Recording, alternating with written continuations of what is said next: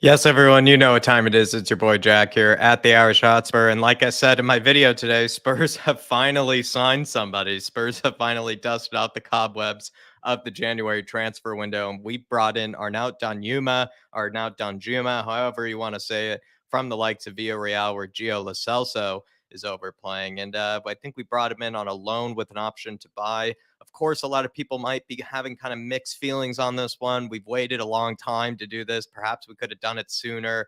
We also had the opportunity to bring players in like Trossard. But what I would say, though, is I think this is actually still a signing that kind of needed to happen, kind of needed to be done. And I'm going to get to Dark Sun G Super Chat. Of course, he's already well ahead of me on this. But when it comes to kind of the rotation, when it comes to kind of the squad, when you look at kind of the balance of the whole squad, we actually needed to make this. Lucas has been hurt this whole season, basically has been extinct. The likes of Richarlison hasn't convinced a lot of people on the wing either. He's also been kind of often injured too. And then Hill Messi really hasn't been fully trusted, you could say, yet by the likes of Conte. And Perisic can't really play two positions at once in the same game, I think. So it kind of was left where Sonny didn't really have a lot of competition if you look at it. So for me, I actually think regardless of what you think of Danjuma, regardless of what you may think of them kind of going for a cheaper approach, it still was kind of a signing that, at least in my opinion, kind of needed to happen, which sort of explains the Trossard rumors, sort of explains kind of the other players that we've been linked with. I think it was actually more important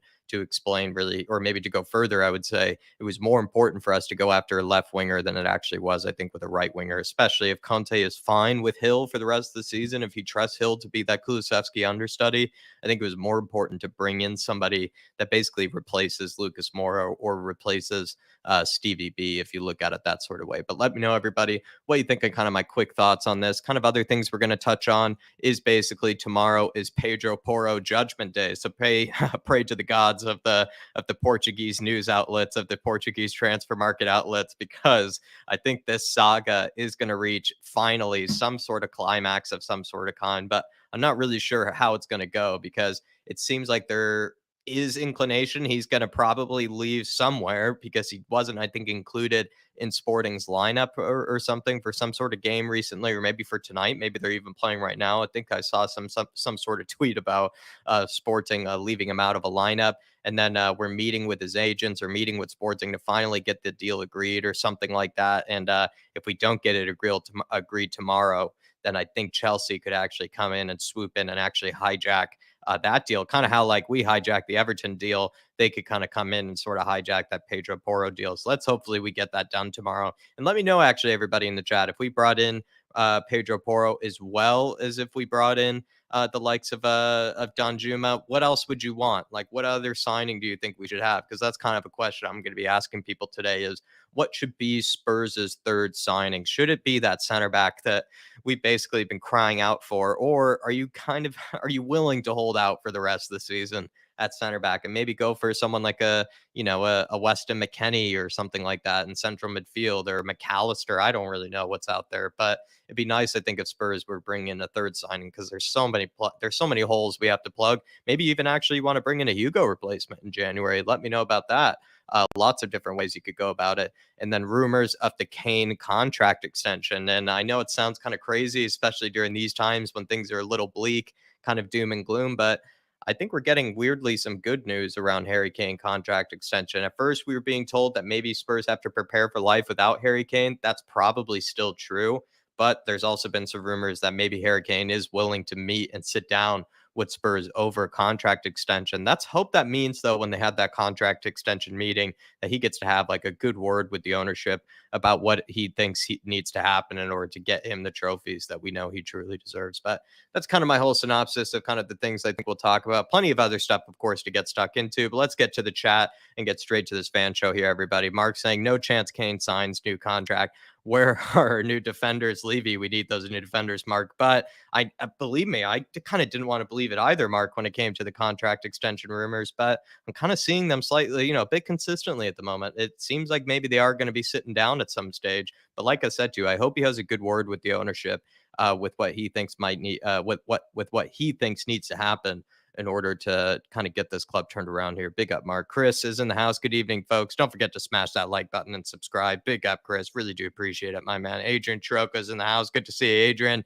Damianos is in here. Some good news at last. Big up, lads. Good to see you, Damianos. Hopefully you're keeping well, my friend. Tottenham LSG. Harry Kane signs new 6-year Spurs contract. Reports state player overjoyed with club's Danjuma purchase.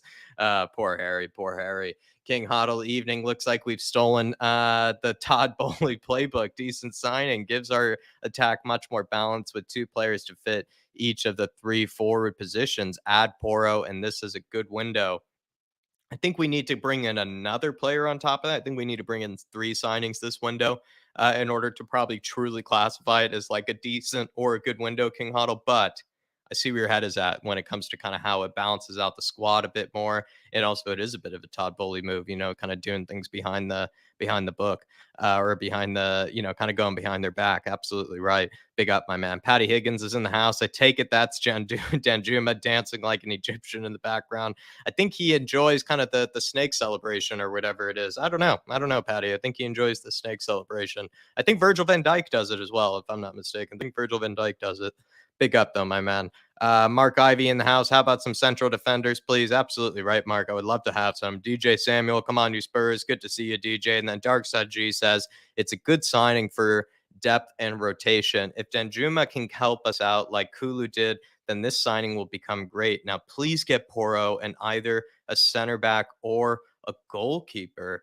So he's kind of going for kind of the same thinking I am, where I'm more center back or goalkeeper. I'd probably maybe with that third signing go after, I don't know, like there are a variety of center backs you could go for. I'm kind of thinking, Daniel Levy might think about a more younger sort of center back to go after, something that could maybe be a signing for the future. I'm really liking the looks of Edmund Tapsoba over at Bayer Leverkusen. I'm thinking about him a lot. I really am mad that we actually missed out on Badiashile. I think that would have been a good signing for us. But if we don't get a center back this January, Dark Sun G, I'd go for a goalkeeper too. I think we really do need to bring in 3 this January. And like I just discussed earlier, I think Danjuma is good kind of added competition for Sonny. He's good competition for just that left wing position. Lucas Moore has been gone the whole season, so there really has been nobody to fill in there to try to sort of give Sonny a rest, as well as just provide something a bit different and a bit of competition. Also, Richarlison hasn't been too convincing, and also has been hurt too, so it really hasn't been easy down that left wing. Where it's actually, I know Sonny hasn't been great, but he also hasn't had anybody to really give him much rest. And I know we've kind of criticized Conte for not resting him, but he hasn't had exactly like a ton of competition there, or at least a ton of choices. So it's good to see it, Dark Sunji, and I'm glad you agree, my man. Ellington McDonald's in the house. Good to see you, Ellington. Come on, you Spurs. Safe Cobb is in the house. Conte wanted Zaniolo, and we couldn't, so Levy gave him Danjuma on a free. He looks decent to be fair, but back to manager Levy, Saha and Nelson, springs to mind. Yeah, but I think when you compare it to Zaniolo, like that's honestly like kind of 2 not really great options or 2 not really great picks. And I'd actually rather, crazy enough, maybe this is a little bit silly. You're welcome to, kind of criticize me, everybody. But I feel like the Danjuma signing sort of makes more sense than the Zaniolo signing, because Danjuma, like I said, is that needed competition, that needed extra sort of, attacker on the bench that we've been lacking. Whereas Zaniolo, like, he hasn't exactly nailed down a position yet in his career. I wouldn't say like he's, sort of a right winger really to a degree. He isn't exactly a creative mid. He's played as a second striker. Like he's just sort of kind of moved all about. He's a very good player, but sort of has moved all about and hasn't really nailed down a position yet. So I'm a little bit confused as to how maybe he would fit into Spurs really. Whereas with Danjuma, like it kind of just makes sense where he would fit in. He'd fit in as a left winger, maybe could come on as a second striker. It's quite simple. And I'm not also expecting him to really tear it apart either. I just think he could be a really good sort of added, depth to the rest of the season, and someone that could help us out, especially if maybe we do need to give Sonny a rest. But big up, Safe Cop. Kulusexy's in the house. Good to see you, my man. We also have the likes of Mark is in here, and then Steve Webb. Good to see you, Steve Webb. Paul Markey says, "Resign Harry when our only signing." Resign Harry? Question mark. When our only signing is Bergwijn's Dutch understudy, who's replacing Mora. We haven't a breeze. The club is a joke and going nowhere. I think when it comes to Bergwijn versus Danjuma, Paul Markey, I wasn't really the biggest Stevie B fan. I feel like Stevie B, we signed him as sort of a right winger when he was a left winger. It didn't really make sense because he didn't really, I think, do all that well when given a lot of chances as a right winger. And then like his left wing sort of position, he didn't seem, like he just didn't feel okay with kind of playing behind Sonny. He didn't want to wait for Sonny to fall out of form. Funny enough, if we had Stevie B now, maybe you'd actually be getting more chances. But he didn't want to basically play behind Sonny. He wanted to be given play time. Whereas Danjuma probably knows the situation he's walking into at Spurs. He knows there's going to be competition, and he's probably well aware of the fact that he's going to be trying to compete with the likes of Sonny for that left wing spot. Whereas like with Bergwijn, he's brought in, played the right wing, didn't really work out for him. Then we brought in, I think, Gareth Bale, right, and other players, and played Lucas Moura down there as well. And he then kind of shifted over to the left wing under Conte, but wasn't getting a lot of playing time, and then complained. So I don't know. I have a mixed relationship, or a mixed kind of a, let's say, yeah, I could say I have a. I don't really know what I'm not the biggest fan of Stevie B. Let's just say that. And I think maybe Don Juma, I wouldn't say it could go any better than Stevie B, but there's maybe a chance it could. There's maybe a chance it could. Big up Paul Markey, though, my man. And what I would say with Harry Kane is he may be that loyal to the club that he is willing, even during kind of the worst of times, to still sit down and have a conversation about the contract talks. He might actually just be that loyal. We might be that blessed. And also, he might be sort of, in some people's eyes, maybe that's sort of silly also as well, because they haven't exactly repaid him in any sort of way, the likes of Tottenham, when it comes to giving him the trophies and the opportunities to consistently challenge for trophies. But big up, my man. Good to see you, Steve Webb. Dark Sun G follows up with another one saying the only concern is unlike the past Netherlands players. Netherlands players aren't that impressive. Is my concern is that look at Stevie and so far Gakpo for Liverpool. Yeah, the Dutch players have a bit of a sort of a mixed bag, you would say, Dark Sun G, when it comes to the coming into the Premier League. I think, of course, Spurs have a really mixed kind of a bag with them. The likes of Janssen, Stevie B didn't go too well either. I think other players, even from the Eredivisie, haven't done too well that we brought in, like Sanchez, I think came from the Eredivisie as well. But I don't know, man. I think it's hard to be too critical of this one for me, Dark Sun G, because it is a loan signing. I think I can be critical of it if you want a Trossard like myself. I want a Trossard. I thought that could have been a real steal, like a bit of an opportunistic sort of signing for Spurs, but we didn't use it. And Spurs are also frustratingly are a bit of a club that likes to look at our opportunistic signings, and they didn't take that opportunistic signing. They haggled over it, and then Arsenal swooped in. So that's where I could see where people could be upset. For me, Dark Sun G, is how maybe we missed out on Trossard, but at the end of the day, we still needed to sign a left winger of some kind. And I don't know, maybe I'm just getting that desperate at this stage that my bar has been very heavily lowered. But yeah, maybe players like Gakpo, Stevie B, also Anthony, just players from the Eredivisie are very risky. They are very risky, but he's come over from Villarreal. He's played in the championship, Dark Sun G. So he's kind of maybe been outside of the Eredivisie. He's played in other leagues. So he's maybe been able to develop his skills elsewhere. So I have a bit more confidence in him since he's not coming from the Dutch league, straight out from the Dutch league, let's say. Also, even Ziyech, who's a great player, has sort of like struggled at times. So it's good to see that maybe he's gotten some experience outside of the Dutch league. Dark Sun G says Danjuma was first targeted by the Hammers in the summer. I didn't even know that. I think also as well, actually, everybody, I didn't mention this before, but Danjuma, I think his agent was like shopping around. Basically, went over to the likes of London and basically was sort of offering up basically his client, or his player Danjuma, to a variety of clubs and see if they were interested. So I think that also explains kind of maybe how Spurs signed him, because it seemed like they were doing a bit of shopping this January. At least his player's agent was, because he was being kind of offered to a variety of clubs. And Everton, of course, were the one that were about to seal him up, but maybe the agent maybe got a call from Levy, got a call from Paratici, I'm not sure, last minute, and I guess they went for that one instead. I'm not really sure why. Maybe perhaps there was something about it that Danjuma just didn't really want to go for the relegation battle. Who's to say? But big up, my man. Um, Big up though, DJ Samuel. Good to see you in here. And then we also have Wayne Bonner. A center back is the main priority. That should be the focus in what little time is left in the transfer window. I absolutely agree, especially if we also get in the likes of Pedro Porro. Paul G is in the house. Good to see you, Paul G. Dermot's in here. We'll be speaking to him later. We also have the likes of Juicy in here. Good to see you, Juicy. No Guts Glory. Good to see you, my friend. Scooter reacts. All good, Scooter. Hopefully you're keeping well. Morning, Jack. Come on, new Spurs. We must try and get Skriniar now, right? I think with Skriniar, has the deal fallen through with PSG? I'm not sure. I think he's been set to go to PSG, I think, for some time. That's what I've at least been looking at, is that he's been set to go to PSG for some time. And I think that's why he's maybe running down the contract in the moment. Unless that's somehow fallen through, I think he's going to go to PSG on a free. I think he's going to go to PSG on a free. But big up, my man. Dark Sun G follows up with another super chat. Big up, brother. And he says, I'd rather a goalkeeper than a center back. Even if we get a good defender, Lloris will keep on costing us with such amateur mistakes this season. I PTSD now of Lloris.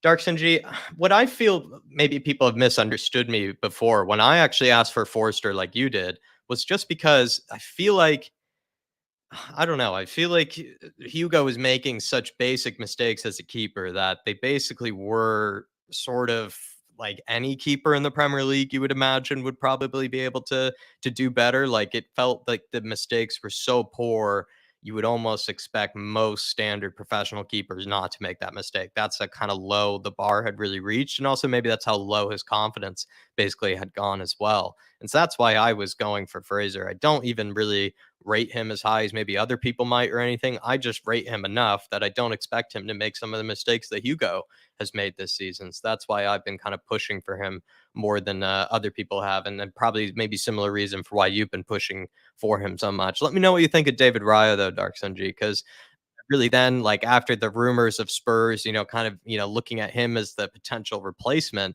I then actually watched him, I think in his most recent game. Who did Brentford draw with? I forget who they drew with. I think it was Leeds or something like that. And he didn't really look actually all that great in the game, even though I think he is a good keeper. It's just, of course, the one time that I do really hyper focus on him, he then didn't really look all that great in the Leeds game. But let me know, my man. Do let me know, Dark Sun G, because I agree with you. I think it's been tough. It's been tough with the goalkeeper situation. Do we kind of, it feels like Lloris has hurt us just as much as the center backs have on plenty of occasions. Sebas Wolf saying Piero Hincapie, he'd probably bring him in. It feels like we're trying to put, go for that in the summer, Sebas, but maybe we can go for that sooner though. Let me know, brother. Let me know. Liam says, won't complain about the signing. Wish we could have gotten Trossard instead, and wish we got our priority signing over the line first, though. Over the line first, though. A lot of things I wish we had done sooner. I wish we had done basically all these signings sooner, Liam, because it would have been good to have some of these players for the likes of the North London Derby, for these Man City games and whatnot. Also, would have been nice to have, I think, a right wing back that Conte could have used this January period instead of just waiting for so long to get this Porro deal done. I think that's what's frustrating. And then, as we know, we need to bring in center backs. And the Trossard thing too. Believe me, there's still plenty of still plenty of hindsight sort of moments where you're kind of just still pretty frustrated. That's for sure. Big up Raphael. Good to see you in the chat, my man. Juicy's in here too. Don't see us getting 3 signings this window. I see us only getting Porro. So if it is only Porro and Danjuma, I wouldn't really be too happy with that. Like, I don't know. I guess a lot of us thought we weren't getting any at one stage, but I wouldn't be too happy with that just because we need center backs. We need a lot of things, really. We need a goalkeeper. We need a center mid. We need a lot of things at this moment in time, my man. We need a lot of things. Good to see you, Tony Austin. Hopefully you're keeping well, my man. Darren is in the house. Hopefully you're doing good. Big Shugs, too. Peter M. Don't know who Danjuma is, but then neither did I. No, but I didn't know who Kulusevski and Bentancur were last year either. Big up, Jack. Peter M. Absolutely right. A lot of people, a lot of people thought that the likes of Kulusevski and Bentancur were those Juventus rejects and things like that. And it probably just shows that you can't always write off every signing that we bring in here. Not saying though that I'm a big Danjuma expert or a big Danjuma fan or anything like that, but you're definitely right, Peter M. You're definitely right. But big up, Chunky Cheeks. Good to see you in here. Mick Hermelak is in here too. Likes of Gene D. Good to see you, Gene D. And then Dark Sun G says center back Tosin Adebayo from Fulham, and then Tarkovsky from Everton. Goalkeeper Pickford, or anyone that can do a decent job with a weak defense, unlike Lloris. Any goalkeeper and center back that you want. Question mark. Dark Sun G, I'd pretty much just take anybody, really. I'd take Eric. It's just with Sanchez, with Tanganga, I'd ship them off as soon as possible. I just don't think they're good enough. I think Dyer has to be shipped too. I don't really even think the argument that he could come in as a backup or come in as some sort of like occasional, rotation option. I just feel like he's just not good enough. Like he's just looks so rattled when he's given consistent playing time. And then if we did pick up an injury and he had to play consistently, I expect him to kind of crumble in the way he has this season. And it's also maybe something to be said about how Antonio Conte has gotten more out of him than any other center back. So I don't really see it getting much better from here on out. But when it comes to Tosin Adebayo, not the biggest fan. Like, I feel like they've sort of, upgraded on him for a reason. I think they brought in like Diop or somebody like that. They brought in somebody over at Fulham. And then Tarkovsky, I'd actually consider him just for the fact that he is a bit of a leader. And he also is somebody that knows how to maybe marshal a defense more so than Dyer. And he's a bit more no nonsense than Dyer. Like, he won't just let some of those crosses go over his head. He'll absolutely, take, a bit of initiative and clear them. When it comes to maybe, Connor Cody, I know Phil really likes Connor Cody too, Dark Sundry. He wants him in for that kind of leadership factor. What we really ideally want is a really tall man mountain center back that can actually defend some of these set pieces, because we struggle a lot from set pieces. But then we also need him to be a real leader in the back line as well, because we struggle to have any real leaders back there. So basically, we just need a version of Virgil van Dijk, you could say, where he's an absolute man mountain, but also a calming presence as well as a leader. And I can't really say anybody that comes to mind that fits all those things at once. But like I said, Dark G, maybe think about Edmund Topsoba. Maybe think about him, because he sort of fits a bill of like a Spurs center back, where he's young, slightly unproven, but has played and been around a bit in the Bundesliga. Really good on the ball, though, which is exactly what we need. Familiar with the back three, very tall, pretty strong, pretty quick as well. So I think he could maybe replace some of the athleticism that we'd be losing with Sanchez and Tanganga. So let me know what you think of Edmund Topsoba. I do like Edmund Topsoba, my man. But good to see you, Ribsy85. Hopefully you're keeping well, everybody, as well. Raider 275, El Jefe, Steve Webb. I do got to catch up here, everybody, and get to the fan show. But Marlon Green is in here too. Good to see you, Legend 27. Cola is in the house as well. Sukil is in here. Good to see you, Sukil. King Hoddle. I want to address that. Sorry, Kim. Paul Kim. Kim and Jay should have been signed. I agree with you on the Kim and Jay thing. I think that was a huge miss. And a lot of Spurs fans even wrote off. It felt like Kim and Jay, just thinking he wasn't good enough or couldn't make that step up. And he's basically even made Koulibaly look a bit silly. Like, he's come into that Napoli team and basically, made Koulibaly not look like a huge loss over at that side, which is crazy to think about. It's absolutely crazy. But King Hoddle, don't let it, my man. Don't let it, King Hoddle. Don't let it, brother. Cedric, good to see you, Cedric, says, do you ever have the feeling that when we sign promising players, they come to our club and have a howler, Reguilon, Basuma, etc.? Cedric, I'm not really sure, man. I don't know if Danjuma is exactly like a super... It's not the most promising of players. Like, he's going to be turning 26 pretty soon, so he's maybe a few years away from his prime, you could say. Like, he's kind of got to start figuring himself out a little bit. But what I would say is that Spurs do kind of have a bit of an inclination of, or a bit of let's say, a habit of getting maybe players that we all really rated highly before they came in here. And then all of a sudden they seem to kind of just not really, be able to carry on with that sort of progress that they might have had before. I think Basuma is one of them, that's for sure. You could even say Richarlison too a little bit as well. Reguilon, I think, is a really good example. I hadn't even thought about that. I really liked Reguilon. I still kind of really like Reguilon. I would definitely take him over Sessignon at this moment in time. Absolutely take him over Sessignon right now.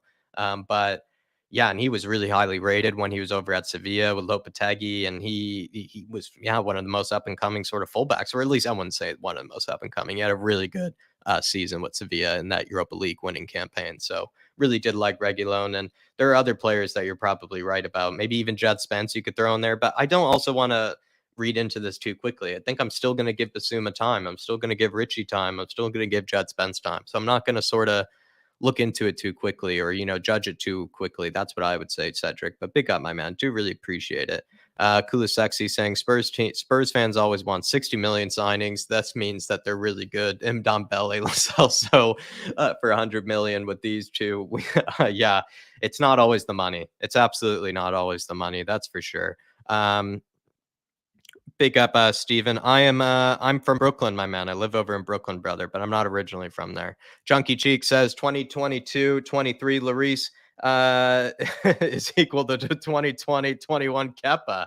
What's actually crazy is even Kepa is getting a lot of game time right now from the likes of Graham Potter, and he's still making those howlers are starting to creep back in again. But I don't even remember, that 2020-21 Kepa, how bad he was. I think I just remember all the memes and just him being like really slated, like really hard. I remember, and him being basically, yeah, right, the most expensive goalkeeper of all time or something like that. And I think he still might be the most expensive goalkeeper of all time. So it really is an absolute howler of a signing still to this day. And he really was shocking, I remember. But Lloris, I don't know. He had a good game at the end of the day against Fulham, especially a lot better than what he's put in recently. So maybe he can build on it from there. I'm not keeping my hopes up though, because it seems like it's also in all the big games this season, Chunky. That's where his mistakes have come from. From what I've noticed, is not in like the smaller, sort of games. Like the big games seem to be the ones that these mistakes are coming through. And then Dark Sun G says, I liked Raya ever since last season. He is great. A lot of people say he's really good on the ball. He can also, I noticed, hit it with both feet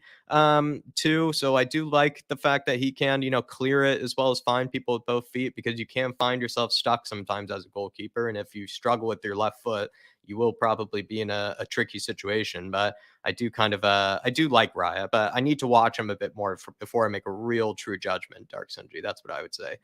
Joseph says, no center back this window will be a failure. Big up Jack and everyone else. I'm feeling that way too, Joseph. I think it's a center back or a goalkeeper. That's a must. We just really need to fix sort of the positions that have caused us a lot of problems this window, the positions that have caused us a lot of mistakes, that have given up a lot of goals, and that would be center back and that would be goalkeeper for me. So I'm with you. Big up Lisa and big up Darren. Good to see you in here, Darren. He says, big up Jack and Flat Cap Army. For me, this is a sensible and solid like for Mora. Needs senior attackers, fits the bill. Let's all wish him the best. Come on, you Spurs. Come on, you Flat Cap Army. Love that, Darren. And like I said, it's not the sexiest of signings or anything like that, but it is sort of a signing that balances the books and is also the needed competition that we needed for Sonny, and is also the needed replacement for Lucas Moura. And whether you're underwhelmed by it, that's up to you. I think you're welcome to be underwhelmed by it, but it is a needed signing, and it is something that Spurs definitely needed. That's for sure. That's how I see it. But big up DMT85. Good to see you in here. But everybody, I'm going to get to the chat here, and get to the guests here, and we're going to get started. Hit that like button while you're in here, especially if you do enjoy these fan shows. Keep getting your comments in. I'm going to get them up on screen, and we'll get going. But actually, quickly, Skolzy, feel free to email me or email Dave, and we'll get you on to maybe the Friday one or something like that, because I would love to bring you on maybe when there's also like 2 guests or something like that, because that way we can have a good chat with you. But feel free to email me or Dave, and I'll keep an eye on it for me or for you, brother. So feel free to email me if you want to come on. Big up, my man. But yeah, let's get to the first guest of the evening, and it is Brad Matthews. How we doing, Brad? Hi, Jack. I'm good, thanks. I'm good. It's a bit weird right now with this Danjuma signing, Brad, because it's not, it's not fireworks. Let's say it's the big who. It's the big sort of and it's also underwhelming because of the Trossard news. And I don't know, like, take it away. Like, what do you make of Danjuma signing? You don't need to be an expert on him, but I think the main takeaway is that they're looking for maybe somebody to compete with Sonny, I guess, on that level. Well, we need some strength in depth, because with Mora being injured and now Brian Hill being injured. That's right. Yeah, so, and Sonny being out of form, basically. So we do need strength in depth. I was busy this afternoon for about 2 or 3 hours, and then sort of switched on my phone and suddenly saw all this information about this signing. So, I know nothing about him, but I didn't know anything about Son when we signed Son. I didn't know anything about... Well, actually, I had heard of Kulusevski.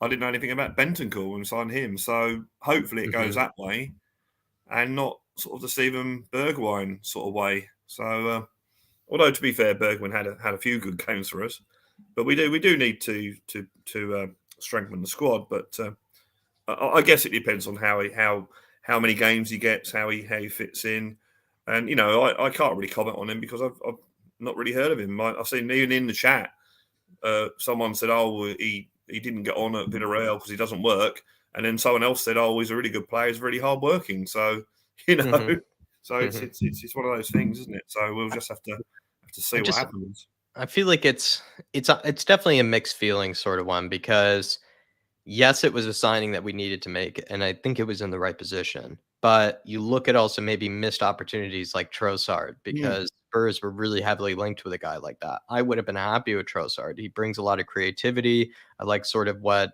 he has in terms of like how he sets up teammates and things like that. I think he's not just a goal scorer, can set up his other teammates, but Mm. and he also was like an opportunistic signing. It wasn't somebody that was available normally in that January window. He had a bit of a kick up or a fuss up in training, and all of a sudden he was on the January window. And that kind of had Spurs written all over it. Like, yes, opportunistic signing, take advantage of it. And they didn't. And they haggled over it. And Spurs kind of, or sorry, not Spurs, Arsenal took it over and took advantage of, our kind of haggling. So it's a mixed feelings, I think, this transfer, because some Well, the people thing look with at it with hindsight. Trossard was it was basically embarrassing the bid we put in. Yeah. Whether we needed him or not. When a team puts 25 million on a player and we bid 12, that is embarrassing. That is it's Tottenham all over. I mean, it's even worse than Tottenham normally. I guess the other thing comes down to, what does Conte want? Did Conte want Trossard? Did Conte want Danjuma? But it does seem to reek of, well, you can't have the player you want, so we're going to give you this one instead. I remember Pochettino wanting some Argentinian centre back. I can't remember his name, and they didn't go for him. They ended up with Fazio. We all remember that star of a centre back, Fazio, and how brilliant he was. Turning the circle of an ocean liner sort of thing. But It was yeah, nice so to see, I actually, guess just yeah, quickly, Joao Felix, when Joao Felix got that yeah, red card and he joined that list with Fazio for, I think, the debut red cards, and it was like, it's good to see Fazio has some company there in that staff. But yeah, it's when the Pedro Porro thing. Judgment Day tomorrow. I mean, 25th of January. It's like we knew what they wanted, and we're still trying to. It's like I made the comment. I don't know if you might not be familiar with it, Jack, but there's a program called Father Ted, and Mrs. Doyle, the tea lady, always says, "Oh, would you like a cup of tea?" Oh no, so oh, go on, have a cup of tea. No. Oh, go on. No, no. And it's like us with Sporting Lisbon at the moment. Say, oh yeah, we'll give you 20 million. Oh, go on, 20 million. Go on, take 20 million. Go on, something. And it's just it's embarrassing. It really is embarrassing. What do you make of Pedro Porro Judgment Day tomorrow? Because even Ray is saying that, has anyone seen, other than me, or has anyone else seen that Porro is not in the Sporting starting lineup tonight? I saw a tweet Well, about that, and it sounds like it's Judgment Day tomorrow for whether Porro is well, happening. I think the reason he's not in the Sporting lineup is because they're resigned to him going. Now the question is whether he comes to Tottenham. If they have got 35 million euros or whatever it is for him, and he plays tonight and gets injured, then they miss out on the money anyway. So I'd say that's because they're resigned to selling him. And the big question that is whether it's Tottenham, because apparently Chelsea are doing what Tottenham do. Chelsea are monitoring the situation. So it's interesting. But apparently, I mean, if you believe what you read, which can be dodgy at times, he does want to come to Tottenham. So it's all there. But we won't pay the asking price. That's what's more frustrating, right? Is when Mm, you find out that like the player terms are agreed really yeah, early, like in the whole thing, and then you're yeah. just like haggling for weeks over everything else. Oh, I always it's don't like that. Yeah, crazy. I'd We had rather it with not know Skriniar. that he agreed to come Yeah, to we had it. Spurs because of poor Yeah, treatment. Skriniar. But, Yeah. Mourinho wanted Skriniar. We had him all signed, sealed, delivered. I mean, I believe the same with Bruno Fernandes. He'd said his goodbyes to his teammates. But no, we won't pay the extra bit of money, and it's just getting so frustrating. But Yeah. yeah, according to Simon Jordan on Talksport, we're all idiots. So What do you make of the fact that if they do bring in Porro, let's just say they do bring in Porro, let's say they have brought in Danjuma. It looks like that is, happening. He's undergoing a medical. I would actually say quickly, has any player ever undergone 2 medicals in one day? Because that I find to be actually spectacular if that's happened, where he's, maybe done 1 medical, which are not easy, and then he's done a second one. So you well, would know he's in true shape if he can do 2 so, in one day. someone joked that we let Everton do the medical, so we didn't have to pay for it. So we used their information. So I have no idea. But, You yeah, just pray further on it. I don't know. It's one of those things, isn't it? I also read somewhere that he actually he actually wanted to join Everton because he liked Frank Lampard, and of course Frank Lampard's sacked, so Right. maybe that's the reason. But who do we want as our third signing? Presume we get a second signing. I mean, we obviously need a centre back. I mean, that goes without saying. We need a centre back, but it's not going to happen. Conte's actually even said it. Now he's quite happy with his centre backs at the moment. So making up what you will. I mean, they did okay last night, but that the mistakes are always there waiting to happen. And if you looked at our game against Man City, I think Romero was the only player in the whole sort of back five that came out with any credit. So, what do you think his explanation is, or why do you think it is, though, that he's, not made it very clear that he wants a center back? I think it's a bit more complicated than, he just doesn't want a center back. I think it's that he knows he needs to get rid of nearly 3 of them. And that's not easy, probably at least for Spurs, that's not easy this January window. And he then has to play carefully when it comes to sort of their confidence in him and their faith in him, because if he casts them out and throws them under the bus and says they're all not good enough and they need replacing and they don't get replaced, then he's kind of, he's stuck with an awkward situation there. I'm only guessing here. If you look at the lineup, he had success with the central defenders last season, didn't he? The last half of the season, Dyer and Davis were playing pretty well, and we didn't concede many goals, and we got to Champions League spot. So I think he's working on that premise. But he must know that we do need an attacking right wing back. Probably need an attacking left wing back, to be fair. Yeah. And back. with the injury to Moura, and then more recently the injury to Richarlison, he needs and Brian Hill, or him not trusting Brian Hill at the time, he needs an attacking player. So I think that's why we've gone for the right wing back and the attacking player, a la Danjuma. I think they're the players he probably thinks that he wants right now. Do you care at all if it's I mean, of course, we all want it to be a Conte signing, but some people make kind of a big deal of that, of like whether it is a Conte signing or not. I don't really know what to make of that when it comes to this one. Like, I think we just kind of needed to sign somebody in that position. I'm not even sure, like, if Trossard was a Conte signing. Like, even now, I wanted Trossard through, but is that really somebody that he would have wanted? Well, I'm not too sure. And this is where I get, like, it's not always the case that I think it's good that if Conte knows that Danjuma is coming, like, it'd be a shame if one day, he shows up and then Danjuma's there and he didn't know. Who are you? Exactly right. Like, who's this guy? Go away. But at the same time, like, you sort of look at these sort of signings, like, maybe it could end up being that Conte gets proven wrong. I don't know how I'm putting this. I think what you mean to say is not every single signing is going to be approved by Conte. Well, that's also because managers in the past have complained that they don't actually have that much of a say really over the players anymore. Well, they do. I mean, there is the sort of two sorts of. I mean, the old-fashioned manager would get the players he wanted, but then there's the more modern way is that the coach is the coach, and he just coaches what he's been given. So which I find a bit. I mean, I guess with the players that we're signing, it's probably a sort of a partnership between him and Paratici. I mean, Conte obviously knows what he wants, and he goes out and gets him. So yeah, it's difficult. We don't know. As I say, there's a lot of people being negative already in online and in comments and that, but then he might turn out to be another Kulusevski, so we don't know. Here's what I would say is that he's not exactly torn it up for years and years, but he had a good last season. Like, his last season with Villarreal was solid. He had a debut season there, and he scored something like 10 goals and 3 assists, I think, in La Liga, which isn't that bad. And then he had like 6 goals and 2 assists or something in the Champions League. So he showed up in the Champions League, that's for sure. And also Villarreal went quite far, if you remember. So yeah, they did. Yeah, like, not to say that like he had a poor last season or is like a complete waste of a player. Like, clearly he had a good season there. I think Unai Emery left and a lot of other players left, and it's not really the best team to be playing for at this moment. And maybe he's sort of thought that he's better than this and wants a bigger step up, and we'll see if he can do it.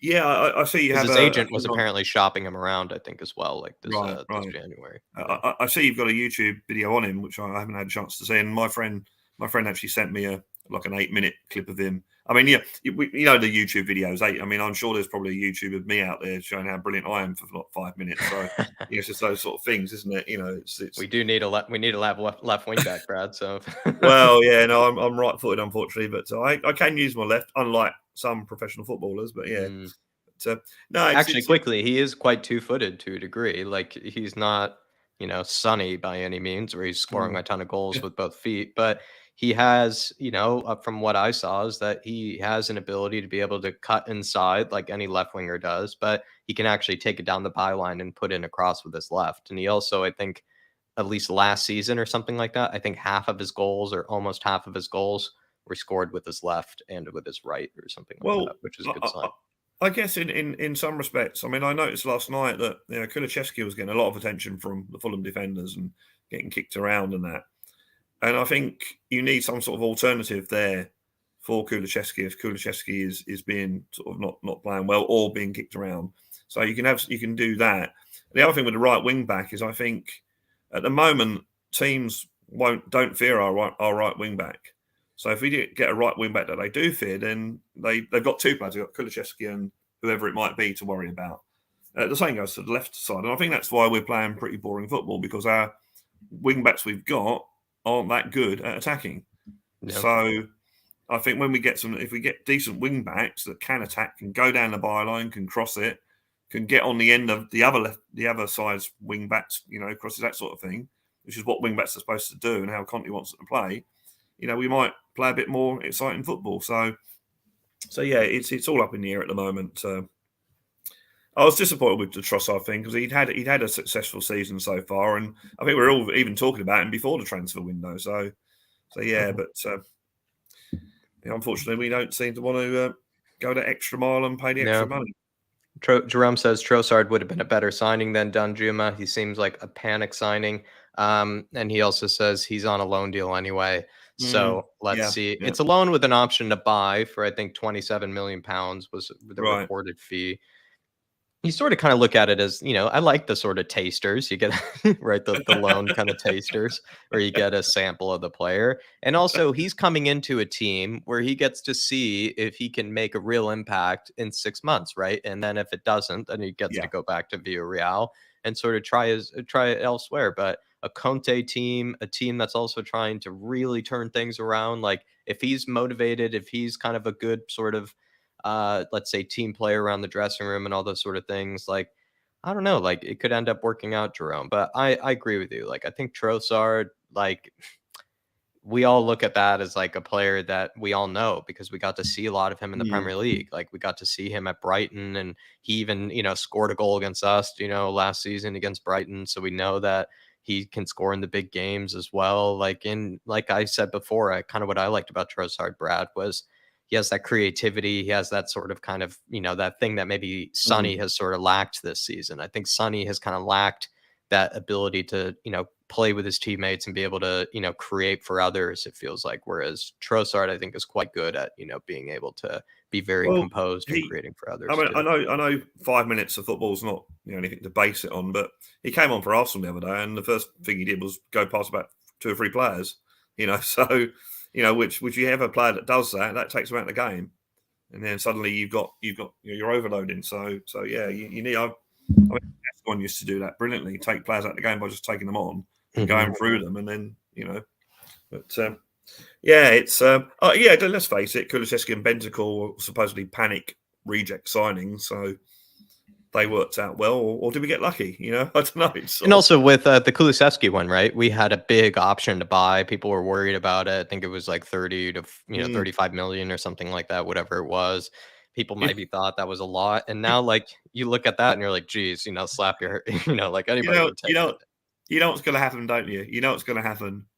The end of the season, we're going to not take the option to buy Kulusevski, but take the option to buy Danjuma because it's cheaper. Please don't. Please don't. Please don't. Uh, I wouldn't put it past them. I would not put it you past you wouldn't, them. but big up Jerome, my man. Big up Jerome. Do really appreciate it, brother. And I'm with you on Trossard. I feel you when it comes to Trossard. He's a Yeah. good player, and he definitely could have, been again like he was an opportunistic signing. Like it kind of had Spurs written all over it. Like he was available for cheaper. Yeah. it was just made sense for Spurs, and we still haggled over it. I don't know why. It's just kind of classic. But can I ask you about Fulham last night, though? Let's get on to the game, from last night, Brad. I mean, what do you make of it? Well, Like, it it was a wasn't. It gritty was. one. Yeah, it wasn't the most brilliant performance, but it was consistent. I thought it was probably the most consistent I've seen Tottenham for a while. I mean, the first half an hour it was pretty rubbish, but once we got into the game, the second half was, you never felt that concerned about losing the goal lead. It was, we didn't seem to have any shaky moments. Reece made a couple of good saves, although one save he did make, I don't think he had to make it anyway. But it was. I thought it was quite a consistent. It was 3 points. It's the win. And that's what we at this particular time of the season, with what's gone on in the last two games. We needed a win, especially with all the other teams around us dropping points over the weekend. So we put ourselves in a position now where we can, if we get on a run, we can actually challenge that top four again. Now, we were lucky last season that Arsenal was so rubbish. I don't see Man United being as rubbish, or Newcastle for that matter. But at least it gives us a go. What I still think this Saturday is our most important game of the season. Mm-hmm. Yeah. Preston away game. We need to go far in the cup. And even at least Conte's saying about he wants to win something for Harry. So hopefully that'll be some sort of little push. And who knows, we might be rubbish in the league and do what we did in 2009 and get to a final. So what I took from the Fulham game, though, Brad, was just the fact that it was funny to say that this isn't the normal Fulham that we're sort of used to, where it was a very different Fulham. That Craven Cottage crowd were even, I know they weren't seen as very lively, but that was actually their liveliest version of themselves, actually, apparently in some time, because, they have a lot of things to be cheering about. Even like I said on the ticketing website, they put top Spurs, it was a big game for them. And we kind of stifled them. Like we made it gritty. We made it a cagey game. And I think they kind of, I wouldn't say it like they were outclassed or anything like that, but it sort of felt like maybe a bit of that experience from Antonio Conte kind of came through in a game like that. Like he felt like, the players were behind what he needed them to do, and they kind of executed. It wasn't, like I said, the prettiest game by any means, but we stifled them. I do think we did stifle them to a degree. Like they didn't, they had a lot of periods where Fulham really did not look like they were going to do anything, or didn't look like they were going to score for me. It was, apart from the first, and they've been a good team this season. Yeah. Well, that's the highest team we've beaten this season. Exactly. When this comment here, when did Danjuma score Premier League goals? Has he played? He was at Bournemouth for a period. I'm not sure. I knew that in the championship he had 15 goals and 7 assists or something like that in the championship, which isn't a bad. So he's got a little bit of experience. And I mean, the championship's a hard league to play in. So that's good. Yeah. And then this guy says as well, Danjuma is a techie dribbler. So techie. He really is, actually, Brad. I would say he has maybe kind of, he's not exactly like Ndombele, I said in my video, level of like, sort of techers or like, fancy kind of, skills or anything. But he does enjoy kind of a bit of flair to his game, which is always nice to see in the Premier League. And if he pulls off 1 or 2 tricks, or if he pulls off maybe, skinning his man once or twice, that's a great way to win the fans over sometimes. Well, the bottom line is we've got to support him. It's not his fault that we're all moaning about our owners. It's these sort of players are, oh, great, I've signed for Tottenham, brilliant. We're all going, typical sort of thing. So, it's not his fault. So, we have to, and I'm sure we will as well. We have to get behind him. And I mean, the support last night at Fulham was brilliant, absolutely brilliant. I thought they sort of out. I mean, we know we've got great supporters, but last night they really outdid themselves. So, King Model also said he's valued around like 30 million, on Transfermarkt anyway. So that's not, it's not like he's a nobody. Someone else said too, he was in the Champions League team of the season. All right. Well, okay. Well, the other thing, he had a good last year. He's bouncing off a good last year, and he just wants to refine that form. Nothing wrong in that. The other thing, Jack, though, is how much Conte plays him, because he played Basuma a lot, and he hasn't played Jed Spence at all. So I guess we'll see. Sorry, Jerome. Yeah, I was going to say, Jerome, he painted a terrible picture there. It almost sounded like, we're already having to deal with Kane, potentially leaving this summer. Now the Kulusevski, Jerome, it took my breath away. It's so many Yeah. punches we've already taken in this week or last week. We took I'm so sure many they punches won't. I'm last sure week. they will really try and keep Kulusevski. Let's hope so. Also, I think Kulusevski, he knows I don't know. He has his heart, I think, with Spurs. I don't Yeah, know, like if he's staying here for 10 years or anything, but I think he wants to stay with Spurs. He's young yeah, as well, yeah, and he's playing in the Premier League at a high level with high level of coaching. Like I think he's a really good professional. You can tell as well. Like he's a real, just sort of. You can tell he's going places. I think Kulusevski yeah, with his mentality. So I think he's going to stick at Spurs for a while. And also, as we know, Jerome, Spurs are, once they know they have a talent, are very, good at keeping on to them as long as they can. We know that we're very good at holding on tight. So let's hope so, Jerome. Let's hope Well, we did get you see that from the them. Pep Guardiola interview after the Man City game, or the game against Man City? Yeah, that's right. Yeah, People he were said, worried. "Oh, Kulusevski, what a player!" Yeah, like, all right, Pep, cool it a little bit there. Exactly. Uh, well, Brad, anything I didn't get to let you kind of talk about? I know we kind of were all over the place with the news and with Fulham and everything like that. So is I there just kind of want to something else say you want to touch one on? thing. I want to say one thing about Harry Kane. Actually, Yeah, yeah. that's quite positive. What has happened in the last couple of days? A bit of a turnaround. Yeah, I do. I do get annoyed at the people, and it's sometimes a lot of Tottenham fans say, "Oh, he needs to win a trophy," sort of thing. He hasn't done anything until he's won a trophy, and he needs to leave to win something. Well, although it's not quite the same, all of us who support Tottenham out there who haven't had a trophy in God knows how many years, are you telling me that you would say, "Well, actually, I'm going to support Man City now because I want to win a trophy"?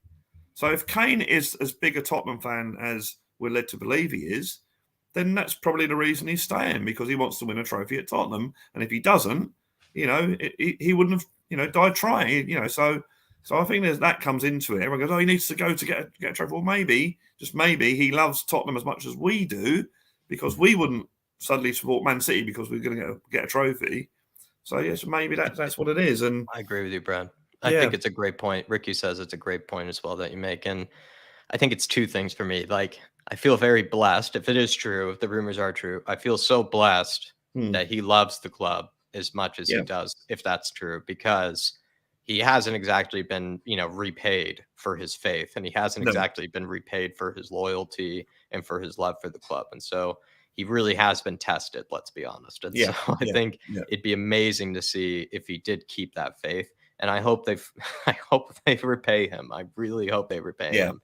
But what I would argue is, and I've heard this, kind of debate before, is like, what do you remember more? Do you remember the all-time goal scorer for Spurs, or do you remember the fact that he won an FA Cup in 2024? Yeah, Like, yeah, and as much as an exactly. FA Cup Yeah, would be exactly like, it's been a long time since we won an FA Cup.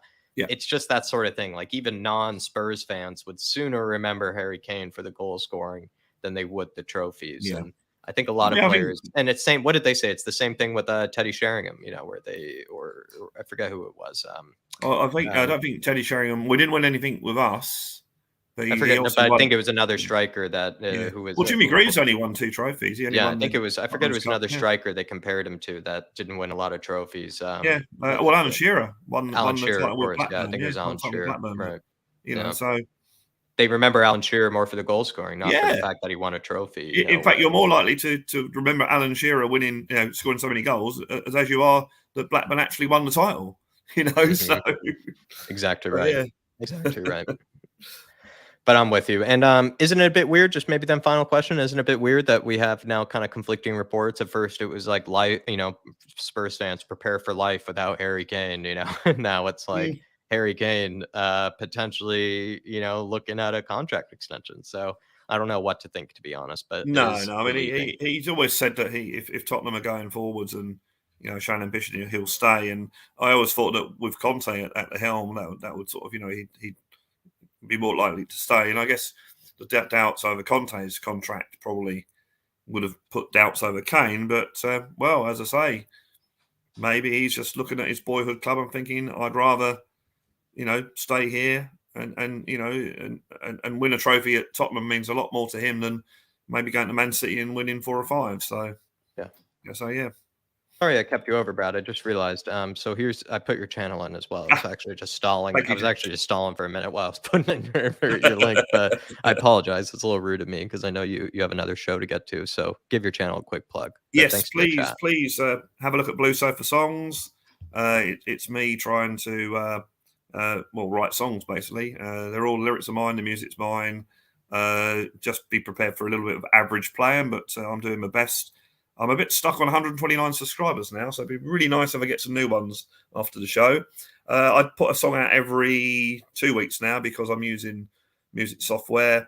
There should be one out this Friday, although today was a bit of a nightmare trying to record it. But they normally start like that and end up okay anyway. So, but yeah, it's there's some good songs on there. Some I'm not so pleased with, some that I am.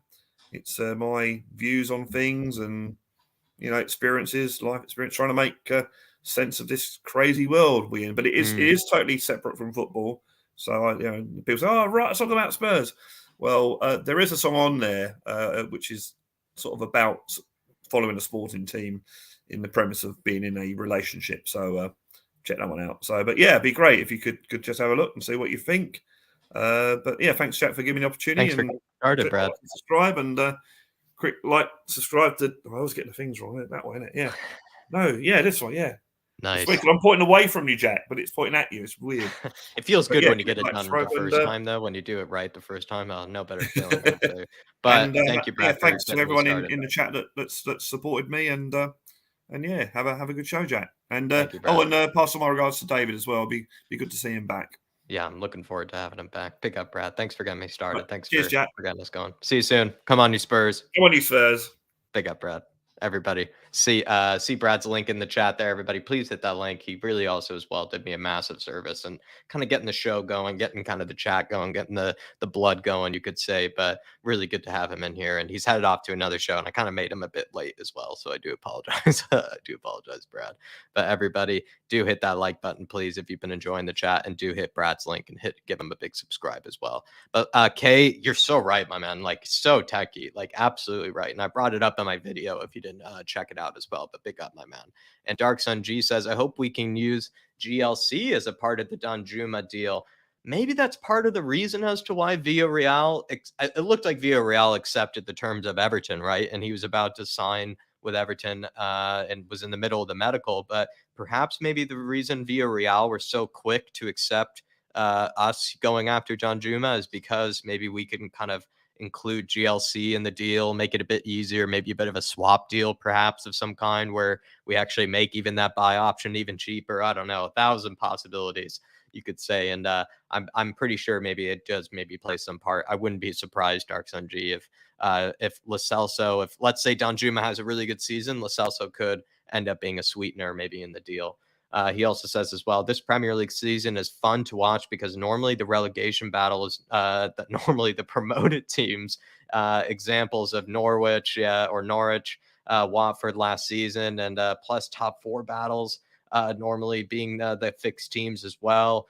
Bournemouth had Wilson and Joshua King, right? Yeah, they did. I think back in those days, maybe that was the team that he was playing for when he got his Premier League goals. I'm not sure though. I think Solanke was with the team, and I think it could have been also, I think Billing was still with the team, or whatever his name is, Philip Billings was still with the team probably. And I bet probably Callum Wilson was with it. And I bet Josh King was probably with it too, Dark Sun G. You're probably right. And the likes of the relegation battle this season has been really entertaining. I'll be honest though, when I made my Premier League predictions, it felt like the most confusing one I'd ever done, like at least the hardest one to ever predict for me personally. When it came to the relegation battle, I found it much harder to predict the relegation teams for this season than I did actually the teams for the top six. I actually found that to be a bit easier, but I think it's actually been a good battle down there. And the teams that are in the relegation battle this season are none of the teams really I had predicted, probably apart from I think the likes of, I did have Everton pretty far down there, and I did have Southampton down there. So I guess I did get a pretty close to right, but you're absolutely right. With West Ham being down there, it's glorious, Dark Sun G. Big up, my man, though. I really do appreciate it. And by the way, Dark Sun G, David is going to be back tomorrow, my man. You'll be seeing David tomorrow, brother. Ricky Nato says, big up, Jack Danjuma, a loan signing.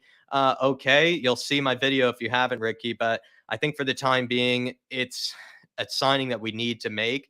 I'm not that, I'm not over the moon about it. I'm not, shooting any fireworks off or anything like that, but I do really like the fact that we actually signed a player to compete with Sonny. I think that was a necessary thing to do, Ricky. That's how I kind of look at it. But big up, my man. Good to see you in the chat as well, brother.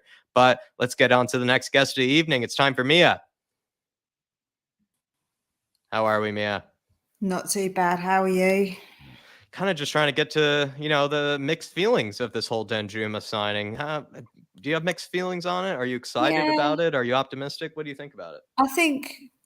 I think in a way it's sort of like I understand it. I don't know enough about the player to really judge him, which actually could be a good thing. I may be going into it with like a bit of fresh eyes. So yeah, I'm like, I want to see what this player's about, see what he can do. I read a minute ago in the chat that they said that he can play anywhere across the three as well, which is obviously useful because that way we can drop Sonny and we have got another option without Lucas, and obviously Hill being injured. It looks like, yeah, we did need that option actually, probably more than we maybe really thought about. When you sit back and think about it, you think, yeah, actually, we probably did need him. So yeah, I'm just thinking, well, it's a signing. Like, because am I we've going been to out with moan? Lucas this whole season, Mia. Like, I think a lot of people Yeah, forget that. That's been one less attacker basically on the that's bench it. every single game. And if Danjuma had been here from the beginning of the season, we would have always had one person to bring on the bench or bring off the bench instead of Sonny or an extra player to just bring something different. And we haven't ever had that because Lucas has basically been extinct, this whole season. Yeah, that's right. So I think that's probably how the club saw it. I know people think it's a bit of an opportunistic sort of signing, possibly. But if it's somebody that Conte, maybe it was Conte who said, look, we've had injuries to this player and this player and this player. So when we had Richie out, Kulu out, obviously Moore has been out the whole time. It's a bit like, oh, well, what options do we have? And that is true when you think about it. We did have quite a few of those front players injured at the same time. So it isn't actually a bad thing to have that, especially if we know Moore is going to go and we might even get Hill out on a loan anyway. So then, yeah, he's obviously another option. You just look at it. I mean, regardless if you rate the players, you just look at it as balance. You have Danjuma, and then you have Sonny, you have Kane, now Richarlison, and then you have Kulusevski and Hill Messi. I just think it's more balance that's been needed. It was actually probably something we should have done maybe in the summer in the first place, especially if you weren't a big fan of Lucas. Maybe we did probably need to already look at replacing him and Stevie B, and we didn't really. We kind of just brought in Richarlison and kind of thought him and Lucas would sort of be able to do the job and kind of fill in for Sonny, but that hasn't worked out because they've both been injured this whole season. So it kind of makes sense that Spurs have gone for it. It's been maybe something they could have looked at in the summer, but I don't know. I'm just glad that they did it, and I hope people don't look at it as kind of a strange signing or anything like that. It was like maybe a strange player that they went after. It wasn't expected, but it was actually the right type of position, I think, to go after. No, I just don't. I don't understand, because the thing is, we say we want players, and when we haven't got players who can change things around or think people that are a different option, people don't like that. And then when we do get a player, then they don't like that either. So it's just like they're never satisfied. Like, what do you want? Like, you want a signing, you want the front players to be obviously changed up and have that ability to change it up. When we do that, people then moan about it. I just don't understand why. Like, just be happy about, we've got a signing. It's someone who can help the team, and that's what matters. If it's someone who can come in and help our team, why would anybody be unhappy about that? So yeah. Another thing too, though, is I think often like we can do the bit of the Danny Rose thing where it's kind of like, oh, like, if I have to Google him, then he's not all that good. It's like yes, he hasn't had worldy seasons every year, but he's coming off a very good last season. Like, and I think someone put in the chat, apparently he was in the Champions League team of this season. He had 6 goals and 2 assists, which obviously means he played a huge role in helping Villarreal get to that semifinal. Like, this is a guy who had a good last season. So clearly, with Unai Emery leaving and a bunch of other players, I think, left too, like, he's just not feeling it over there anymore, and he wants to be challenged, and he wants a new change of scenery. It happens. Yeah. I think as well, like going back to what you just said about Danny Rose, I think things have changed slightly as well, because there are plenty of players that are young, talented players that we might not have really heard of, and they end up being really good players. So I just think nowadays is a bit different to maybe what it was before, where people just want that name, they want that big name. Where actually, if you get the right scouts, if you get the right like people in, you can get a gem of a player and you might not know who they are. So you Yeah, can't judge a book by its cover, is what I would say. To I'm with you. me, it's just I want to see what he can do. I'd love to see him come off the bench in in a game, one of our maybe the Man City game even, to see what he can do. Don't play Sonny Yeah, and get Sonny off the bench just to get him some minutes to see what the lad can do. Like, why not? I'm with you. I'm absolutely with you. Tomorrow is Pedro Porro Judgment Day, Mia. What are we feeling? Is Yeah. it going to get done, or could it be that Chelsea come in and I swoop him up? I feel like I need to flip a coin, Yeah, because yeah, it's just like, who I'm with actually you. knows? Do we actually even know? I've got no feeling about whether we're going to do it or not. I don't feel strongly towards yes or no. I just feel like, meh, it's gone on for so long now that a part of me can't even be bothered to hear. I'm just like, is he going to get, if tomorrow, is he going to sign or not? That's all I need to know. Yes Did or we no. have I one of don't need these to know players over the details. summer? Was there a player that we were just sort of like, if like it was like weeks and felt like, and like we were just waiting for it to finally happen? Jet Spence, I think, was the one. I think it was Jet Yeah, it Spence. was Jed Was Spence, and that I didn't think it's really Jet go too Spence was the well. one. There's I've always just some players Spurs just are like that. It seems like with. And I've just read that Jed Spence is likely to go out on loan as well, so that didn't really work out too well. Any preference for him? Let me have a little look what they were saying about it. Bayer Leverkusen, I think we're linked with him. Um, I think as well, maybe some Premier League clubs could be looking at him too. You Yeah, probably want him to stay in the Premier League, but you have seen, even the yeah. Premier League ones have been Southampton, Crystal Palace, and West Ham. They've all looked at him as well, like they're all interested. I think maybe what would you rather him stay in the Premier League or maybe go to like the Bundesliga and perhaps learn something different and maybe play in like a team with perhaps better players around him? Out of any of them, I'd want him more to go to Southampton. I wouldn't really want him to go Crystal Palace or West Ham, just purely because I don't like the teams.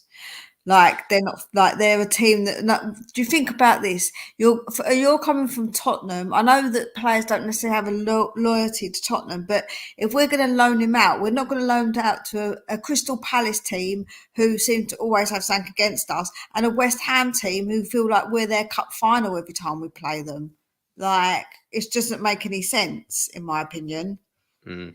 to send him off there. But we'll see what happens with him, if he does stay in this country or if he goes to another.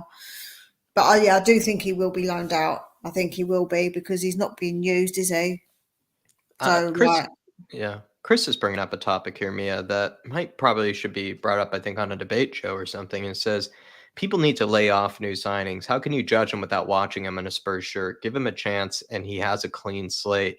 I think yep, we are often guilty of this. I think like people who get brought into the club, we sort of, I don't know why it is, but we seem to judge them before they've come here, judge them before they've even kicked a ball or done anything. I think even Paratici was that way. People were calling him a fraud before he even came in here and things like that. It's the same way when it came to Papa Matasar and Brian Hill, like players that we knew were for the future and things like that, but they just get slated and kind of, branded something. And it's just, I don't know, like it's often the yeah, case that you just need to give things time. Even like, I don't know if you heard me earlier, but people, even might sometimes write off the Basuma signing or write off the Richarlison signing already. I'm like, give it time. Like I don't know. Yeah, people just so quick to judge. I'm not like that. I'm a kind of let's see what happens, let's see what they're like in the shirt, see what they can do.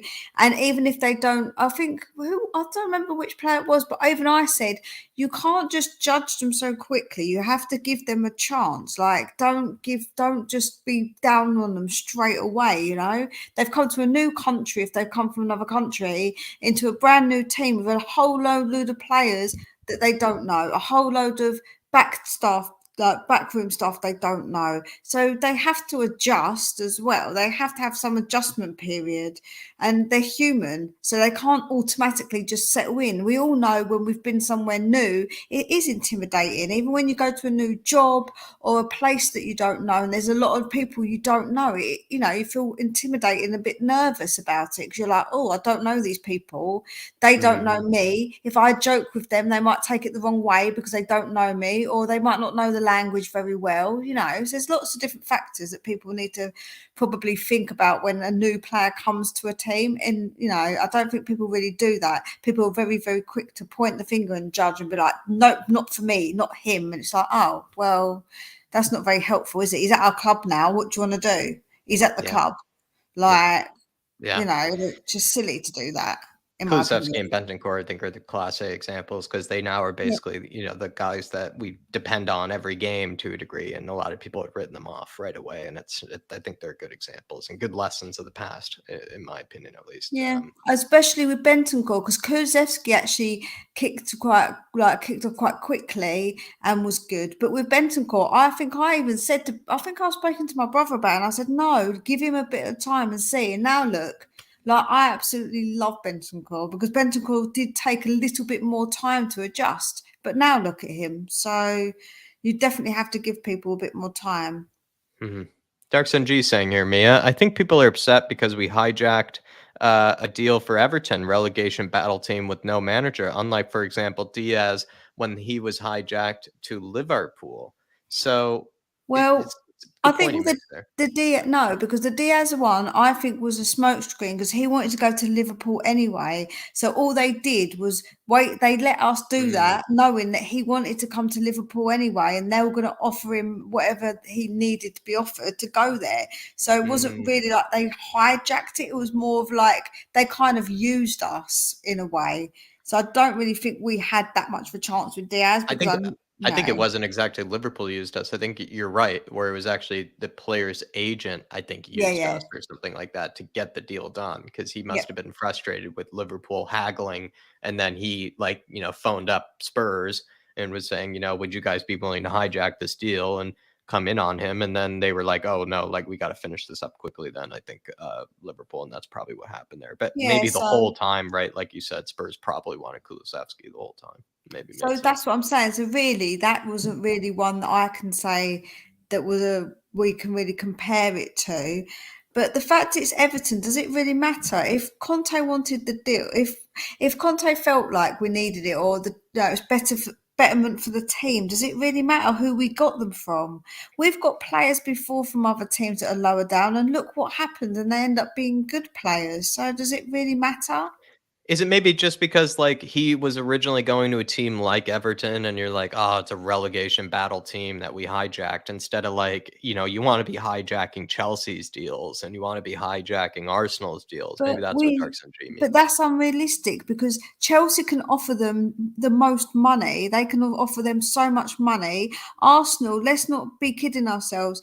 They're a big team in comparison to us because more recently than us, they've won a lot more than us. We've got to be realistic.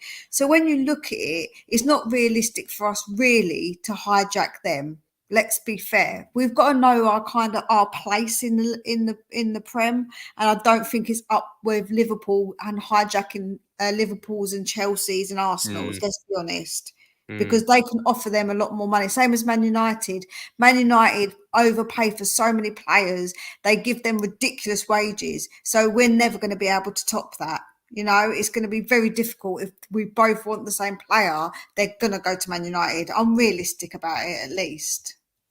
Do you feel like maybe I don't know, it's just probably the case that it's a guy that most people just haven't heard of. He hasn't torn it up, for a ton of seasons or anything. And we had, the Trossard thing as well. Like, I just think it's a combination of things. And perhaps it is Yes. also because Everton had him. And it's not as glamorous when you're hijacking Everton. Let's be honest. I think that's what it is. No, I It's do just not very understand glamorous. that, but did any of us know who Dele Alli was realistically when he came to us?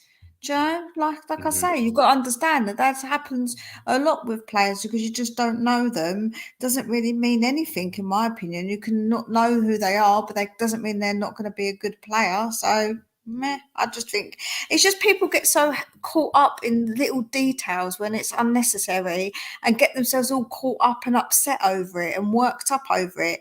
And I just don't think it's anything that needs to be that worked up about. I think we've got a player, he's going to help the team, he's a benefit of the team, so be happy about it. Mm. Got another question. Big up, Dark Sun G, my man. I got another question for you. Steven Sanders saying, "Are we upset we're not still in the League Cup? Most top teams are out. It was very winnable this season, but do the extra matches warrant a mid-value cup?" I must say, I think there are two things about this. The FA Cup has actually been weirdly made easier because a lot of Premier League teams have been matched up with each other quite early in the FA Cup, so it's actually a bit of an easier route than it normally would be.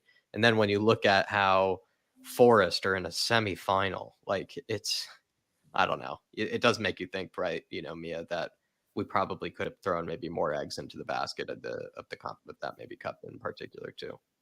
I don't know. Yeah, it probably would have been because it's less games to win it, isn't it, than the FA Cup. That's the thing. It's just less games to win it, and we could have got it wrapped up and done. Do you know what I mean? Like, it would have been nice to still be in it, but we're not. And what can you do? Like, there's no point of dwelling on something that is done now. Like, Hmm. I'm the sort of person that don't really like to dwell on stuff because the thing is, like, if I would have done the lottery more, I could have won the lottery and be a millionaire by now, but I'm not. So, Mm, it is what it mm, is. mm. I'm a bit like that. Like, we can't keep dwelling. We're in the FA Cup. And so let's hope that because some of the bigger teams are going to be out of the FA Cup. Man City have got to play Arsenal. So that's another big team that's going to be out. So think about it like that. The FA Cup isn't too bad. If we win, we could get a decent run and do something in the FA Cup. So we've still got an Mm. opportunity. What at Fulham game last night, Mia? What did you make of it? Like, what gritty Oh, performance? It was it was tough, but I feel like we stifled them though. Yeah, it was like a bit of a funny game. Like the first half, we had like very little done, like we didn't do much. They did really have more chances, let's be honest. They definitely looked a little bit more dangerous. They were very physical. They should have got a red card as well, let's be honest. Yeah. And they were Especially that Joao Palhinha guy. He's a great player, but I mean, he was living on borrowed lives. Like I feel like a few times, like I feel like he had like 4 or 5 late tackles, like late tackles that could have all been yellows, in my opinion. yeah, that's it. But yeah, and then obviously Kane comes out with that brilliant goal. What a beautiful goal that was. So I was really happy for him to equalise, obviously, Jimmy Greaves' record. So that was, nice. He didn't really celebrate it much, though. He didn't seem to be really that. I don't know about it. Maybe because of the circumstances at the moment. So Yeah.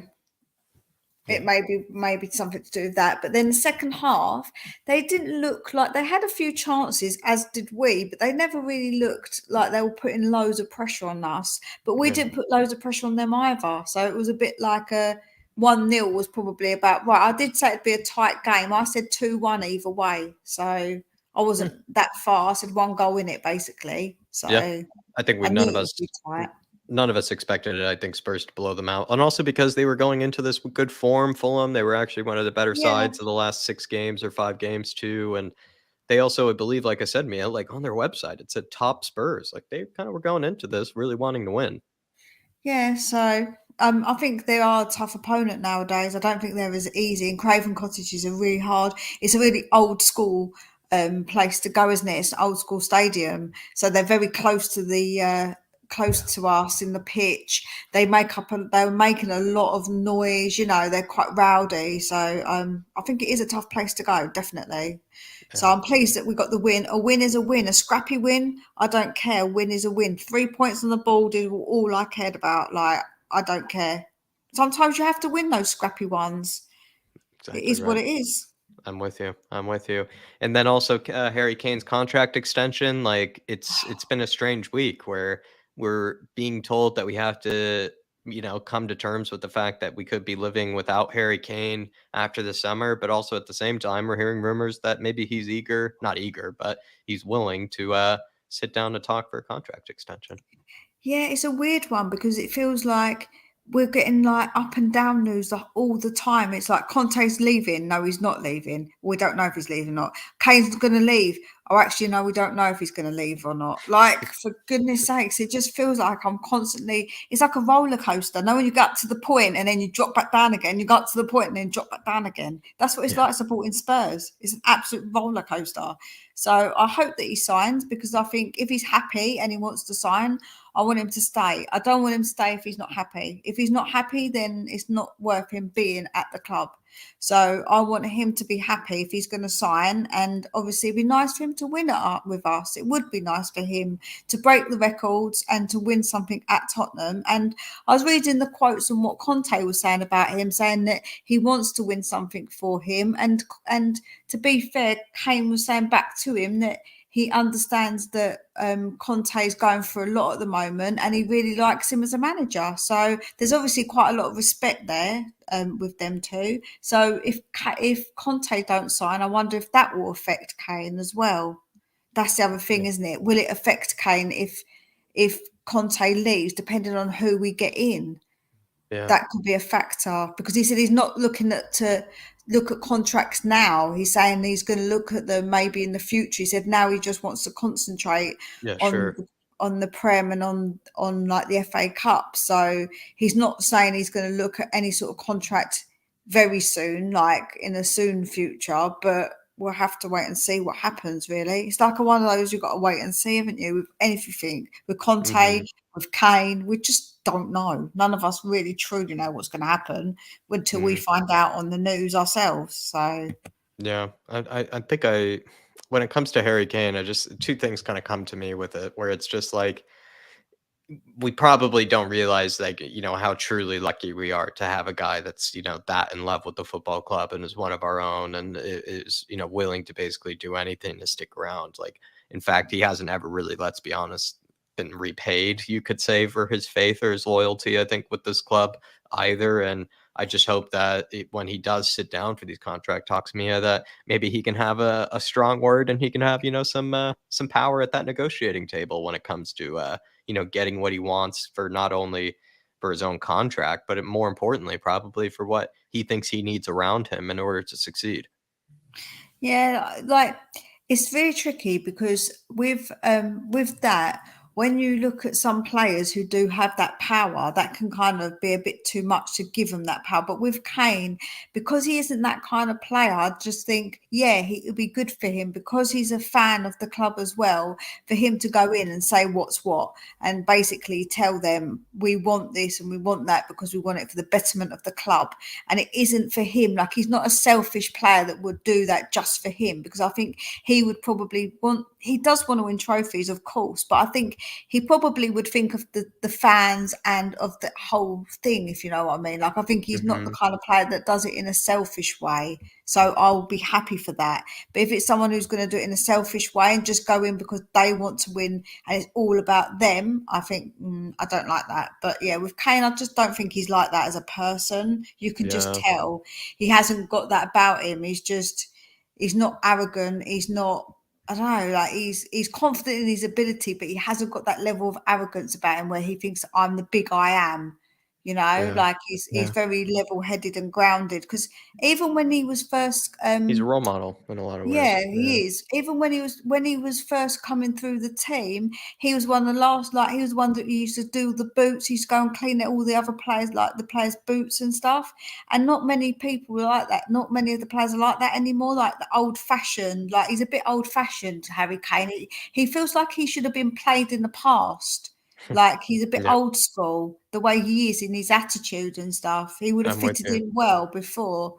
in the old times when people were a bit more like a bit different with like the way they were, not like the flash cars and all like the things that they do nowadays. Yeah. And actually, I think when it comes to Kane too, it's just that he sees, I think, the club as maybe his, his dream, and to have that dream be crushed, when it comes to winning trophies. I think he has to, like, I don't know, I just think he'll be willing to basically believe anything in order to try to stay here. And I think that's just sort of, it's kind of sad because I think he's been taken advantage of, but at the same time it's also a relief to know that he is, willing clearly to do basically anything, in order to stay. And some people are saying he's even more, he's more true Spurs than even Greavesy was, is what some people say. Like Yeah, he's done whatever because he he's very can. loyal, isn't he? Yeah. And Peter M, Kane has no tattoos. There's nothing wrong with tattoos, my friend. I've got 9 tattoos, I think it is 9, 10. So there's nothing wrong with Mhm. having tattoos. I'm a nice Uh, person. Just because I have tattoos doesn't make any difference. It's just Do the we way I like express Romero's myself. tattoos? Any strong opinions on some of Romero's tattoos? Oh, He's any got like part of only a couple. Yeah, but he's got a Romero's couple. body, whatever's on Romero's body is okay with me. He's got a good sleeve there. He's got a good sleeve He there. has got a nice sleeve. I do like a sleeve. And actually I was considering getting a sleeve, but my mum wasn't very happy with me. Although obviously it's my body and I do what I want. But my mum, I don't really want to displease her that much because she already doesn't Mhm. like the fact that I've got so many tattoos and I want more as well. So she's not very happy because she's like, "Oh, you're going to run out of space." So, Mhm. but I do like her sleeves. I do think they look nice, but I think on men they look nicer. Though they do look nice on women as well. No judgment to anyone who's got one. I think they do look very nice on men, especially certain kind of men. Like with Romero's got the tan as well. It looks lovely on his tanned arms.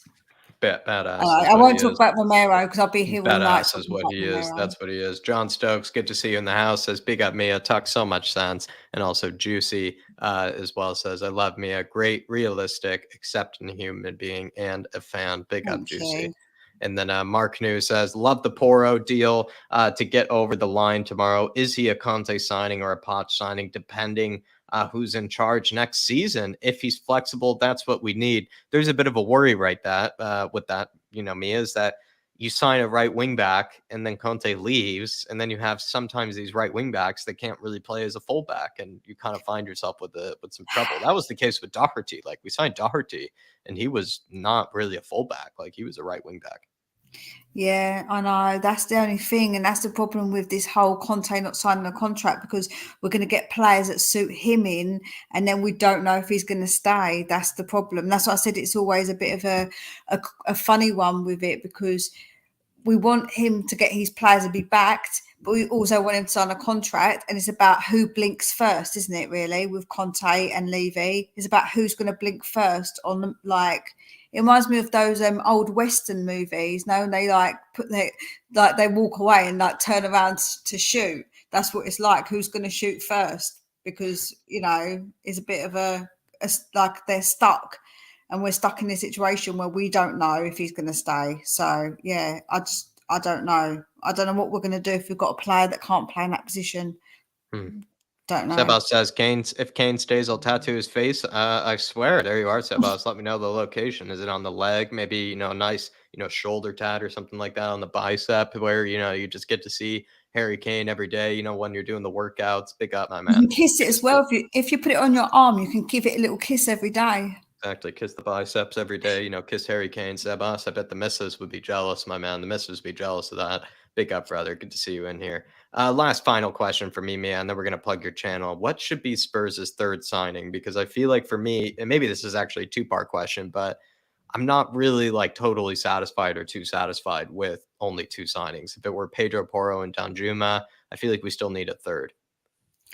Yeah, I would probably say, right, so I would want a centre back because we are really struggling. We know obviously where we are weak, and that is one of the places we are really weak with Dyer, though he didn't actually play that bad yesterday, which was quite surprising. Um, so we do know, but it doesn't appear when it came to the transfer, it said that we're more looking for someone in the central midfield, like a player that's obviously more creative. So it doesn't look like we're going to get a centre back. From what I've read about, it doesn't seem like we will be, and we might be waiting till the summer to do that. But personally, I would want one because, I can't see Dyer anymore in that shirt. It's driving me mad. Although he didn't, like I say, play bad yesterday, it's still like he gets a one. He has like a one good game out of what 10, Yeah. 20, like. Yeah. Yeah. It's just not good enough. So to me, that's more important and urgent. But if that's not what they're going to do, I can't really do anything about that. So obviously, a midfielder, like a creative Yeah, what would be your midfielder. choice if it couldn't be a center back? Like, would it be a center mid, maybe a goalkeeper? Dark Sun G, I think, wanted a goalkeeper. Oh, do you know what? I don't think we're going to get a goalkeeper in January. That's the Yeah, thing. So probably not. again, realistically, probably the centre mid probably would be one that we're more likely to get. And I've just Yeah. looked, and McKennie looks like he might go Leeds. He's going to Leeds. Well, Interesting. apparently, Yeah. I just read that Leeds are looking into him. I just saw that. Fabrizio Romano said it. I'm I sure that's think what I read.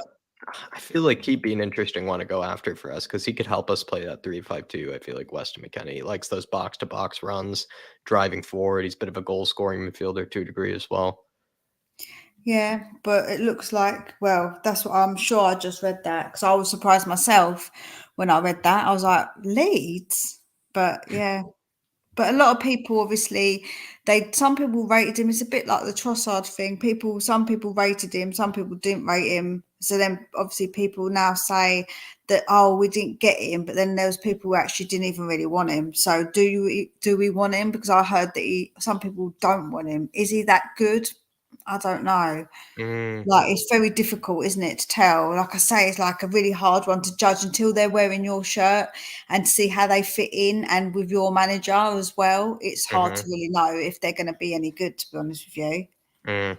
Do you feel like the players are, still playing for Conte maybe after that Fulham result, or is it kind of too hard, Even for the too City early to game, I read? thought no, even for the City game, I thought they were playing through because that first Yeah. half, I don't think we did bad in that first half at all. So I don't think they're down in tools. I just think there's a lot. I think I've said before. I think it's like a mix of so many factors that come into it that I don't think it is just them not playing because I think a lot of players they do like Conte, and if it's the ones that don't particularly like him, then that's obviously something that they need to deal with because he's the manager. So that's a them issue to me more than anything. But I just Mm. don't think they are because I think they have had like they played okay like for that Manchester City game for the first half, and then yesterday I think they played all right. So yeah, I don't What think they're down in tools. You actually had a comment just the other day on my match preview, right? Where you were saying when I asked the question, whose fault is it for maybe all the individual mistakes? Like, does Conte take a bit of blame for all these players kind of screwing up in the way that they have so consistently over the season? Or is it kind of just them just being that sort of boneheaded and like that sort of, just not good enough? What do you make of that? Because I know Sean kind of came at it from a different angle. I came at it from a different angle. Phil had, Yeah, his own I'm probably with interpretation. I'm probably Yeah. with Sean because I feel like the blame has to lie a bit with everybody. So Conte keeps picking them because sometimes I feel like he might not have many other options. But when he does, he is picking them and he is the manager. But then the players have to take some responsibility for their actions, especially the ones who've done it with previous managers as well. So it isn't just a Conte issue because they've done it with other managers. So clearly they've got an issue themselves. So yeah, I think it's like it's a mix of everybody. And obviously Levy not bringing in new players, that gives him a part of the blame. So I think the blame has to be sort of like spread out a little bit. I think that they all have some sort of responsibility in what happens.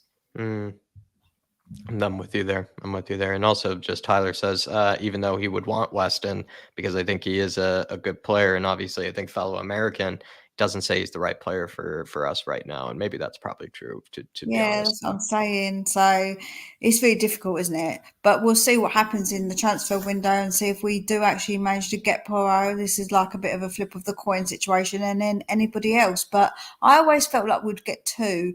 I didn't think we'd get three players. I thought we'll probably get two, to be honest with you. So if we get Porro, I think that's it. I don't think we're going to get any more.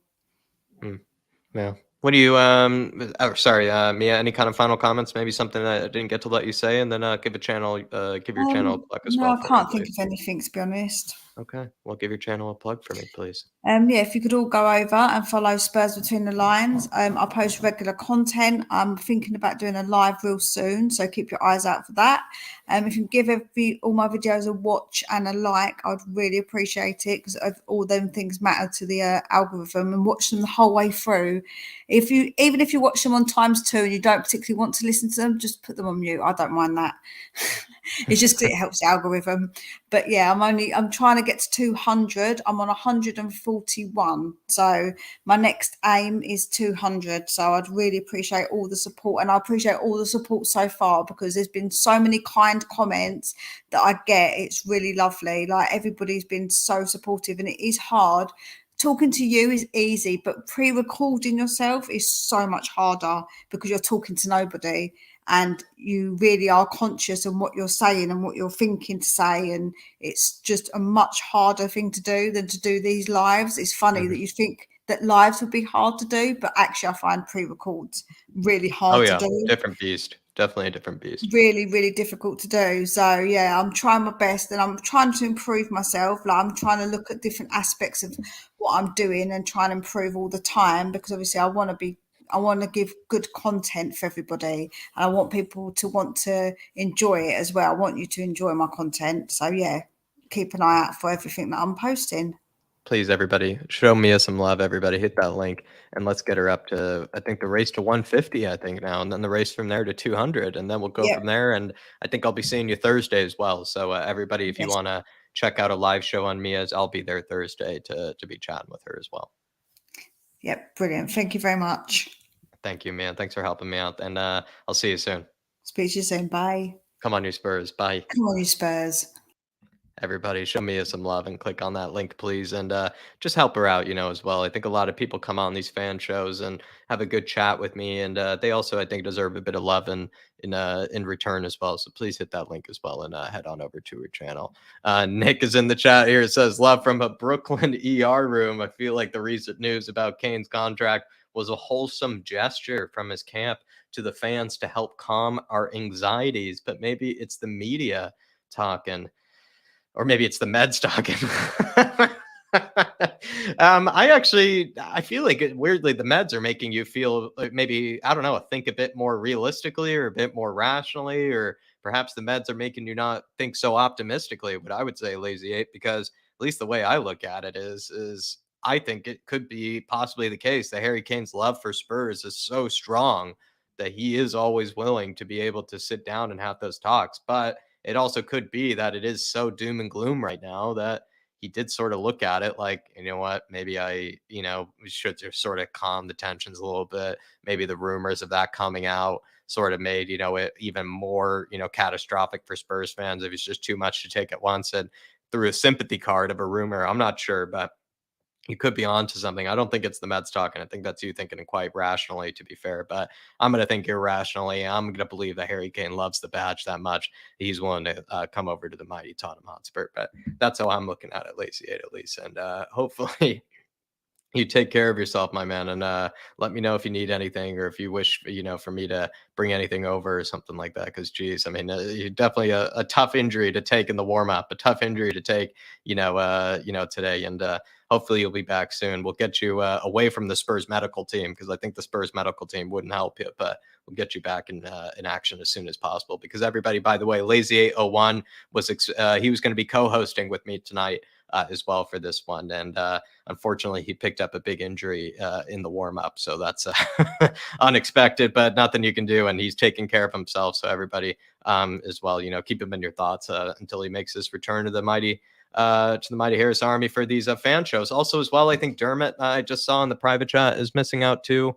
Dermot. I don't know if you're listening right now, but I'm not sure what the case is, but Dermot sounds like he's not feeling well. He pulled out of coming onto the fan show. I'm not sure if Ellie has too, but Dermot, I think, has had he's had to go to hospital too. So everybody, please, for Dermot, just, think of him, keep him in your thoughts, please, keep him in your prayers, whatever it may be. But please just think of Dermot right now, because he also looks like I think he's pulled out of the fan show because he's had to go to hospital. I think he was feeling unwell all of a sudden. So please just think of Dermot, everybody, by the way, because it looks like he's pulled out as well. So Dermot, yeah, I'll send you a message, brother. I'll send you a message, but I'm not sure if you can. Yeah. But Daniel, if you can hear me, Daniel, going to bring you on. Daddy Hoiberg time. There he is. Daniel, hello. I remember yesterday in the live chat, you were very, like you were saying, Jack, getting a bit ahead of yourself. People are being a bit too delusional about that, reaction to the result. I mean, explain yourself. Like, where do you think, maybe we were getting a bit ahead of ourselves, or, you just didn't want to judge or read into that game too much, right? Yeah, no, it's the same with, after Palace. We did the same thing and we lost twice after that. So, and again, we should be beating Fulham. I don't care if they're like good this season. I don't care about that. We should be beating them comfortably. I don't care if that's their place. And it was a crap game, really. Like, nah, I'm not having it.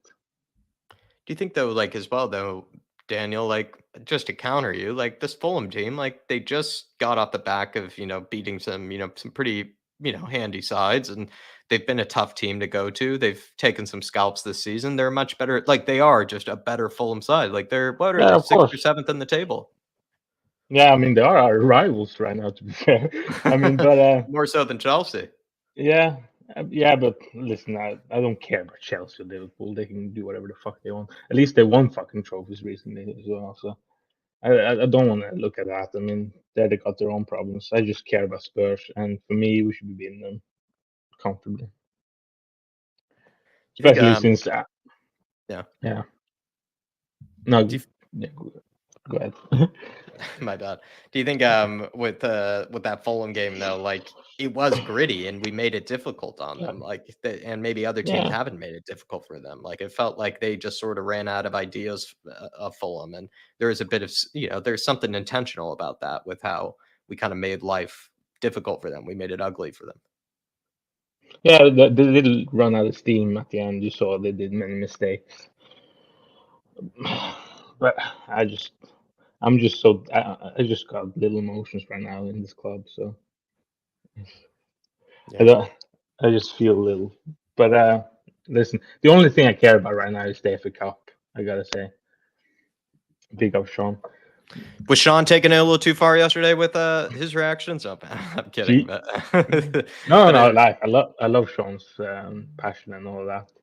But what I meant, I didn't mean reactions. What I meant to say was, do you feel like Sean and I were a bit guilty of reading too much into the result? You think him and I together, or do you feel like it was just sort of the fan base in general, maybe reading too much into it? No, I don't really blame anyone. Like, everyone has their own opinions. So I'm not gonna oh, you guys are wrong. I mean, no. Listen, I wish I could be like that. I wish I could be like more positive, but I can't be. I just feel I'm just a realist, really. Let's be honest. I mean, they've definitely put you down a few times. I mean, that hurt me too much, especially this season. Because it shouldn't be that easy to rise back up, and you're not going to let them do it. You're not going to let them trick you or anything like that. And that's plenty okay, my man. Just quickly, Neil Thomas, member for 11 months. Big up, Neil, saying big up, Jack, from Worcester, England. I'm not sure how you say it. Worcester, I imagine. Let me know if I pronounced it there, Neil. Let me know if I pronounced it correct or wrong, or if I made a howler of myself. Big up, my man. And he also says, hard to say, Harry to stay and Porro last minute signings. I would love to have Harry Kane stay. We'll get onto that later, and we'll ask Daniel about that. But tomorrow is Pedro Porro Judgment Day, Daniel. We're praying to the sporting gods to see if we can bring him through the door. I mean, it's so weird because I can't tell you if it's going to happen. It really, it feels like we could find out tomorrow that, they threw in another bid that they didn't like or didn't accept, and he's headed off to Chelsea, or we've actually finally get it done. oh, we have to get it done. But it feels like if we do get it done, I think we have to play the release clause. And if we do, then we wasted the whole goddamn transfer window on this. Should have just done it from the start. Shit. I mean, he should have been, in to play the Arsenal game. Really, that's when he should have been in at that time. So, and if Chelsea get him, geez, I'm gonna go on a rampage. I swear. Because we need a right wing back anyway, so it'd just be silly that I just hope that if anything, you would think it's maybe then some smoke screen for something else. I don't know, but it'd be really disappointing. And also because, let's be honest, we've just been waiting for so long for this to happen. Like we could have had this guy. It feels like the Jed Spence one, right? Like I brought that up earlier. It feels like the Jed Spence situation where it's just like one of those signings that we've known about from the very beginning, and still like we're not at the finish line. Well, the Jed Spence deal, I think, took so long because Conte didn't want him. So I think that was the reason that dragged on for so long. Yeah, and also maybe because a certain, Daniel Levy was in charge of the negotiations. And do you think maybe it's Paratici, leading the January brigade, or is it maybe more Daniel Levy this January window? This feels Levy all over, the whole transfer window sagas. It doesn't feel like Paratici. I mean, I don't know if he can have any. I mean, he wasn't at the stand. I mean, he was at the fans, in the stadium. He wasn't with I'm forgetting the word, the coaching staff, So he doesn't seem to be involved right now. So. What I would tell you, Neil, is Daniel and I will be praying to the transfer gods, hoping that we actually put in a bid that is basically 45 million. That seems like that's what they want. Maybe we'll put in something else that they'll accept, but it's just silly how long we've been just beating around just beating around what they actually want. They just want 45 million. It's simple. And if you really want Pedro Porro that bad, just do it. If you don't want him that bad, why is it, why are we haggling over it, that much? Why we still just go after someone else then. Just go after someone else and just get that done. That's how I feel about it, Neil. But big up, my man, and good to see you in here as well. And appreciate the support over the 11 months as well, Neil. Do appreciate the support. Daniel, what do you make of the certain Danjuma signing? And is that underwhelming to you? Are you like mixed feelings? Like you sort of like just wait and see? Like, what do you make of it? Yeah, the jury's out. Know nothing about him, sadly. So just hope and pray that it's a really good buy, because he needs to. Sad for him, because he needs to be kind of like hit the ground running for me. He needs to just straight out be fantastic for us. I did see like videos. You can't really judge from videos, but he seems to be a really good like dribbler and one-on-one take-on players. Something that Son can't do right now. So at least that's positive, Do you feel like it's because maybe the anger and the mixed feelings about it is because Trossard went to Arsenal? Like that's a player everybody kind of knew more about because he's in the Premier League. And then we signed somebody on a free, basically, instead, right? We had Trossard for like a bit of a bargain, and we didn't decide to go after that bargain. We went after a better bargain, or, an even cheaper bargain, some people would say. Yeah, and he's also like, I heard this is our third choice, because we were originally going for Delafeu, I read, but Udinese didn't want to loan him; they wanted to sell him. So that'd be weird if we went after Delafeu. Yeah, that I was like, what? Thank God, anyway, because because he was like at Watford and a bunch of other clubs. So that would have been a strange one, but. I don't know. I think when it comes to Danjuma, I don't know if people should really make their minds up too quickly. I feel like it could end up being a decent signing for us because he had a really good season last season for Villarreal, Daniel. I'm not sure if you watched Villarreal's, Champions League campaign, but he got 6 goals and 2 assists. Not shabby at all. 6 goals and 2 assists. In fact, when you see that sort of record, that shows he played a major part, obviously, in helping them get to that Champions League final. So he stepped up in the big occasions for them. Yeah, of course. Like, we are all. I mean, getting to semifinals is amazing. And if he was one of the main guys to get him there, then fantastic. Doing at the biggest club competition. He must just swept over my head because I can't remember him from the Champions League games. But yeah. I feel like, what do you make of the fact that he's also Sonny alternative? He's Sonny competition. Are you happy with that?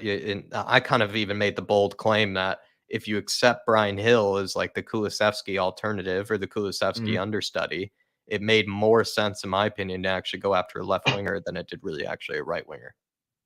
100%, yeah. Hill being Kulusevski's, that's fine for me.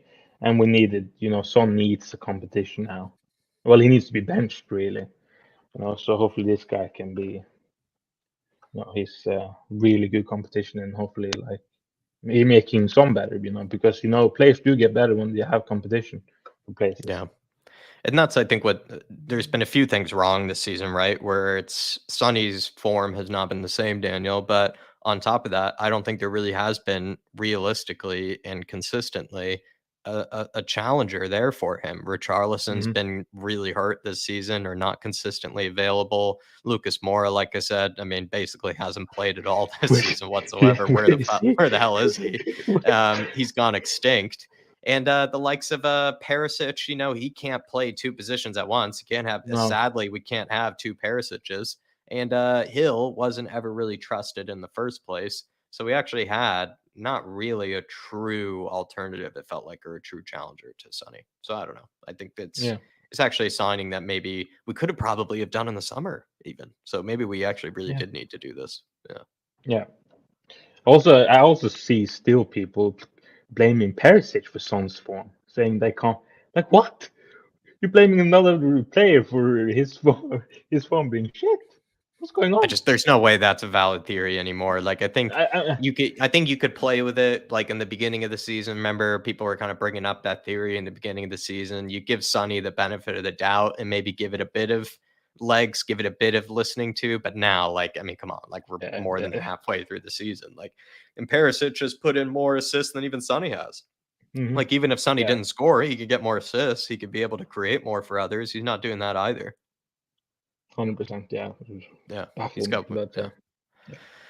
What do you make of Harry Kane's contract extensions there? Is it the news that we needed? Are you kind of like with what Nick said, like maybe just not reading too much into it because perhaps it was just put out there to make Spurs fans feel a little bit better, after the really shitty week?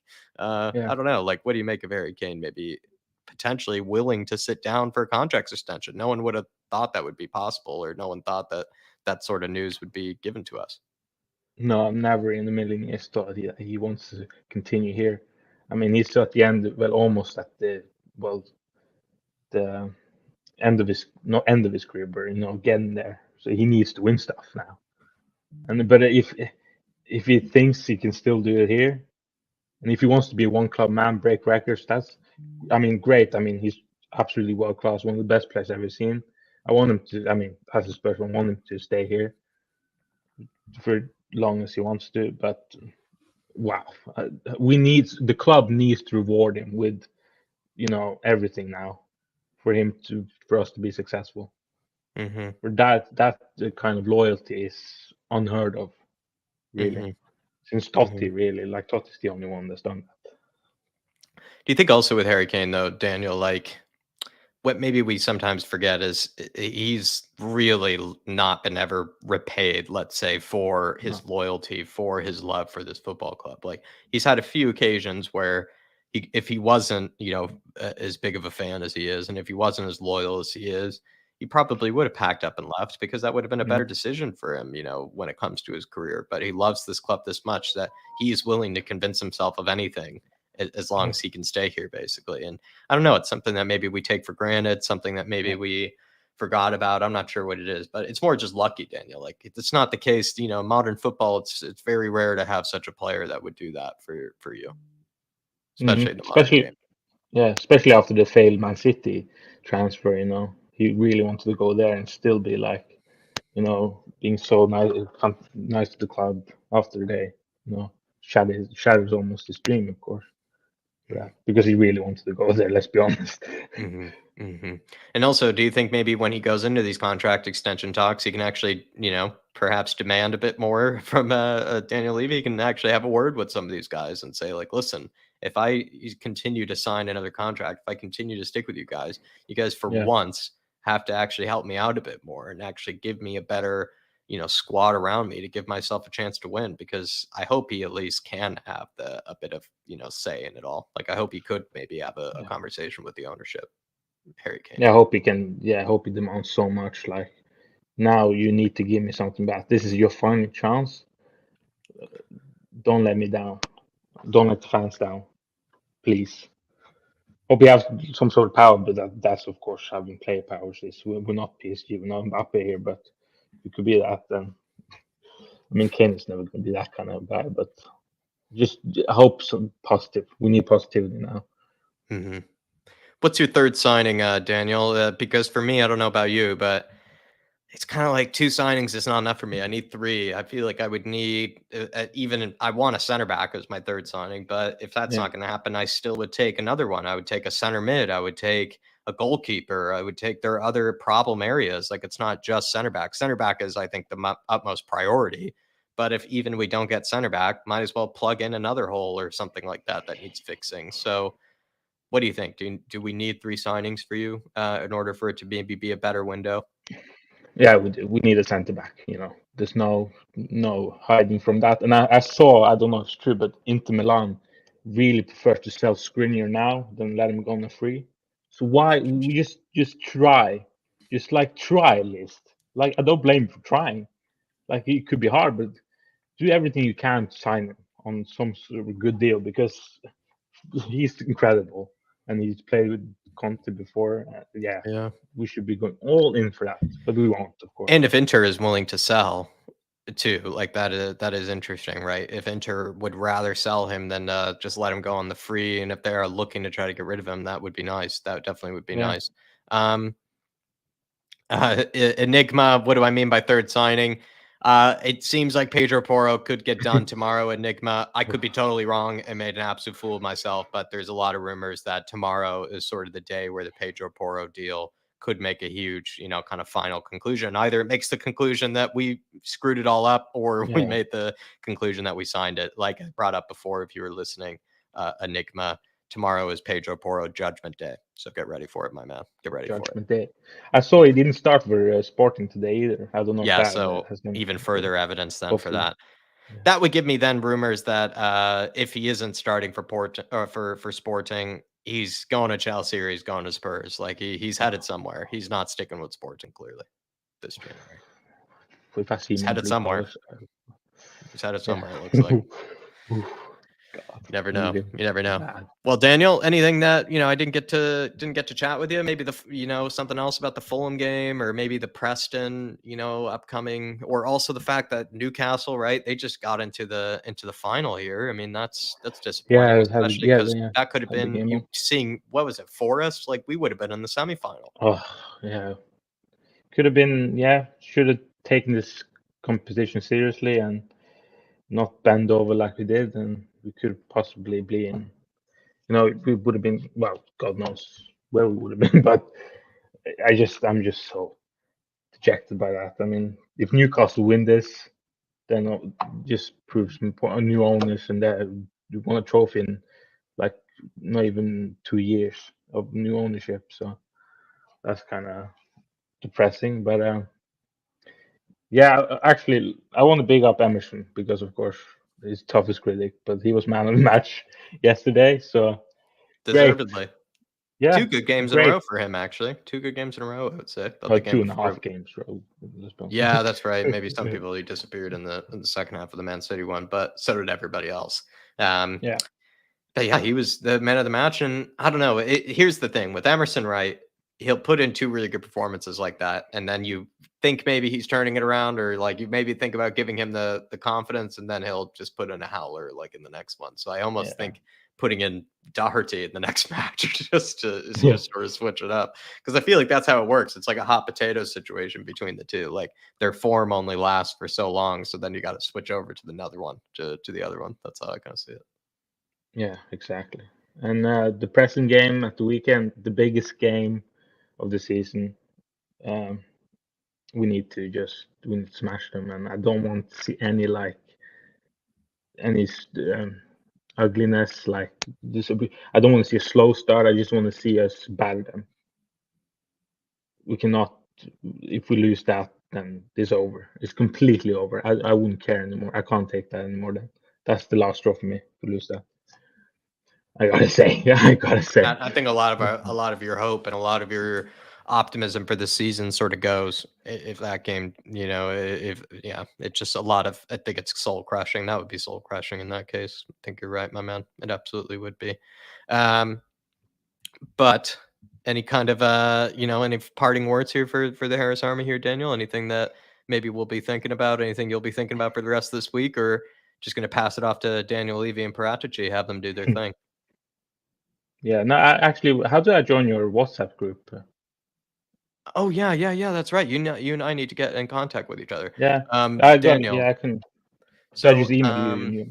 You can see their emails are in the description here of all the videos and stuff like that. You'll find our emails are kind of like a little bit down there, or you could go to like the About tab and stuff on the channel. You'll find David's email, my email. Just email one of us, give us your phone number, and then we'll put you in the group chat from there. Okay, nice. All right, top man. Thank you, Daniel. Yes. I'll be seeing you Thank soon, you. brother. Come on, you Spurs. Bud. Course, come on, you Spurs. See you soon, dude. Bye. Alrighty, everybody. That was Daniel Larson. Please show him some love in the chat. Good little chat with him. And I think it could end up being the last guest of the evening, I guess. But if anyone else wants to come on, the link is still out there. Come on and have your say, please. But we might be ending off with the Queen Højbjerg, the Queen of the Højbjerg Army.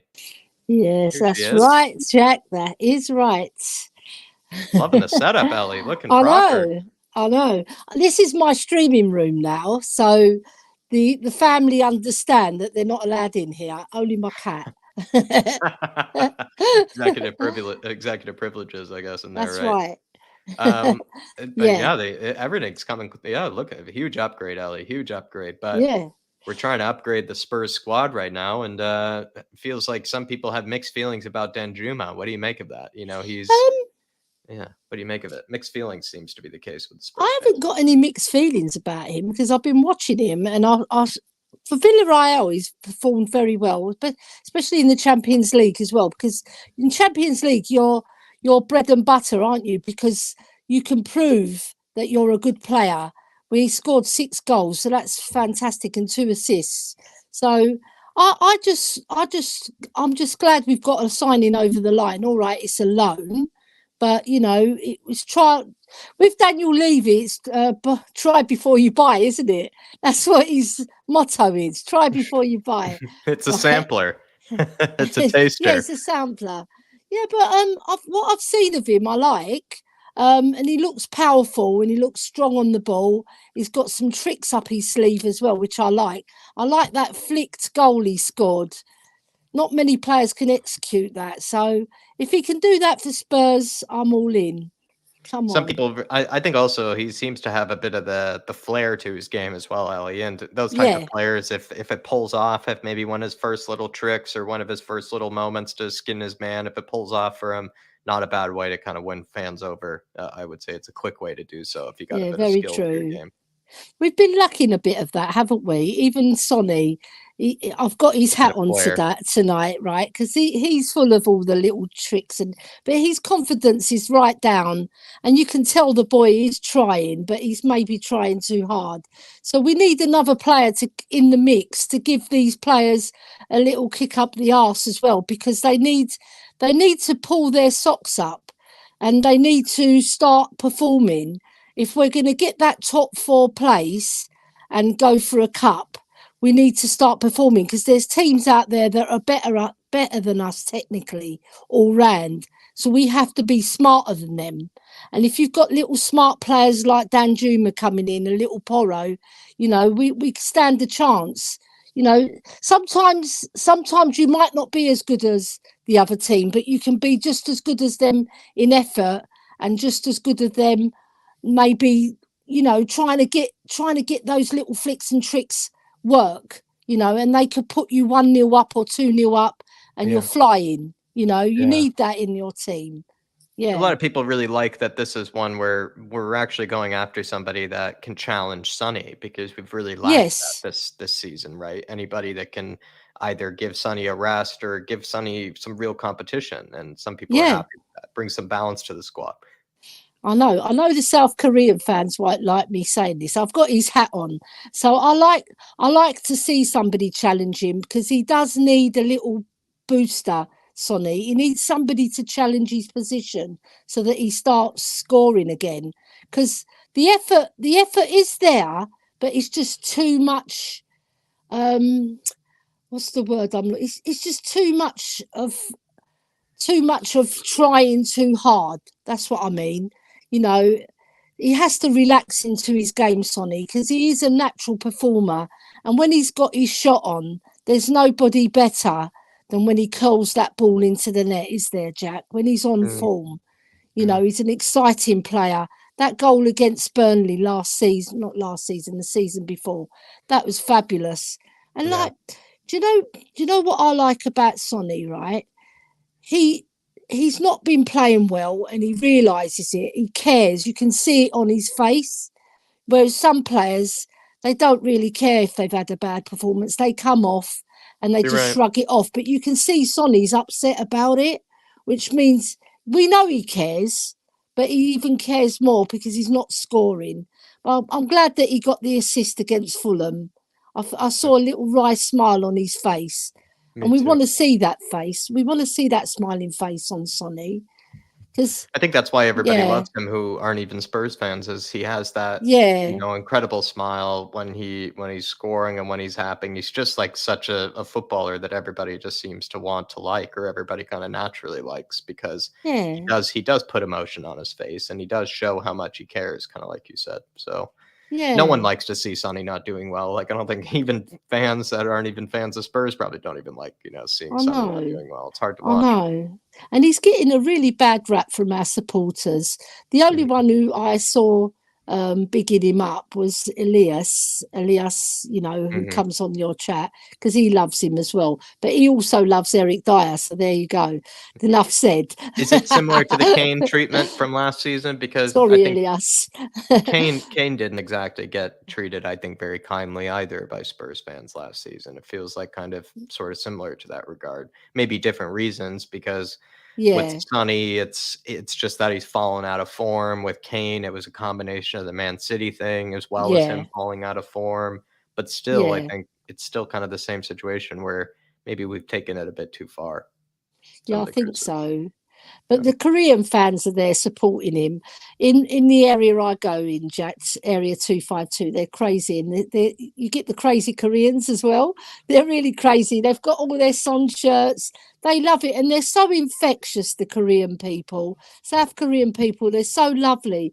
When you go up to them and you show them that you've got a Son hat or a Son shirt on, they love it. They love that we love him as well. Because they've got an undying love for him anyway.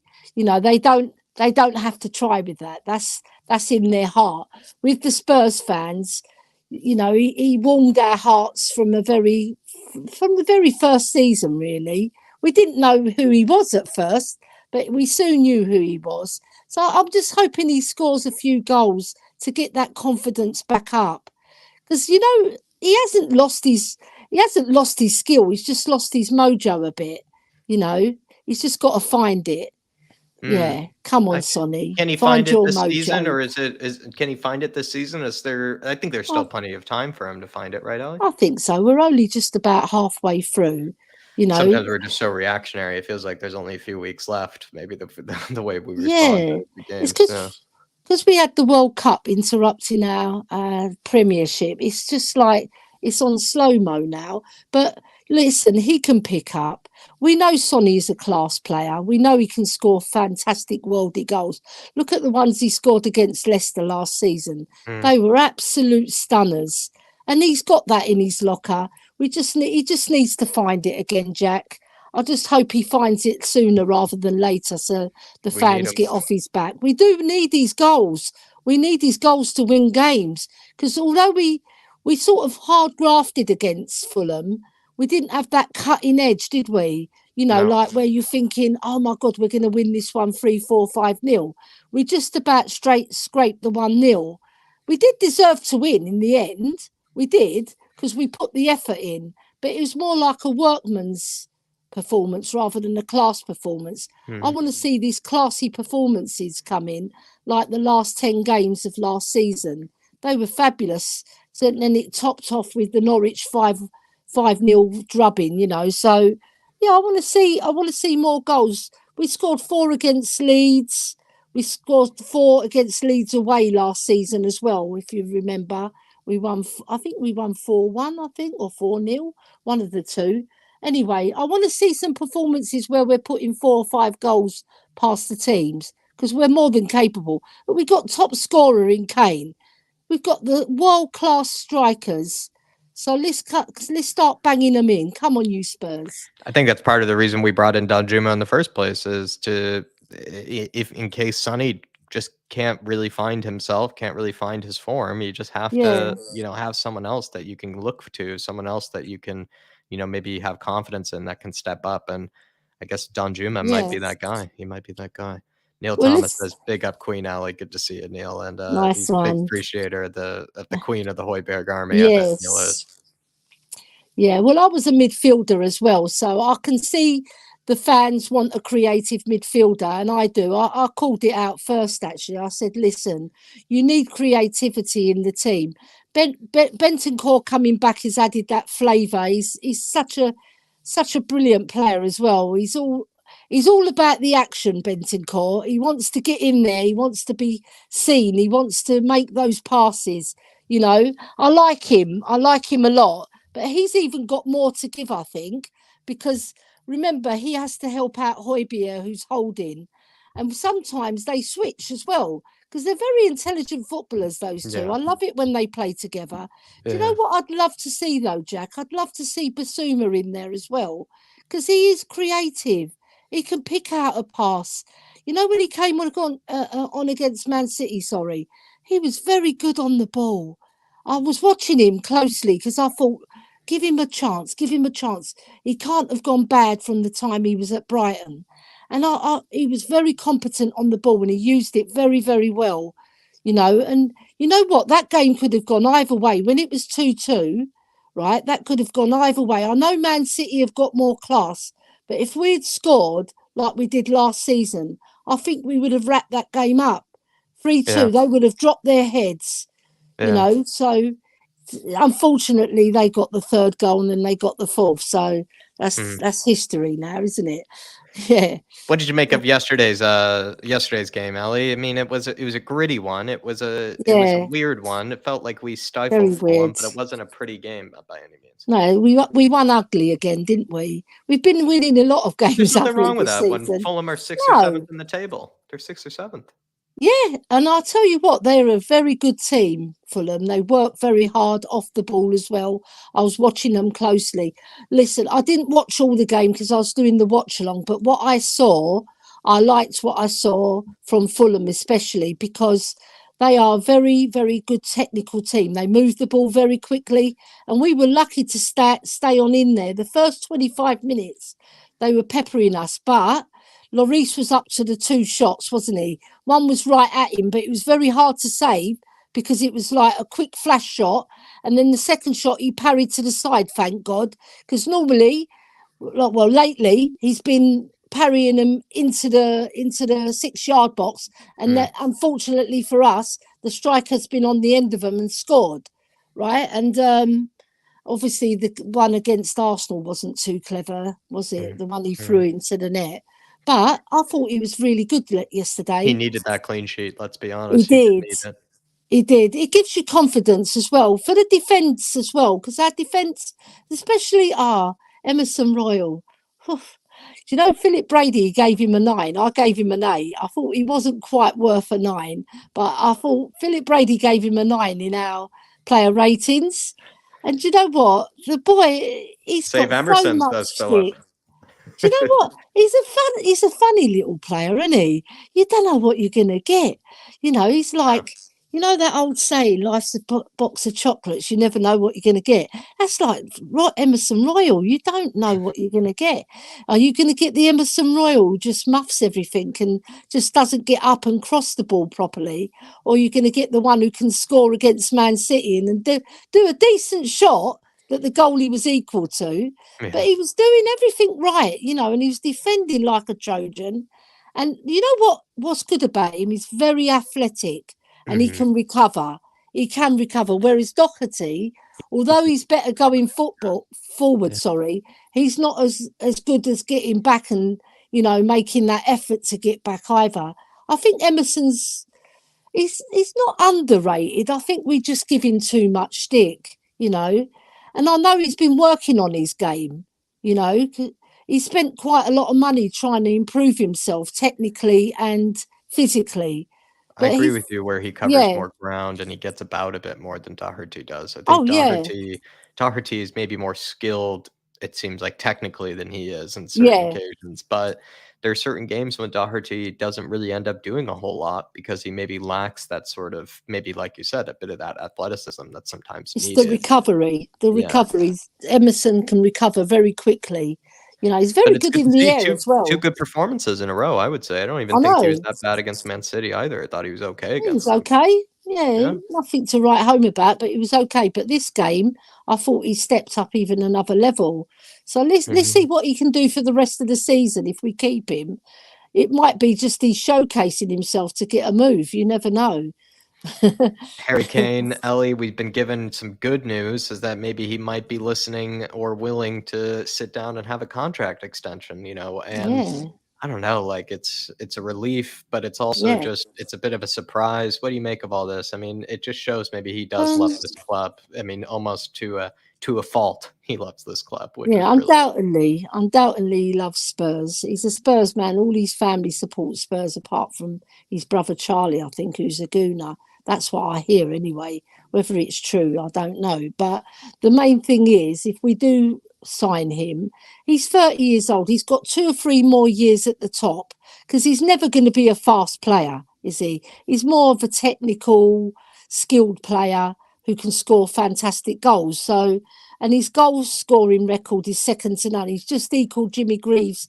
Do you know what? My dad made me support Spurs, right?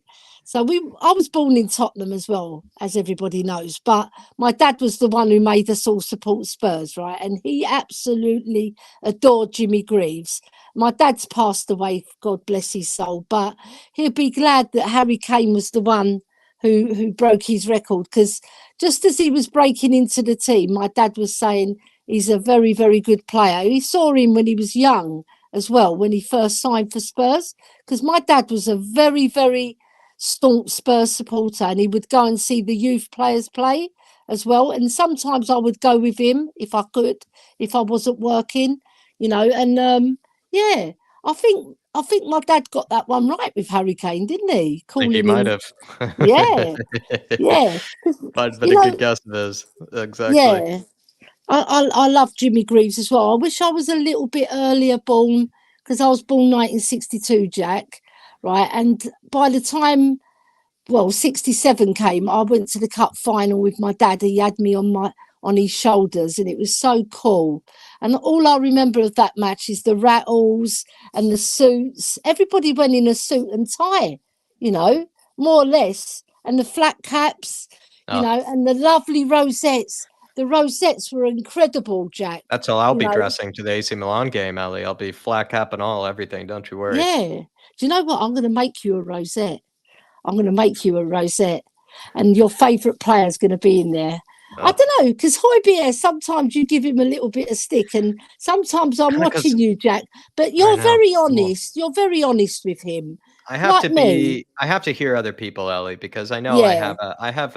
I have very big Højbjerg glove goggles like yourself. They're not as big as your Yeah. Højbjerg glove goggles, but they're, you know, they're There you considerate go. and I've they're just got large. him in front of me. Look at Exactly right. that. He's Exactly always right. there. Because do He's you know why I always love him? there. Because I He's love him close because he by. reminds me of me when I used to play for Spurs ladies, right? You go on the pitch, you might not be the best player on the pitch technically. You might not be the best at doing lots of different things, but what he'll give you a lot of effort, and he'll try his best to get us back into the match. And this season he's excelled. He's got 5 goals, 2 assists, and I think he's got 8 pre-assists, if I'm right. So you know what? He does get a lot of rap, and sometimes he does have stinker matches. I hold up. I'll take off my hat to the people who say that as well, because he does. He has stinker matches, but you know what I like? His attitude. He's a winner. He wants to win, and you can see it on his face, just like Sonny when he's upset because he hasn't had a good game. You can see it on Pierre's. He's got his head down. He feels sick that we've lost. You know, we've lost a lot of home games this season as well. And I especially watch Højbjerg because he's my boy, you know, and I see what he's like at the end of the match. And he doesn't even want to come off the pitch. He wants to sort of go round and say sorry to the fans, you know. And Romero's the same. He wears his heart on his sleeve. Yeah, with me with Højbjerg, Ellie, like I feel like I have to also see where other people are coming from when it comes to him. But also, I'm with you though, where I think people have been a bit harsh on him since he's made his return from the World Cup, because they're kind of quick. I think they're quick to forget that he was having the season of his life before he went into that World Cup, and he was one of our best players of the season before he went into that World Cup. So I don't know. For me, at least, I think it's what I've heard is some people have come in and said, "Oh, I've always told you Højbjerg is average," and things like that. And it's like, you can't say he's average now after he's had a brilliant first half of the season. Like, he has had a good first half of the season. And, I don't know, feels like people are, he's a divisive one, Højbjerg. He definitely is a divisive one. I'm not really sure why. Maybe just because people don't always like those, hardworking graft, type players always. He's an intelligent, thoughtful player. Like, when he receives the ball, he doesn't just zip it off like some players, because he hasn't got that in his locker. He's not a quick player. He's one that takes the ball, he looks around for the best option, and he'll do either a short pass. But, his long passing is better than Harry Kane's. His long passing is 89% accuracy. Harry Kane's long passing, 66% accuracy. Because I looked it up. Because I couldn't believe... Because when you think about Harry Kane, the balls that he plays, you think, but you see, if you break down Højbjerg's passing, that one he did to Harry Kane against the Gooners, the one where he headed it and Ramsdale was equal to it, right? That was a fantastic pass. And he's got that in his locker, and people forget all the good balls. They just remember the bad balls that he does. I agree. I very much agree. I'm very much on his side. Obviously, a lot of players give the ball away. Even Harry Kane gives the ball away, but you don't hear people criticising Kane for it. But it even felt yesterday, I thought Bentancur, at least in the first half, I thought Bentancur gave it away just as much as Højbjerg did. Like, I thought they were both but he won't get the rap. No, exactly. Because people like Bentancur, but see, I think Højbjerg's a bit like Marmite. You either love him or you don't. And the ones that don't will really give him a roasting, like Scott M. Where's he tonight? Perhaps off roasting Højbjerg, you never know. He's having the night off. He's Ellie, seen me on here. He's scared. I'm gonna talk to Dermot later. I'm really sorry that he's not feeling well. I spoke to him. He's on his. Well, they're going to do an assessment on him first, because he's been having a bit of trouble. I won't say what, because it's a private matter. But I wish him all the best. I told him that I'm going to be calling him later, or if he gets any news from the paramedics, just to give me a call. So my prayers are with him. Everybody think of Dermot, please, and also go support Ellie and Dermot's channel as well. Ellie, thank you for having this chat with me, and thanks for You're welcome, Jack. Always welcome. I love my chats with you, and I want to big up David Harris. Thank you very much for coming back tomorrow, my boy. We've missed you, David, and I'm happy that you're going to come back tomorrow, and you'll be flying like always with Jack. You and Jack are the best combination since Morecambe and Wise. He'll be back on the racehorse. He'll be back on the racehorse tomorrow. He's going to make his big long return. I'm looking forward to it. Thank you, Ellie. Nice one, Jack. You take care. See you Very soon, good Ellie. evening to you. Take You care. as well. Catch you soon. Everybody, go support Ellie's channel and Dermot's channel, and also do think of Dermot tonight as well. He had to pull out of the fan show because he's not feeling well, so do think of him as well. But everybody, Dave will be back tomorrow. That is the big announcement. Good to have him back. It's been a long time coming, but he needed a break, and he's going back into the firing line. He's getting back on the racehorse over here at the Irish Hotspur. But somebody I haven't seen in a while, Mr. William Kelly. Hey, how you doing, Jack? Good to have you, my friend. Good to have you. You keeping Thanks well? Thanks for listening to the It's good to call. be Thanks. here. When I needed some people to come in here and have a chat with. Thanks for listening. Yeah, no problem. I'm at work. I just seen it and I said, I can't let Jack down. Good man. Well, William, you know how it's done. What do you want to talk about? Do you want to talk about these signings that we've made? They've been not all that impressive. Do you want to talk about Fulham last night? Where do you want to go? Oh, I don't know. I haven't heard much, Jack. So I just heard we signed some guy. Let me give you the lowdown here. Villarreal, that team that Gio Lo Celso is over at, we signed a left winger from there on loan. And I think, the thinking behind it is sort of he's going to be a Sonny alternative, William Kelly. He's going to be kind of Sonny competition. Do you like that? Mm-hmm. Instead of bringing in a right winger, we're kind of looking for somebody to challenge Sonny. I think someone needs to come in and take Sonny's place. Yeah, definitely. Yeah. Are you a bit upset we didn't go after Trossard? There's a lot of players but we don't know the whole ins and outs though, Jack. This is the thing. We only assume that we should go after these players, but do we know that Conte wants that player? We don't know, do we? Yeah, it is tough, but I feel like maybe the reason people are upset with the Trossard situation, William, is because he was all of a sudden available. He had some kick up in training. Yeah. They, showed him the door. And Spurs, William, we love those opportunistic sort of signings, right? And, of course. And we didn't decide to take advantage of it. Yeah, but look, I think he would have fitted in well. But I think also, though, what you were talking about earlier on, I think the whole World Cup thing has sort of stuffed Spurs around a lot. Okay. When you think about the whole situation, up until that point, Spurs were doing not great, but they were doing all right though. And I think the World Cup, the injuries, you haven't had Kulusevski, you haven't had Richarlison, you haven't had Romero for a long time, you haven't had Bentancur. That is a major basis of that Tottenham team that haven't been available. You know what I mean? Yeah. So it's had a huge effect on the team. And I think people are overshadowing that a lot. They're not looking at that properly. You see, these players are all starting to come back now. I think you'll see a better Tottenham as we gradually go along. And yeah, of course, additions are always good to come into the side. But it still doesn't overlooked after the World Cup. You think all those factors? I think so. I think it was hugely overlooked after the World Cup. Yeah, definitely. Because you got to remember, you're relying on lesser players in the squad. As much as people might think Sarr is going to be a good player and Hill is going to be a good player, it's going to take years before they're at that level.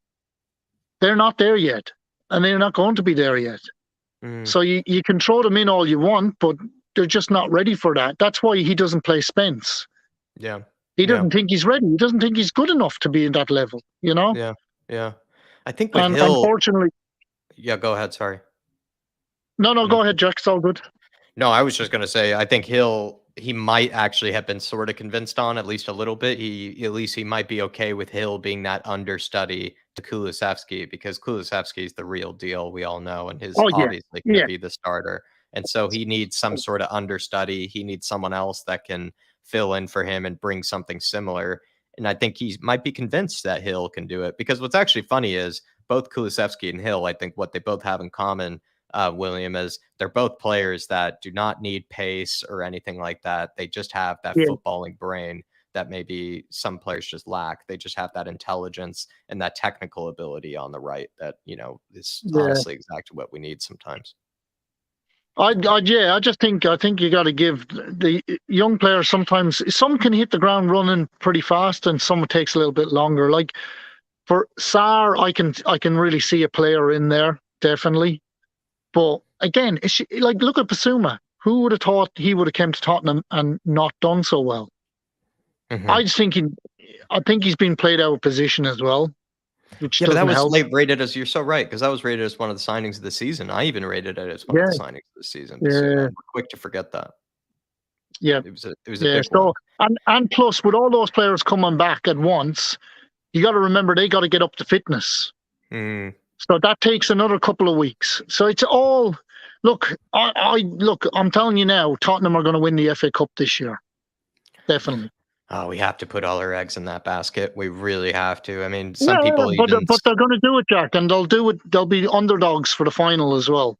So we're going to face someone like Manchester City or Man United in the final, something like that, or Chelsea.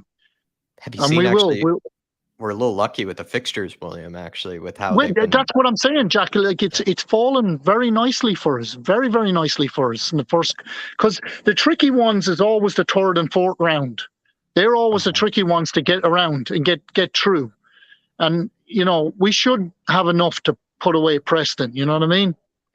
Yeah, they'll cause us trouble, definitely, but I think we should have enough to put them away. I think it could be a tricky atmosphere. It could be a tricky atmosphere, but I'm not sure if it's going to be, you know, a tough opponent is how I would see it. Yeah. I think we should be well able to dispose of it. Anyway, so. even if we don't play Kane, we can always just bring him on and he'll win it for us. Speaking of the big H, what do you make of the fact that we had 1 week where we're told that we have to live without Harry Kane for maybe the summer, and now we're getting news that Harry Kane could be apparently listening for a contract extension, or at least willing to maybe. Yeah. I'd like to say, Jack, that I think a lot of these reporters that report that Conte is leaving at the end of the summer and whatnot, the end of his contract, do not believe any of that crap. Because again, you don't know what's going on inside that club. Like, I think the whole Paratici situation, he will be sacked for his involvement in what's happened. That they're going to be forced into sacking him. There's nothing they can do about that. And with Levy, you know, he was chasing him for years. So he's going to take a little bit of flack for that because he brought him to this club. You know what I mean? Paratici is crooked as the day is long. There's no doubt about it. The reason he's a Don, William, is because he does the sleazy stuff at the same time. Well, but you can't have that associated with your club, Jack. It's no. In all seriousness, no, you have not good. It's not a good look on. No, you bring your club down if you do that. Yeah, you know. I agree, William.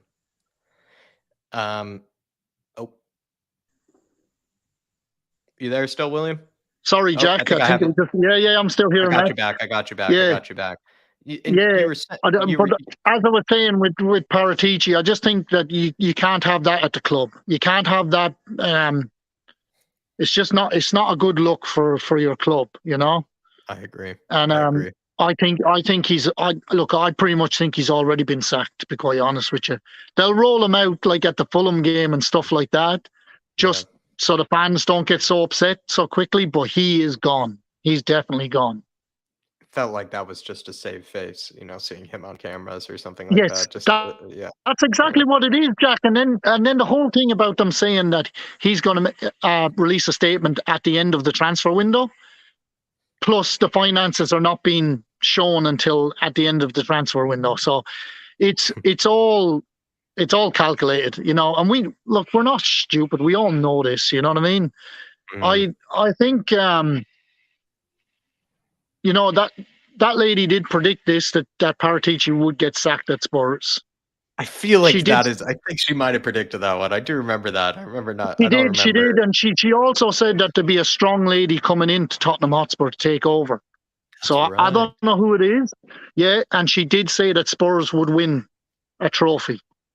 And look, our realistic chance is the FA Cup. It has to be. We're not winning the Champions League, not with that side. You know? At least in the FA Cup, Jack, you don't have to have a great performance in the FA Cup. You just have to survive. And like, you know, like there's games.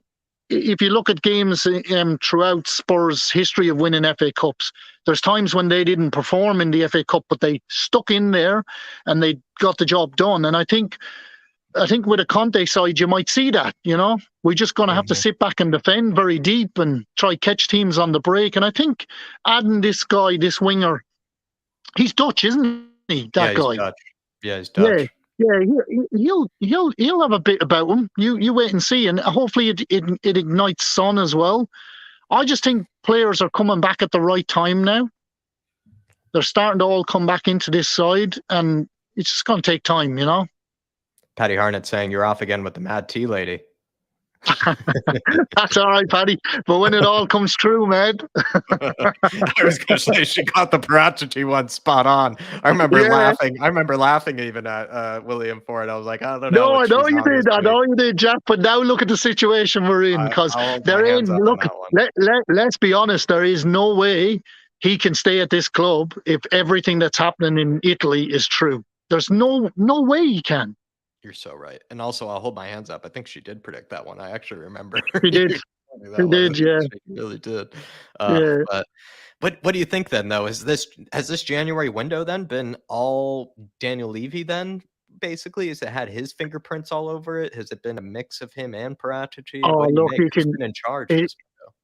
I don't know. This is the thing, and I think we're all just in the dark with it, aren't we? It's like, is Paratici doing stuff behind the scenes still? Is he allowed to do stuff? You're not hearing anything. I think the problem with a lot of the bigger football clubs nowadays is they don't come out and they don't tell the fans what's going on, and I think that's a bad thing. Like, look at Everton now. Look at the mess they're in, It's just, you need to be honest. They need to come out and let fans know what's going on, because all you're creating is anxiety among the fans, and it's not good, It made me agree with Conte. I'm not sure if you heard what he had to say, but when he was asked certain questions, he kind of just sat there and he was like, why is it that in England, I have to answer every single question about the club? It could be like, why isn't, the snacks been, rotated? Or why is it that the beer tap has gone, out? He has to answer those questions. And it feels like, get the medical department to come in here and answer, how, soon Bentancur is back. Get Paratici here to answer, the January transfer plans. Get Levy to come here and answer the January transfer plans. I kind of agreed with him, William. See, the problem is though, Jack, Levy doesn't have the personality to do that. He never has. Do you need the personality to do it? Do you need to spice it up with you do, Jack. You do, because anytime he's ever had an interview, you can see it's all staged. Yeah. All the questions are questions that he's picked himself. Yeah. It's very obvious. Right. He has he's no people skills. Yeah. You can see even in that documentary, even the documentary with Jose Mourinho, when he comes into Jose's office and he's talking about Eriksen, you can see how nervous he is. He doesn't know how to deal with people properly. I think you're right. I think you can't have that at a club. That's not good. You need people with personality, people that can come out and tell the fans exactly what the fans need to be hearing. You know what I mean? But then we blame Conte though, William, for he says one thing, then he says another thing. People blame him for that, and it's like, why is it his fault? For getting the January transfer rumors wrong, or but it's always the managers. See, this is the problem at Spurs, and it's always been the problem at Spurs. Let's blame another manager. Let's blame another world-class manager, and let's throw them to the dump pile. Oh, you know what? Let's bring back Pochettino, because that's really going to work. No, it's not. This is the problem at Tottenham. Stop blaming managers. The problem has been and always will be is Daniel Levy is the massive problem at this club. I think you remove Daniel Levy and Enix stay where they are, and you get in another chairman and see how that goes for a little bit. If it still remains the same way, then we know that it's the ownership. Do you feel like then it's just, I don't know, with Conte, with Pochettino, I just feel like, William, a lot of people might not realize is, even if they do want Poch, he's inheriting the same problems that Conte has inherited. This is the thing, Jack. Exactly. You hit the nail on the head. He's literally coming back to the same players again. Walking into the same dumpster fire. Into the same thing. So what's going to change with that? Is he going to eventually be allowed to dump all those players? I don't think though. Not previous managers haven't been allowed to do it. So why do you think Pochettino's going to be any different? Like, I love Pochettino. I thought he was a fantastic manager. He brought us from nothing to what we are now. It was amazing. The football we played was fantastic, but his time was done. We've got to move forward. You got to stop looking backwards all the time. We just got to move forward. I still think Conte has a future at this club. I really do. I think things will work themselves out. Sometimes you got to go through bad patches to find out if you have the true grit and fight to get through things properly. You know what I mean? Yeah. And I think the team is going to have to find that out. You know? Yeah. And I think it's time to get behind managers a little bit more. You know what I mean? Rather than always blame them for everything. I mean, we've seen that at Arsenal. Like, we've seen that at Arsenal with Arteta. Like, look how many fans were screaming for that man's head. You know what I mean? They're not doing it now, Jack, are they? You know what I mean? They're not screaming for his head now. He's the best thing since the sliced bread. You know, fans are very fickle too when it comes to football. We're very reactionary. They're on the highs when it's high. And when it gets down to the lows, they want to pick and blame everything around everything. You know, and you just gotta, sometimes you're going to win football matches. Sometimes you're going to lose it. Sometimes it's going to be good performances. Sometimes there will be bad performances. It's just part and parcel of football. It's trying to get that right blend where you can get a team that functions really well. Like, you can look at teams like Chelsea. You would think with all the stars that they have, they should be performing a lot better, you know? But they're not, you know? And they can buy all the players they want. But... Yeah. Sorry, Jack, go ahead, Jet. You're spitting facts, William. I really agree with so much here. I was just going to say that with Conte, I have to find the balance, William, sometimes on this show where I'm very much Conte and I have, you know, blindly kept faith in Conte. And I have tried to see where other people are coming from, where, you know, he gets it wrong here. Maybe he could do these things differently. I feel like I accept that. But like, I'm kind of with you where I just have gotten exhausted of sort of nitpicking what managers do wrong here at Spurs when I just know that they're given the same shit deal and the same shit situation that the previous one was. And they're expected to honestly turn it into something else and turn it into something beautiful when it's just not possible anymore. I'm just tired of going through that process of nitpicking what the manager does wrong. And it's like, yes, maybe he is doing some things wrong, but it's the last of my priorities. It's the last. Yeah, I tend to try not to do that, Jack. I tend to try not to do that. It's very easy to get in on that nitpicking, and sometimes I find you just take a step back from it, you know, because it's easy for us to pick every little fault and everything. But you got to remember, these are also human beings as well, you know. So we all have our faults, you know. So it's easy for us to sit there and judge them because we're like, oh, they're professionals and they get all this money. But it's not so easy sometimes to gel together. And that's the hardest thing, is to gel a team together, you know. And if you're not, like, if Conte's trying to slowly but surely do that under restrictions, and there's definitely restrictions at this club, you know. We know this as fans, so we should be a little bit more considerate to that, you know. And people are going, oh, why isn't he getting a central defender? But maybe he has tried to get a central defender and it just hasn't happened, you know. Or maybe the club are not giving the money, won't pay the money. They're not going to pay 70 million or 80 million for Guardiola, you know. It's not going to happen. This not under this ownership. We know this. So then you can't just turn around and blame Conte for that. He's got to work with what he has.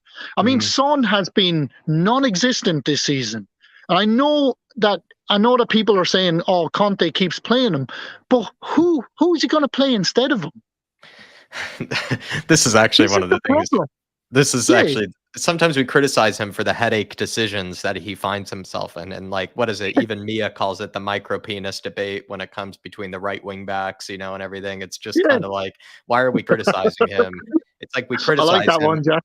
I know, because and I'm stealing Mia, so I know she's not gonna be happy stealing her content yet again. But I was gonna say is William, like we sometimes we'll get on his case for making the decision between two shit options, like two shit Yes, options. And it's like, why yes, get and on his that's case it. for that? Yeah, and look, it's easy to be a critic, isn't it? Mm, It's yeah, harder to sometimes be on the when things are ground going wrong living. too. Let's be honest. Yeah. When things are going Oh wrong, yeah, it is easier. It is Jack. harder. Always, and I always find that. Look, I personally think that Daniel Levy's time is coming to an end. Mm. I really do. I think his time is coming to an end. I know that lady told me that that the owners of the club will not be gone for another 4 to 5 years. So, but I do think Daniel Levy's time is coming to an end. She got Paratici right. That's for sure. Mhm. Ellie says, Will your tea lady is worth her weight in gold. She is bloody brilliant. I love her. I need her in my life too. William, share her around. You feel like Yeah, maybe definitely. is it just for you, William? Is it just, or maybe could a few Spurs fans down under maybe benefit from some of her predictions, or is it only for the bold? Is it only for the bold? she's a lovely lady. I go around and sit down with her for hours, Jack, and just have a chat with her because her family live out further out from her. Okay. But I think she's moving out there now in a couple of weeks' time, so I won't see her as much, unfortunately. But she's just one of those people that you could sit there for hours and just have a conversation with. It's just interesting, the life she's lived as well. I love that, man. I love just sitting down with people like that. It's good. She sounds good like for the soul. Yeah, good for the soul. Good human Definitely. being, she sounds like. But look. The thing is, I always say, Jack, as well, is through the bad times will come the good times, and there will be like people were pretty elated when we got top 4 last year. Might I say too, though, we had a lot of luck on the way to that, but you need luck in football too, and I don't think Tottenham have had a lot of luck lately. Lady Luck hasn't shined on us at all, No. So if we can get that FA Cup run going, I don't see why not. Why not? You got to believe in these things. You got to believe that you can do it.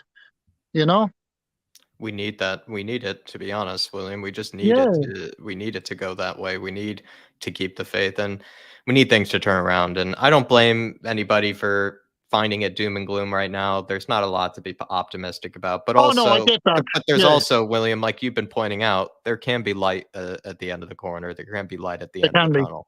Yeah. I'll tell you what I will do, Jack. I'll find out if Kane signs the contract. It's an interesting one. Yes. Okay, that's a good one. That's a good one to ask. Thank you, William. I personally think Conte will be here come next year, and I personally think that Kane will sign a contract. I even the other day, William, I answered William when somebody asked me what manager, that we should bring in case Conte goes. I said, maybe I'll go with Poch. And then I think Sean said something on the extent of, or whoever said it was like, whoever basically allows Kane to stay, whichever manager can convince Kane to stay. And I think I'm basically in that, mode as well. Whichever manager keeps Kane around is the manager that I want. Yeah. Basically. Yeah. Well, William, anything that I didn't get to let you, speak about, or any final words I can get from you for the Harris Army here? And also, Davo's making his big return tomorrow as well. Oh, so yeah. I haven't seen Dave in ages. I haven't spoken to him in ages, actually. Is everything all right with him, Jack? Yeah, everyne's all good, my man. He just needed a bit of a break and stuff. And to be honest, I think he needs to see the tea lady too. He needs a good combo with the tea lady. I bet he has some, he needs center backs. Because William, he wouldn't ask about Harry Kane. He'd say, am I getting a center back anytime soon? That's what he'll ask. He needs to go there with the hairbrush and brush Harry Kane's hair for him. That's maybe where I made the joke, actually. I think that's where he's been, William. I think he's on I think he's on an internship or something like that for Harry Kane's barbering school. Exactly right. That's it. That's it. Appreciate you, my man. I appreciate you. Thanks for coming on. No problem, Jack. Keeping me company. Thanks for keeping me company. I appreciate it. Oh, and by the way, she did say that Conte outlasts the owners. Whoa. This is Too many, William. Too many predictions here. That I'm gonna have to now use these predictions for the rest of the guests here, my man. I'm gonna have to use these for the rest of the guests. But William, So good man. The way I see that happening is I see that Levy is gone and someone else takes over. I found it interesting the way you said that. Is maybe first goes Levy, then goes Enoch. It's not maybe all at once. It's sort of kind of one. I then don't the think other. you'll get it all at once, Jack. You won't get it all at once. I think Levy's time is coming to an end. I think he's made far too many mistakes. And I think behind the scenes that something's going to happen. That he's on the out. Okay. I think. And I think the next person that comes in, they will back Conte a little bit better. And I think you might see a change at Tottenham. Perhaps what the ownership might see is that they looked at maybe how Levy operated, and then they'll get someone in that might do it slightly differently. Of course, still operating under the way they want him to, but might do it slightly different than what Levy. Well, she did state, Jack, that it was a strong woman coming in at Tottenham that makes the changes. So it could. She it's not maybe. She kept saying that. Yeah, she kept saying that quite a lot. A strong woman. A new sort of CEO or sporting, maybe a sporting director of some kind. Even well, maybe a lot of people were saying about weren't a lot of people saying about the daughter doesn't like, what do you call it? The owner's daughter doesn't like Levy. Joe Lewis, right? Yeah, Joe Lewis's daughter, and isn't she in line to take over and stuff? So I heard maybe that could be the children is possibility. a big Spurs fan. Like I heard one of Lewis's children is a big Spurs fan, and and also someone had said on one of the someone had said on one of the streams, Jack, that she does not like Levy. Interesting. It's not that hard to remove Levy from the club. Harder to remove Enoch, easier to remove Levy. Exactly, and this is the thing. Like I heard Will Stewart talking about it. And he knows what he's talking about. And he said that it's not that hard to remove someone like Levy from the club. You just need to get the numbers and the backing within that board. And I'm sure there's some people in that board that are looking at the situation going, well, maybe his time is up. Bit untenable with him at the moment. Yeah. Well, the whole Paratici thing is, you brought him in. You stated very clearly that this was the guy you were chasing for years. Surely you would have known some of that background, And you would think going back to Pochettino, just quickly going back to Pochettino would kind of like they'd be like, great that you have Pochettino still available, but like that would sort of also then like, what have you been doing the last 4 years, Daniel? Like just to go back to him, that would be it's rinse and repeat. I often see people write it in the comments. It's always rinse and repeat with Daniel Levy, I think, Jack. It's just it's basically well, this is the problem. It's like there's a really good saying, that sometimes, like, if you keep doing the same thing over and over, it's a sign of madness, isn't it? You can't keep doing the same thing over and over and expecting a different result. And for 20 odd years, this is what's been happening, with him in charge. Like you have to go back to all the different times. Like look at Martin Yole, like sacked at half time. Terrible decision. That man was Tottenham through and through. I was devastated for Martin Yole. I thought that was a disgusting decision to make. I think then a lot of people were leaving out after that. I know a lot of people. Well, you look at, as much as a lot of people didn't like Jose Mourinho, he got us to a cup final, and you sack him 6 days before a cup final. That's a shocking decision to make. A man that has won so many trophies in his time, and you sack him 6 days before it. Then, when things get bad with Pochettino, you sack Pochettino because things are bad. You don't give him the time to fix things, and you don't give him the tools to fix things. Now you've brought in Conte, and you've brought in Paratici to help him sign the players, and Paratici's turned out now that he's probably going to get sacked. Yeah. And you have to keep looking at these decisions, and you have to go, someone has to go, hold on a second, this guy needs to get ran. He needs to go, Yeah. I'm with you. I'm with you. I'm with you. I don't know, William. It feels like you're probably right. Maybe it's actually better to get Levy out first, then get Enoch out, and I actually, think so, Jack. I think so. I think yeah. it would be a good option for us. I think you're not going to get the club. They're not going to sell up Tottenham unless they get what they're owed for the club. And I think some of the prices that they are looking for are a bit extravagant. Even the Arabs are not. They're trying to buy in like little bits, and I think that's how it'll eventually go. You'll get rid of Levy, you get someone else in, and then maybe the QSI, is it that consortium that wanted to buy in? Maybe they'll buy in some of those shares, and then they'll eventually start topping up and they'll eventually buy out the owners. You know what I mean?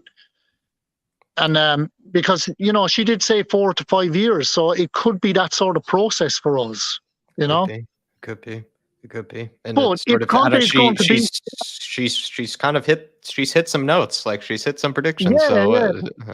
And the thing is, if it is to work out like that, okay, and if you kind of sit back and you look at this in that situation, it's like if it's to be 4 or 5 years and Conte outlasts these owners, then surely to God, Conte is going to start winning trophies with Tottenham. Because otherwise he's not going to want to stay, is he? No. But I would say is I'm also like you, William, though, where I'm not like reading into the Conte rumors each and every single week. It No, I feels don't. like It's been different every week, and I'm keeping the faith, and I also want him to stick around. So maybe it's also a bit of blind optimism for why I'm not reading too much into it. Last one from Ellie here. She says, "What a lady, Will. It's great to chat with interesting people, isn't it? I'm with you, my man. I have Mia. We can talk food for ages on the phone. I bet some good Greek food is discussed between you and Mia. Ellie, that sounds delicious, to be fair. And then also you're making me hungry." And then before you go, William, maybe while you're off with the rest of your day here, it seems like maybe we're pushing through that Pedro Porro, that right wing back. So far, it's not confirmed yet, but a lot of news are maybe popping out on Twitter that finally Levy might have given in to that 45 million release clause. He's finally pulled out the white flag. But that 5 million extra he didn't want to pay. Yeah. Oh, it's pulling teeth out. It really was. But see, Jack. The thing is, all right. Say we do get Porro as well, okay? All right. I think if you can bed those guys in pretty quick, there is a possibility we could go and try win this FA Cup. And then things will change for Tottenham. Things will change. I would have loved to have had him sooner, I'll be honest, but at least we're getting him. At least we're getting him. But hey, we're Tottenham fans. We don't get things straight off the bat. We get anything we want. Come on now. What am I saying? You're very optimistic, Jack. Oh, you know me. I'm a little crazy when it comes to that. You know me. I'm a bit too much. That's it. A happy clapper from time to time, even people say. But William, this was a great chat, my man. This was a great chat. Thank you, brother. No bother, Jack. It's always a pleasure. And just to all the Spurs fans, just keep the faith. Sometimes you got to keep the faith. Absolutely right. Well, William, top man. I'll see you soon, brother. All right, guys. And if you're speaking to David, tell him I'll give him a call, and I hope everything's good with him. Yeah, please do. But he'd be happy to. He would love to talk to you, my man. He would love to talk to you. Yeah, definitely. I'll ring him for a chat. All right, Jack. Cheers, man. See ya. Come on, you Spurs. William. Come on. Big up, brother. All right, everybody. Some news is coming about. Ellie is saying that the Pedro Porro thing could be happening. David has come here in the chat and it says Tottenham to pay the 45 million release clause. Porro saying goodbye to his teammates. There it is, everybody. It seems like maybe Daniel Levy has finally given in. He's finally given into this, but it could maybe it's not true. Maybe it isn't. I'm not sure, but it could make sense because it basically is that tomorrow is supposedly the judgment day of Pedro Porro, and that actually could be the day that we do get it done. So maybe there is something behind it, but thank you, everybody, for sticking with us tonight. And we still have a few more guests to get through. We got Mark New to talk to. Hey, how you doing, Jack? How are you, It's mate? good to see you, Mark. It's good to see you. You've come in at perfect timing. Pedro Porro might be pushed through. Oh, huge sign. So I was just, as I say, reading on the chat. I mean, the thing that really intrigued me is Levy paying the release price. I mean, this I've never heard of before. This is absolutely. given Oh in. my god! He's I don't know given whether in, it's hasn't true or he? not. What do you? But Mark, I know you. I know Yeah. you believe in the Jedi. I know you want Yeah, the yeah, Jedi to be given his chance at Spurs, but yeah, you know as much as everybody else that they need something different at right wing back. Pedro yeah, Porro. Hopefully, yeah, this is the one that Conte uses. Yeah, for sure, for sure. I must say, in terms of for sure, I was saying terms that say with Porro. My understanding with Porro, in terms of all the various options out there, as that he's a Conte signing, and if Conte wants him, that is hugely important. But obviously, within that, so obviously. Pick up to William before was a really good call. The sensitive thing is, will Conte still be here? I mean, it's possible. I mean, in the summer, he may well be staying. I mean, I think what it comes down to, there's a Mexican standoff, if we say, between Conte and between Levy. Who's going to stay? Who's going to go? I mean, terms of the two with Conte, he's lost the Marine, he's lost the Ventrone, he's lost or he's about to lose Paratici. His family isn't here. His family's in Italy. We'd love him to stay, but there's a lot of pressure on him right now. Whole lot of pressure. He's in a bit of a hole. But the other side of the coin, the other side of the fence, even with this Paratici, that will really hurt Levy. And I think, as we say, in terms, and I think whether people can or can't see or can even imagine behind the scenes with the board, Paratici will go. How shall I put it? That is, I think as people said, that is a shit show, and that is on Levy personally. He wanted him. He was a Levy signing. I think, and with he will have. So, please. I think when it comes to Pedro Porro.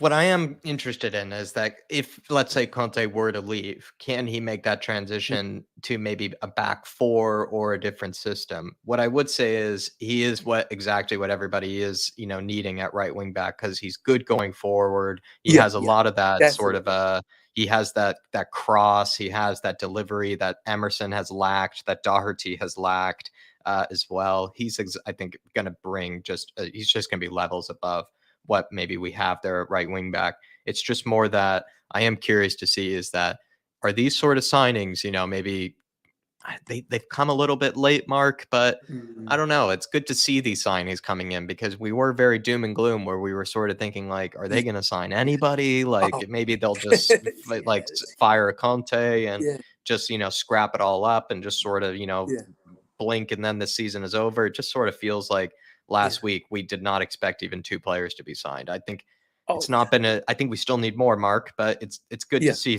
some stuff being done today. It's good to see some stuff being done today. Yeah. Oh, for sure. It's a huge, big thing. The other thing, as what people are saying or aren't saying, the whole thing with Conte and Levy, the possible scenario, maybe Conte stays and Levy goes. Is that possible, do you think? That Conte, well, let's say he'd look at him and say, mate, I'm the daddy here. This is my club now. Is he going to literally say to him the Paratici stuff? Because obviously, when Paratici, the whole thing, when it blows up, it can, let's say, a whole lot of people are going to be hitting the collateral, saying the whole, collateral damage. Yeah. So it depends who's going to stay, who's going to go. Maybe they'll both go. I think there's so much bad blood and different stuff that's gone down the river, that's gone downstream. I can't see between the two of them they will both stay, but maybe one stays and one goes. And if one stays and who goes, it may come down to who the fans want. And if you ask the fans, who would you rather have? Would you rather have Conte or rather have Levy? And I think in terms of things, if it comes down to let's say in the summertime, Dombele walks back in and Levy says, you know what? I've paid 60 million. I don't want to get rid of him. I'm not going to sell him at the full price. And Levy insists that Dombele comes on that pitch. The fans would go apeshit, mate. The fans just would not accept it. And I think at that stage, when it comes down to it, and it will literally be in terms of, say, down to the fans, who do they want in, who do they want out? I think the fans at a certain stage would say, you know what? We've reached the limit with Levy, but it's not just the fans saying it, it's within the board. And if the board say there's so much shit happening with Paratici, the financial, all the different stuff with the investigation, they don't want a whole financial investigation. Might be right, Mark. They want a nice, clean. They want to draw a line under it. And I think they realise, even if they do get rid of Conte, it's still, the shit is still there. It's a good point you make. The smell is still there. The problem's still there. It's a good point, and it's almost like Levy would love to get rid of Conte and then have it look like he's fixing the problem. Things are going to be solved. But the way you're sort of saying it is, the fans are not that foolish, and maybe the board are starting to realize that the fans might not be fooled by that. So what they actually need to do is, like maybe what William Kelly brought up before, is get rid of Levy, get a new Daniel Levy in, find a different one, and see if he does any better. And do you agree with William then that likely, in order to get rid of Enoch, in order to get rid of the ownership, what probably happens first is you get rid of Daniel Levy, and then you maybe get rid of Enoch afterwards? You agree with Kelly with that? Yeah, exactly. 100%. I think also William was saying, I think also whether it's this mythical tea lady who's been reading the tea leaves, all the stuff out there in terms of will there be a strong woman to take over? And I think, as I say, especially in terms of, say, with Joe Lewis's daughter, there's all these rumours. Is she available? Is she something as a possible stand-in? But I think, as they say, in terms of the board, because we always assume that the board's 100% Levy, but maybe they're not. If the board is split, and if the board is split, who would they rather dump? They may dump Conte, but it may be sooner they would say, you know what? If we do want to start, they may just say, you know what? We'll dump Levy. But like you said, right? If they dump Conte, they might realize, you know what, that's not actually doing anything. Like, that's not solving our problem. Like, and also they might now see it, right, where it's probably not 100% behind Daniel Levy. There might be some people in the football club, in the board, that see his position as untenable, that see his position as where he's, like you said, with Paratici, with other things as well, where he's kind of, maybe he's signed himself off. Like, he needs to be shipped out. He kind of needs to go. He's, like you said, he's made his position untenable. So I think you're right, Mark. I think and let's hope that's the case, that maybe it's a split decision, because he's not making it easy on himself. And so they'll have to look at it that way, where if they get rid of Conte and nobody buys it and nobody believes, that they're changing, they have to know that they have to get rid of a bigger head. They have to get rid of a bigger head in the whole snake. So I don't know. Interesting way you look at it there, Mark. This year. Ellie saying Levy will do 45 million release clause in installments. Come on. Well, I hope they agreed to that. Because that's what we wanted to happen the whole time, was for maybe us to still get our way, but then we also pay that release clause. Maybe that's the case. Maybe we are doing it in installments, Ellie. But I know that's how Daniel Levy wanted it to happen. That's for sure. And he never wanted to pay for it straight up. And then Cola saying, I just tuned in, and apparently we're paying the Pedro Porro release clause. Woohoo! Big up, Cola. Brilliant to see this. And it's Spurs fans, they're just desperate for signings. I mean, they wanted to dust off the cobwebs of the January transfer window. And I don't know, it's like a kid in the candy shop, Mark, sometimes. Even when we're not the most convinced by the signings, we're just happy to see players be brought in. We just love seeing it happen. Harry Kane's contract extension, Mark. I mean, I guess we're being told mixed kind of sort of news. Like, we have to prepare for life without Harry Kane, but also Harry Kane's willing to listen to contract extensions. What do you make of that? Well, I was saying terms stay with Harry beforehand. Well, I think I followed before. I think there's a line of thought with Shawnee and people. It was a very valid point he was saying in terms of, let's say, that we often hang on to players for too long. We should sell him, and we should get money back for him. But the other thing in terms of with Harry, you look at players like Lewandowski, Modric, Messi. They're playing to like 36th 37 in the World Cup, for fuck's sake. They're playing at the top of the game. And the thing is, in terms of like Harry, it's not just seeing as Harry in terms of as the number 9. When he pulls back, when he drops back as the 10, is the creator, as Harry's the creator supreme. I think in terms of that, if Harry wants to play, and if he wants to play at a club with flexibility, he knows that if he stays with us, he would have that I think if he stays with us with the right manager, he would have that a flexibility. And I think any manager, whether it's Conte, whether it's Poch, they would build their team around Harry. Yeah. Absolutely 100%. They would say, Harry, do you want to play 9? Do you want to play 10? We'll switch. I'm kind of also, even the other day when answering if we had to replace Conte, I don't want to replace Conte, but if we had to, I'm for the manager that keeps Harry around. I'm any manager. It could be the tea lady, Mark, as long as we're keeping Harry Kane around. I'm with you. And then he's also shown recently, Mark, that he is probably a bit underappreciated, I think, by just the Spurs fan base, because he hasn't ever really been properly repaid, I think, for his loyalty by the board. They've never given him the proper squad around him. They've given him managers, but they never gave him the right tools to really succeed. And it's almost like they kind of have taken him for granted, it feels like, Harry Kane, because this day and age, modern football, Mark, I know you've seen it before where the players are more loyal, but this day and age, it's harder to find that sort of loyalty, right? So we're lucky to have a guy like Harry. Oh, yeah. I mean, for sure, it's true. I mean, for sure. I mean, because I'm sure, obviously, following as I'm on Twitter, all the stuff there. The United fans right now, they are chomping at the bit. They're desperate to sign Harry, and obviously that is. And how should I put it? My feeling is the one risk is, if United put in a big bid of, say, 60, 70 mil, if Levy is still there, Levy would take the money.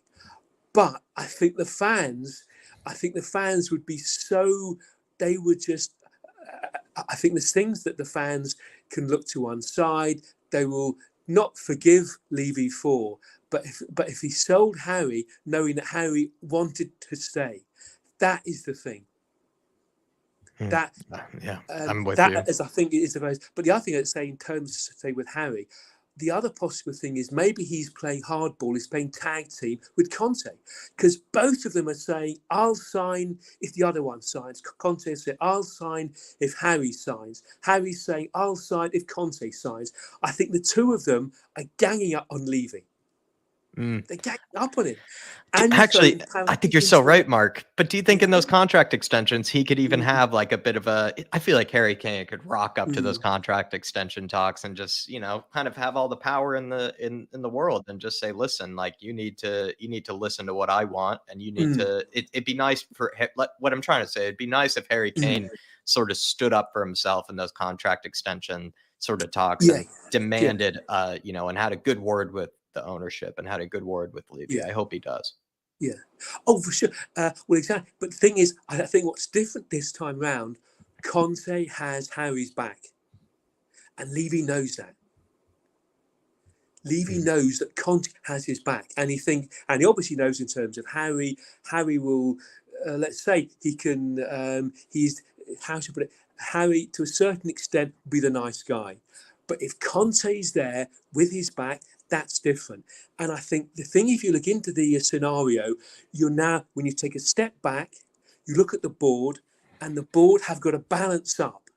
Do they keep Levy in one hand, or do they keep Conte and Harry? And you can't have both sides. And if you ask the board, who do you want to keep? Who do you want to get rid of? And I would say, you know what? Levy's been here for so many years. He's got the money. But you know what? For Conte to stay and for Harry to stay, and the fans would want that. And if the fans see that both of those have been kicked out by Levy when they both wanted to stay, and you throw into the mix the whole Paratici, the hand grenade's about to go off, the shit show's about to blow up, you don't know what's going to happen, mate. You just don't know. And I think behind these scenes, there's a board game playing, the board are going, the knives are going in the back. Oh, it's a whole like. Oh, never mind Godfather Part 3. It's Godfather. The whole thing is Godfather. I think it's Godfather Part 4. And behind there, you've got Paratici's on the phone. It's unlisted phone. He's making the deals. I mean, the whole thing with the Porro deal. Whatever they do or don't say, you know that Paratici somewhere, he's in a phone box saying, "Mate, buy him. You don't know me, but you gotta buy him. This is the price." He's the puppet master, getting it all there for us. But something is happening behind the scenes to get Porro in. I feel like, Mark, if anything, if we know Paratici, you and I both know Paratici. If he's in his jail cell before being read his final rights, he'll say, "Can I get my last phone call?"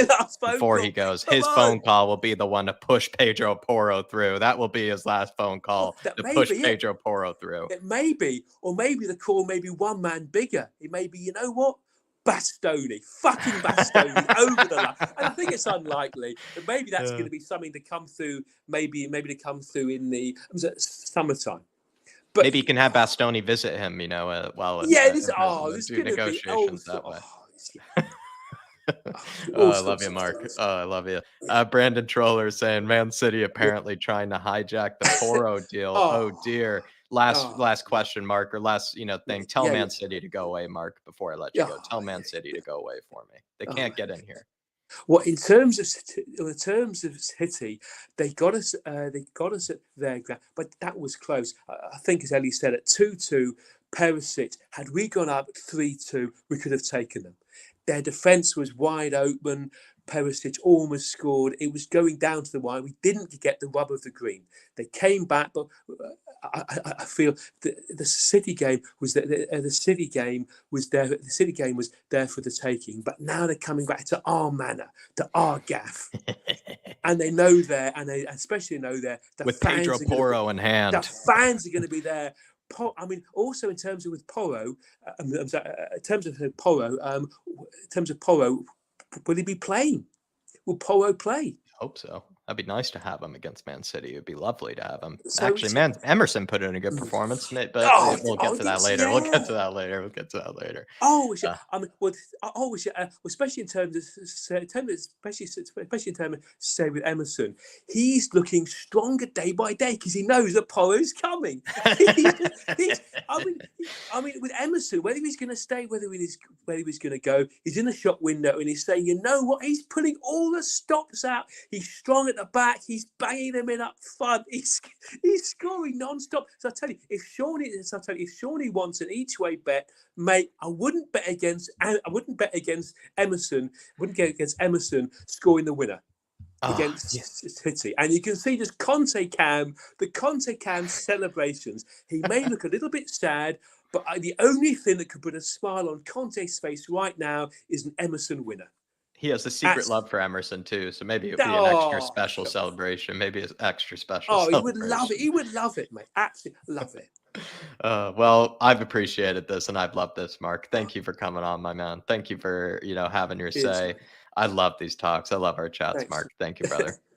We'll see you soon. We'll see you soon. Come on, you Spurs, Mark. Big game against City, against Preston. The cup, the magic of the cup. It's Conte's cup. It's Harry's cup. Come on, you Tottenham. Come on, you Spurs.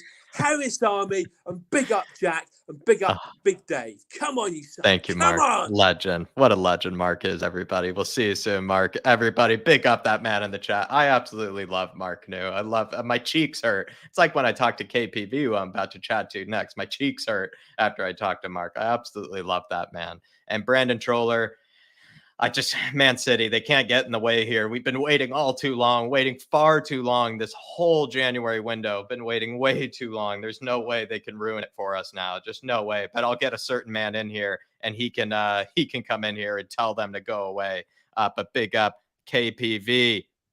Hello. Tell Man City to go away, KPV. Man City can't get the guy they once had because they let him go. So City can't have their old boy back, I'm afraid. So you lot can stay. away from us because Get out we're of our going to business, win. KPV. Tell them to get out of our business. Get out of Get out of Paratici's our dealings. business, City. City, get out of our business because William mentioned about getting them in the FA Cup. Like, I don't want them in the FA Cup because we should have beaten them in the Carabao Cup final, but they ended up winning because of a certain person, Laporte, who should have been sent off but got lucky and scored. But anyway, they're not in it this time. Last season they got knocked out by West Ham and they just got knocked out by Southampton. But City, stay out of our business. Like, anyway, like, just please knock Arsenal out this weekend. But I'm Yeah, what have you afraid made of the FA Cup, KPV? Do you want Spurs to put all their eggs in that basket? Yeah, I just want to win it because I don't want a Premier League team against us. I want us to be the only Premier League team staying in the competition. Like them lot who are top of the league ain't winning it for 15 times because they've won it. They've won the most FA Cups than anyone else. Like we were the team that won it the most times before they decided to come to our perch, and we won it most times, but then they decided to move from south to north. Well, sorry people, but they're not winning on the weekend against City. This is our time, and I want to win this competition. This will be 9 times we've won it. 8. Do you think currently Yaya Toure, quickly KPV, do you think Yaya Toure has been helping us out with the fixtures because they've been very kind to us in the FA Cup, right? All the other teams are knocking each other out. All these Premier League teams are getting paired up with each other. And Spurs, we've been dealt Portsmouth and Preston. It's been quite favorable to us. Maybe Yaya Toure is helping us out. Yeah, Yaya Toure been nice. The former City man who, yeah, won 2 Premier League titles with City, and so he's our academy coach. And thanks for helping us, but thanks a lot for winning our Champions League draw, getting Sporting, losing, and then being robbed against them in the Champions League in October. That referee, Porro, I believe, didn't score in any of the games we played them. Didn't score, if I'm right. Porro didn't score, so like. Are you excited to see Porro come in here, especially because we've had to live with Doherty as well as Emerson this whole season, KPV? Finally, maybe something different. Yeah, I'm excited to see him come in. And Porro, I don't know what numbers he's going to wear. Is he going to wear the number Ericsson wore, or is that going to be Danjuma wearing it? And do we have a 24 in the squad? Could he take maybe Aurier's old number? I feel like we need a good 24 in the squad. Yeah, I think he can take 24. My old age, I'm 26.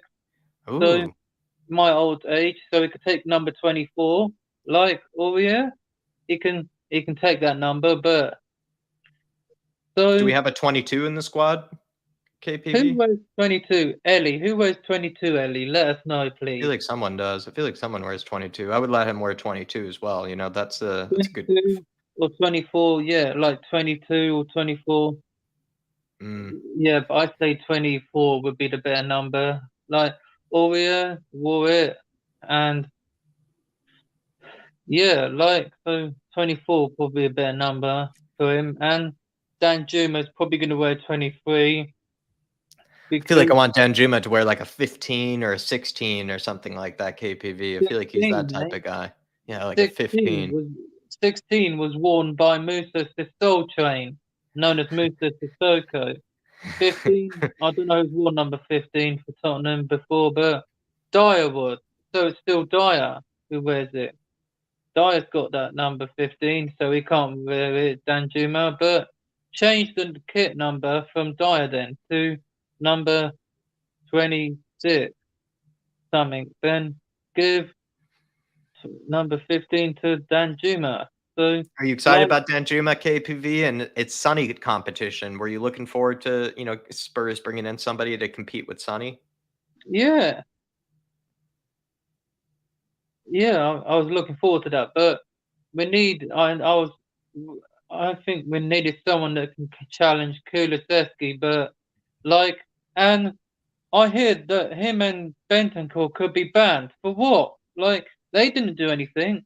Why did Ben from the Tottenham TV said that they could be banned? What? What have they done? Nothing. So I don't Maybe understand. it had to do banned from the FA Cup or just banned from Spurs in general. Are you saying?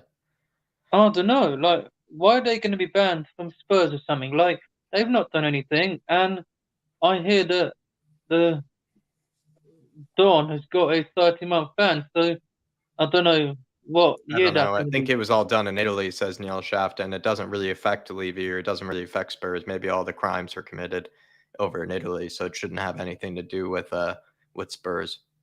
Oh, I don't understand why he's getting like Let's hope so so. They not can't take illegal. Kulusevski away from us, KPV. I wouldn't let them. No, I know you wouldn't no, let them. no, because I've got the shirt with his name on the back, and I've got and I've got my FPL team. Like, there's no way Bentancur and Kulu are getting banned from Spurs for FA Cup or Premier League and Champions League. Like, we're still in the two competitions, and the double is still on. Like, the double's still on for us. Like, yeah, the double's still on. The two competitions, teams who won that in the same year, like, yeah, like, I want to win them two, then that can make me happy towards the end of the season. We've got AC Milan away, and Ben's not going. Sad. But Sim's probably going, I reckon. He'll probably be going, but KPV, can I ask you a quick trivia thing? I think Danjuma, right? Today, I think he went through 2 different medicals. Like in the space of a day, he had 2 different medicals for 2 different clubs. Apparently, Willian did that. Like when Spurs tried to side Willian he did a medical for Chelsea and did a medical for Spurs. Can you confirm that? Is that maybe something we could put in the trivia? yeah, like Willian done a medical for, I believe, us first. Then he went to Chelsea. Like, we wanted him, but maybe it's because Levy refused to pay for the asking price that Shakhtar Donetsk wanted, or Basel. I don't know wherever he Yeah, I think went. it was Shakhtar. I think you're right. It was Chelsea, Shakhtar. yeah, but like then he went to Chelsea. But they didn't win the league in 2014 because they couldn't beat Norwich. That was the game that ended their tileways. That would officially end their tileways. That would officially end it for until the next season. So and I'm just saying, the KPV, you need to remember that for the next trivia. For the next trivia quiz, is William Willian is another player to have committed 2 medicals on the same day, and Danjuma yeah and shows he's in good shape. KPV, if he can do 2 medicals in a day. yeah shows he can do it and. Like, yeah, and I heard, well, I don't know if people heard this many moves ago, but David Beckham had a medical at Tottenham before. And Really? yeah, like someone told me this when I went to football years ago, Chesney, that someone said David Beckham had a medical with Tottenham. That's why I've got him in my FIFA 22 Tottenham related ultimate team, because he once had a medical with Tottenham, not joining, but he just had a medical, and so that's why I've got him. And I played for his academy, so and his son, Romeo, is a gooner, and he said, "Chill out, Dad." Lucky scored, but yeah, stay out of our business, Man City, because they should have been banned from you a couple of seasons ago when Liverpool won the league, and that was for financial fair play for the Jadon Sancho deal that they let him go. And they should have been banned because that would have put us in the Champions League for the 2021 season, but that got overturned. Like, you're lucky. But watch when they come to our stadium because their record there is poor. And like, Son always scores, but he didn't do it last week. It was Kulu and Emerson, and it looks like Kulu's officially replaced Son scoring against City. But Kulu always scores against them. He done it. He's opened the scoring, and like we beat them, but we were 2-0 up at half time, and we were brilliant, and but lost. But yeah, we've got them at home. I believe in 2 weeks, so their record at our new ground is poor. So good luck. Do you unleash Pedro Porro against Man City, KPV? Yeah. Would you start him against Man City? Yep, I'll start him against the club that he played for, and he's going to score. But Kulu will score the winner as well, and watch Harry Kane score as well, like he always scores against them. And Son, 2 players have scored against every Premier League champion, Kane and Son. So Son needs to have a rest. Richarlison, I think, should start at the weekend, but let's be real, Conte's going to start Son, ain't he? But we could see Danjuma play as well at the weekend, and hopefully Porro will play as well, but we could see him make his debut at home against Man City, and the same with Danjuma. So Danjuma, Bournemouth reject, Bournemouth reject. He scored. He won the Europa League with Villarreal and got them to a semi-final of the Champions League. So welcome to Tottenham, kiddo, and welcome to Spurs. Porro done brilliant against us in the Champions League, and welcome to Spurs. The 2 boys let's see how they do. Well, Porro, 45 million. Finally, I'm looking forward to seeing him against AC Milan, KPV, and I'll actually probably be seeing you for that AC Milan game, or at least I'll be seeing you in London in some time. I'll be catching you, KPV. You and I will be seeing each other. I think that's on the 8th of March, the home game. That's a Tuesday. If us, or is that a Wednesday? Ellie, check please and let us know, because I'll be going, and I'll be seeing you, KPV. I'll be seeing you there. And I've got some news everyone would like to hear. I saw a friend named James Leeds. He's a Preston fan, and he wants a draw. He wants a draw. And if it's a draw, then he'll take me and my mate Steve, Clark, who's a Spurs fan, and he'll pay for the ticket and go on a train. He'll take us there for hospitality at the new stadium. So we're away. So I don't want to draw. He does. So, but I just want to win. But he wants to draw. Why not? We all want to win. Absolutely we all right, want to win, people. It's unfortunate Troy Powell can't play because he's on loan and he's injured anyway, so he can't play. We beat Portsmouth. That was Dane Scarlett who had to watch. He's Tottenham through and through, and so I'm looking forward to having Scarlett back maybe next season or something like that, KPV. And he's one for the future, that's for sure. Can I get a send-off, KPV? And you going to maybe play with Porro on FIFA, perhaps? Going to go sign him in the FIFA? Yeah, I'm going to sign him. I'm going to check how much he's worth, because he's probably not worth the amount that we're paying in real life. But I'm going to check. And so I'm going to play FIFA.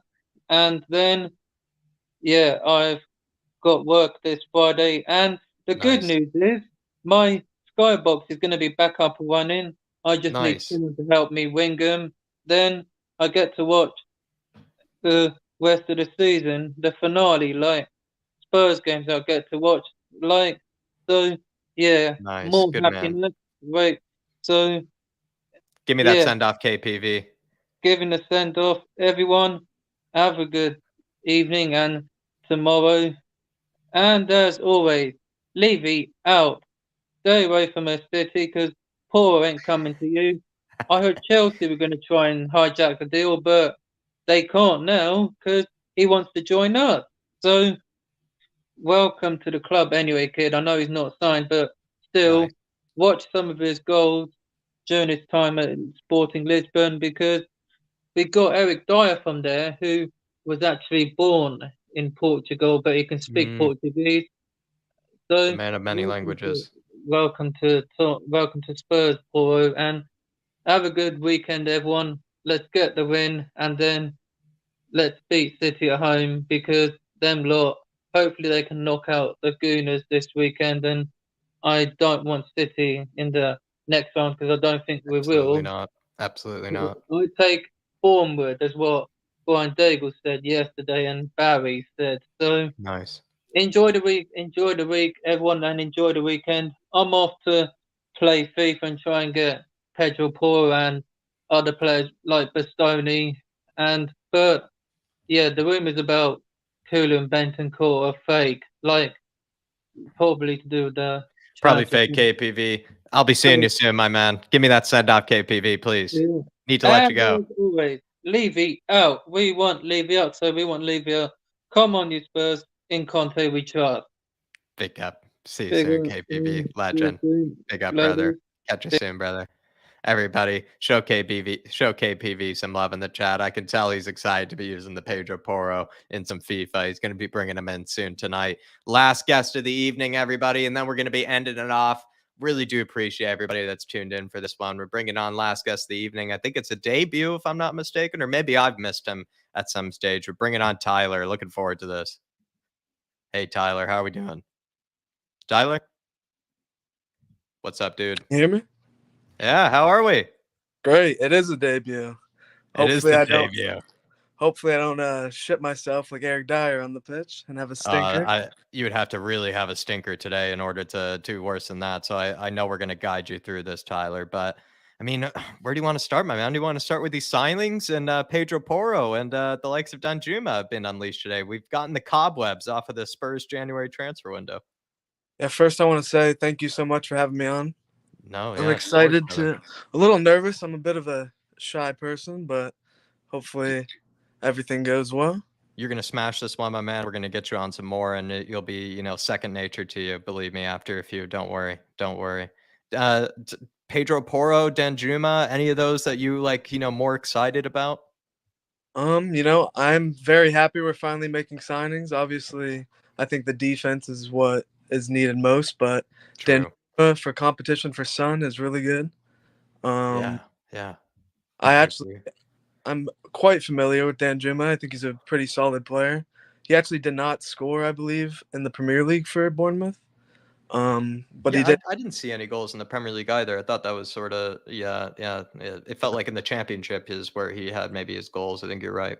Yeah, Champions League though. He scored in La Liga. I think he was with Club Brugge for a little bit too. I didn't know that. Yeah, he's a solid player, and I know the Dutch were upset that he didn't make the World Cup squad. Actually, interesting. And also, some people criticized him for not making the Dutch squad, but I don't know. Like, I sort of look at his season last season. Maybe you're right. Actually, he probably deserved to maybe get more of a shout, maybe in that team. Yeah, I don't know what's happened with him this year. Obviously, with Emery leaving, I don't know. Might have fallen out of favor. But I think it's a good signing. I think Son. I love Son. He's probably my favorite, if not Kane. Obviously, probably my favorite. But Son, I don't know what's happened to him. He has to be benched at this point. I think I would play him against Preston though, still, and then maybe I don't see what Danjuma, if Danjuma can play and come off the bench against Preston, who knows? With what you brought up though, like with Sonny, you're so right, and that's maybe why we got him in the first place, though, too, is because maybe he's there to be that true challenger to Sonny, to kind of get Sonny to pull himself up here a little bit, because he hasn't had any real competition there this season. I feel like Richie's been hurt. You got Lucas, who's been hurt this whole season, and he hasn't had any real competition there. So I don't know. I don't know if you heard me earlier, Tyler, but I kind of said maybe going after a left winger was smarter than going after a right winger, because we needed that Sonny competition more than we needed Kulusevski competition.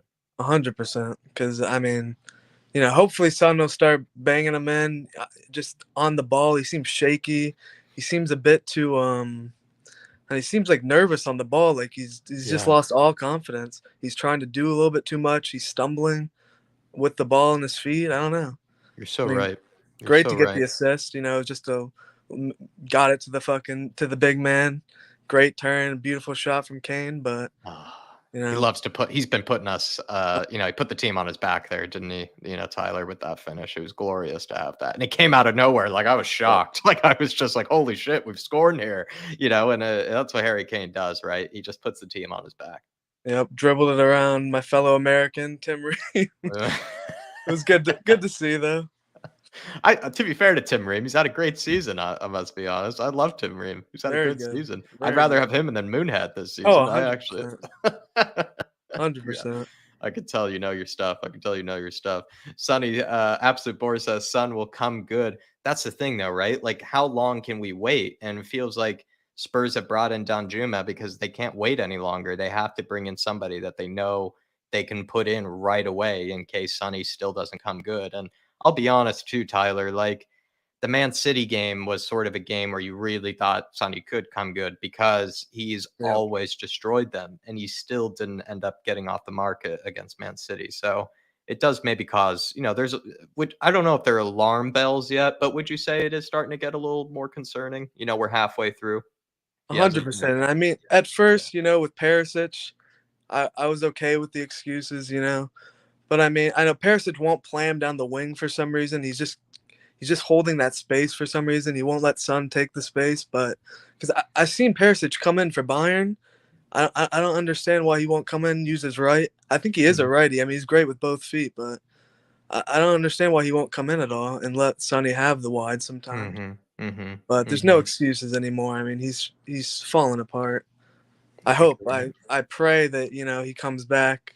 Hopefully, maybe Preston. I mean, if you can't destroy Preston, I mean, he couldn't do it against Portsmouth, but if you can't destroy Preston, I don't know who are you going to destroy this year. What would you say? Put all the eggs in the FA Cup basket for you? Yeah. Would you sacrifice a bit of league position? Maybe sacrifice some league games as long as we, put all our eggs in that FA Cup? I almost kind of want to. I don't know if Richarlison's ready, but I almost kind of want to start him against Preston at striker and maybe give Kane a little bit of a rest, but it's too risky, honestly. I don't know.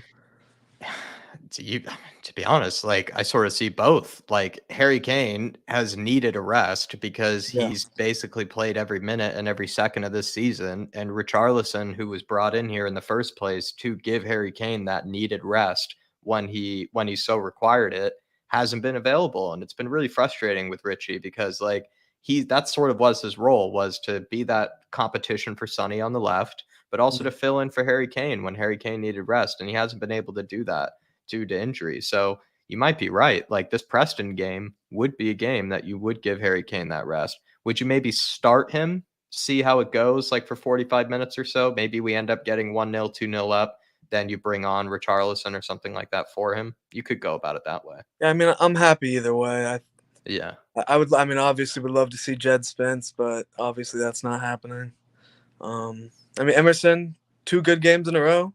Can't complain about that. I obviously don't think he's the best footballer, but I do love Emerson.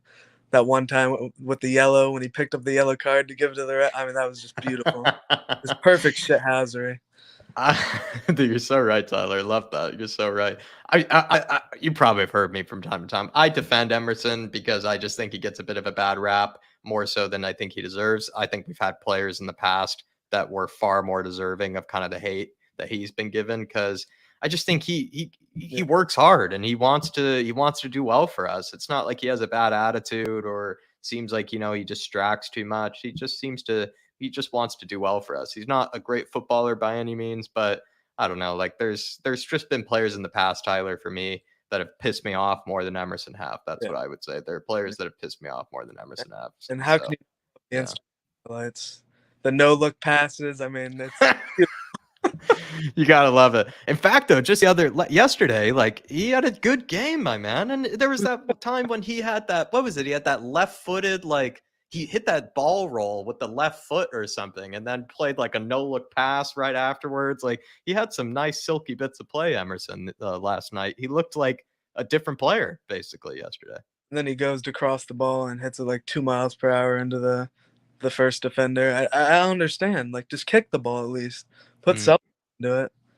What was he doing, though, yesterday that, like, I feel like he was covering a lot of ground. Like, I don't know. Like, he was doing some things that I feel like Doherty wasn't doing either. And that's where it gets kind of frustrating, is you'll see Doherty put in a good performance. Then he gets given another chance. He'll put in an absolute stinker. And you see Emerson sometimes do the same thing. Like, Emerson will put in a good performance, gets another chance. He puts in a stinker. Yeah. I said this before. It's like hot potato between the two of, like, like, which one do you want to play?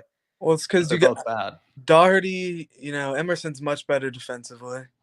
Doherty, I do like Doherty's connection with Kulu, but I mean, even Doherty, like, yes, he's better going forward, but even Doherty's not that good going forward.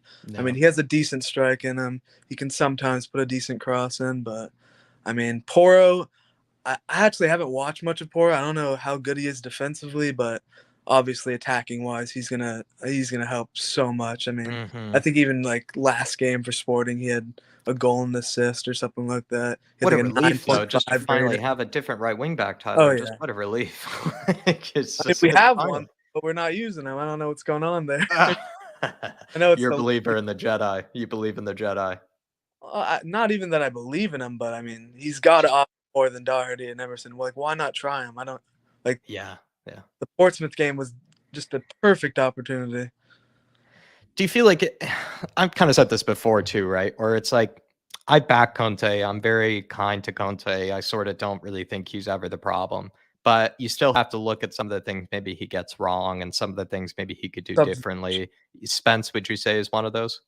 Yeah, Spence, and it's the substitutions for me. Uh-huh. And we'll be losing games, and he'll sub on defenders. I know we don't have much on the bench attacking wise, but I mean the subs just don't make much sense. Like if you were gonna go like. I think when we were up 2-0 on City, I wouldn't have minded if he made the substitutions at halftime, brought Lenglet in maybe, or even Sessegnon for Perisic to try to lock down the left. I know what you mean. But I don't know. Is it because he waits too long? Is that what it is? Or the substitutions themselves are also not the right ones? Is it? Yeah, I mean, he doesn't trust a lot of players in the squad. I mean, how can you trust some of these guys that have continued to, disappoint us week in, week out? I mean, Spot on. the only thing I don't get about Conte, I think maybe it's just he's trying to give them confidence. But when he said we don't need any more center backs, that's the only part that really baffles me. Because if he truly Spot on. believes that, then he can leave. Because we need at least 2 or 3 center backs. Dyer is just obviously not good enough. Sanchez never been good enough. Tanganga clearly isn't making it.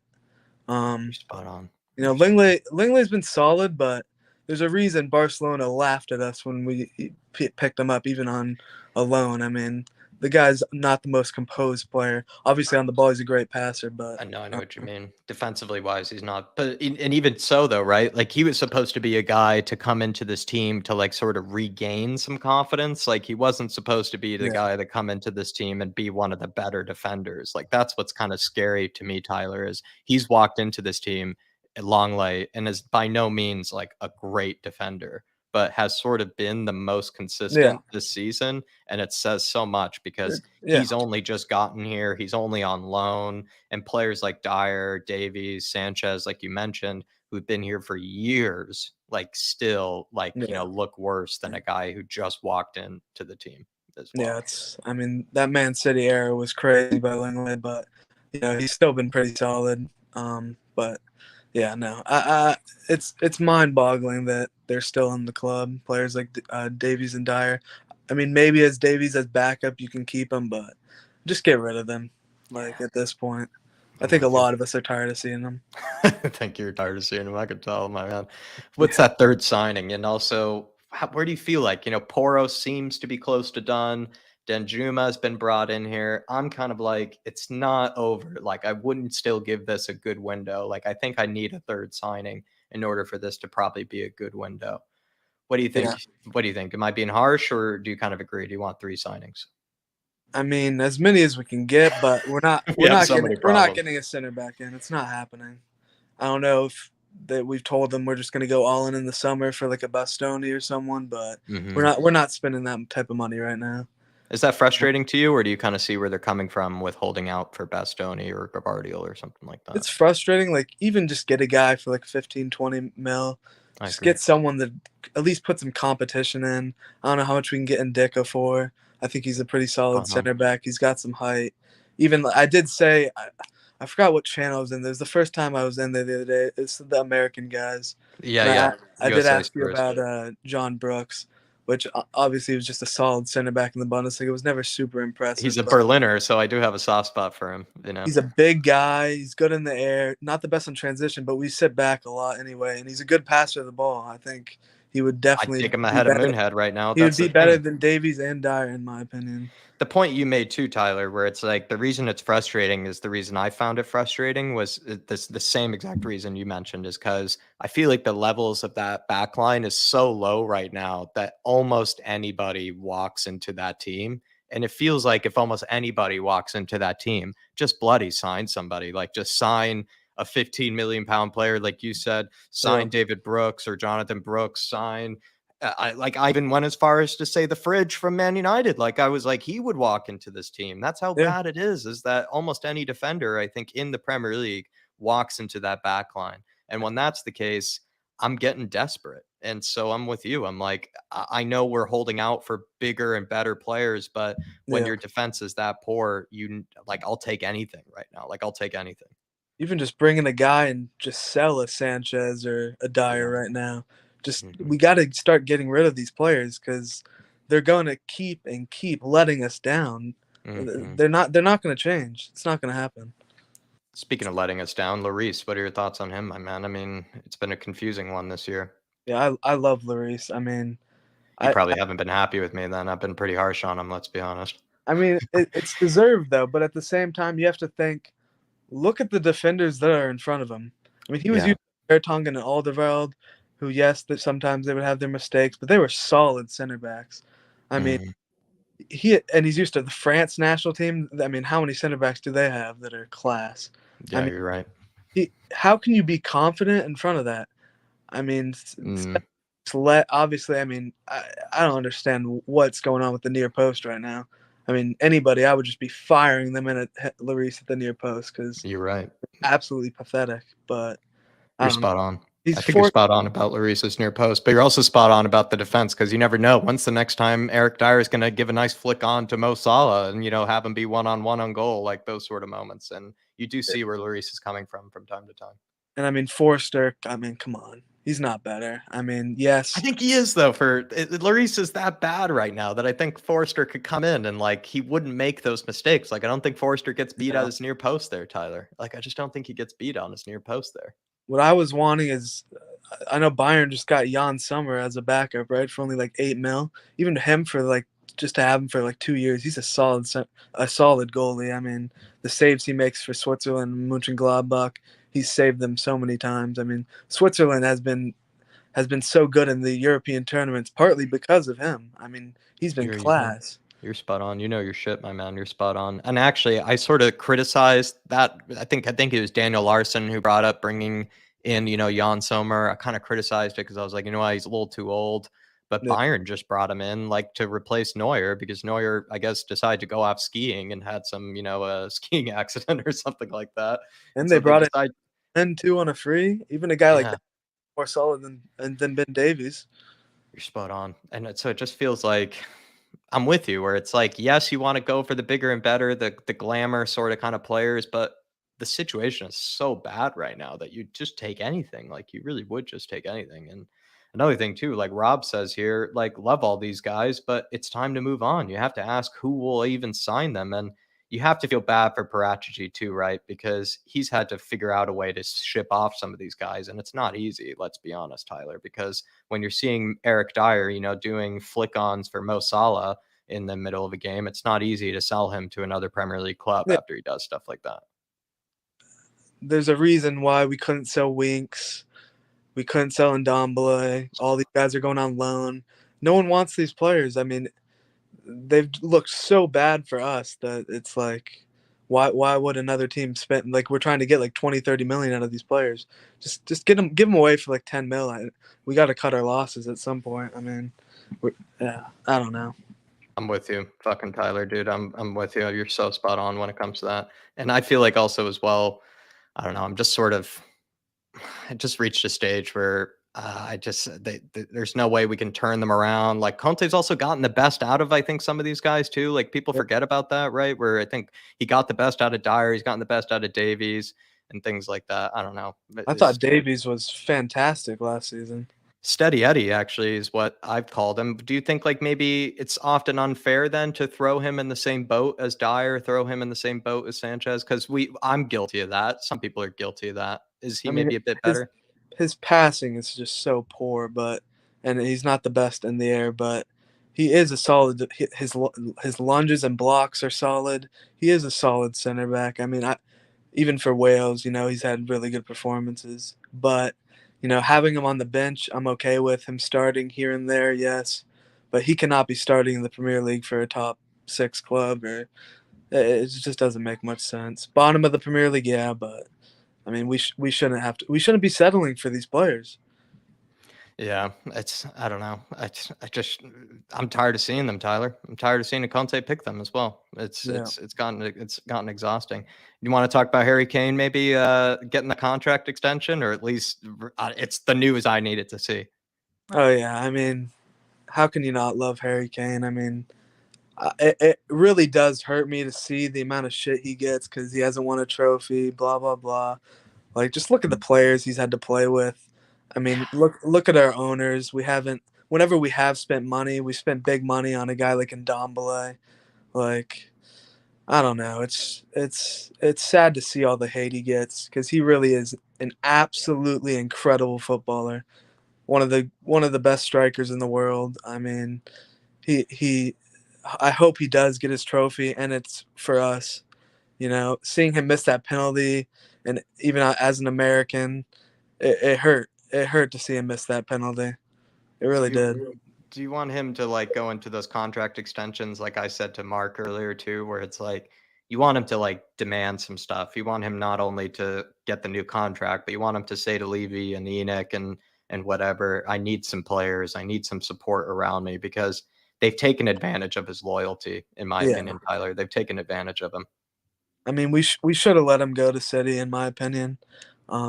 As long as much as it hurts me, because I mean, I absolutely love the guy, but he does deserve better. But as someone was saying earlier, I did like the point he had where if Kane really does love Tottenham as much as he does, then he wants to stay here. He wants to do it for us, and I think he is gonna stay here now. He might do whatever it takes, Bayern, yeah, he's not going to the Bundesliga. He's not going to Bayern. I don't care. It's not happening unless Levy just betrays him and accepts a big paycheck for him. I don't think he'll want it. He would go to the Bundesliga. I see him going there on like a free. I just don't see him going there for like a transfer of any kind or something like that. Like on his own accord, I could see him going there. Not like Levy accepts some bid and sends him over there. Like I feel like he sends himself to Bayern like on some free transfer or something like that. That's how I would see it happening. The only club I see happening is United. It's the only possibility, in my opinion.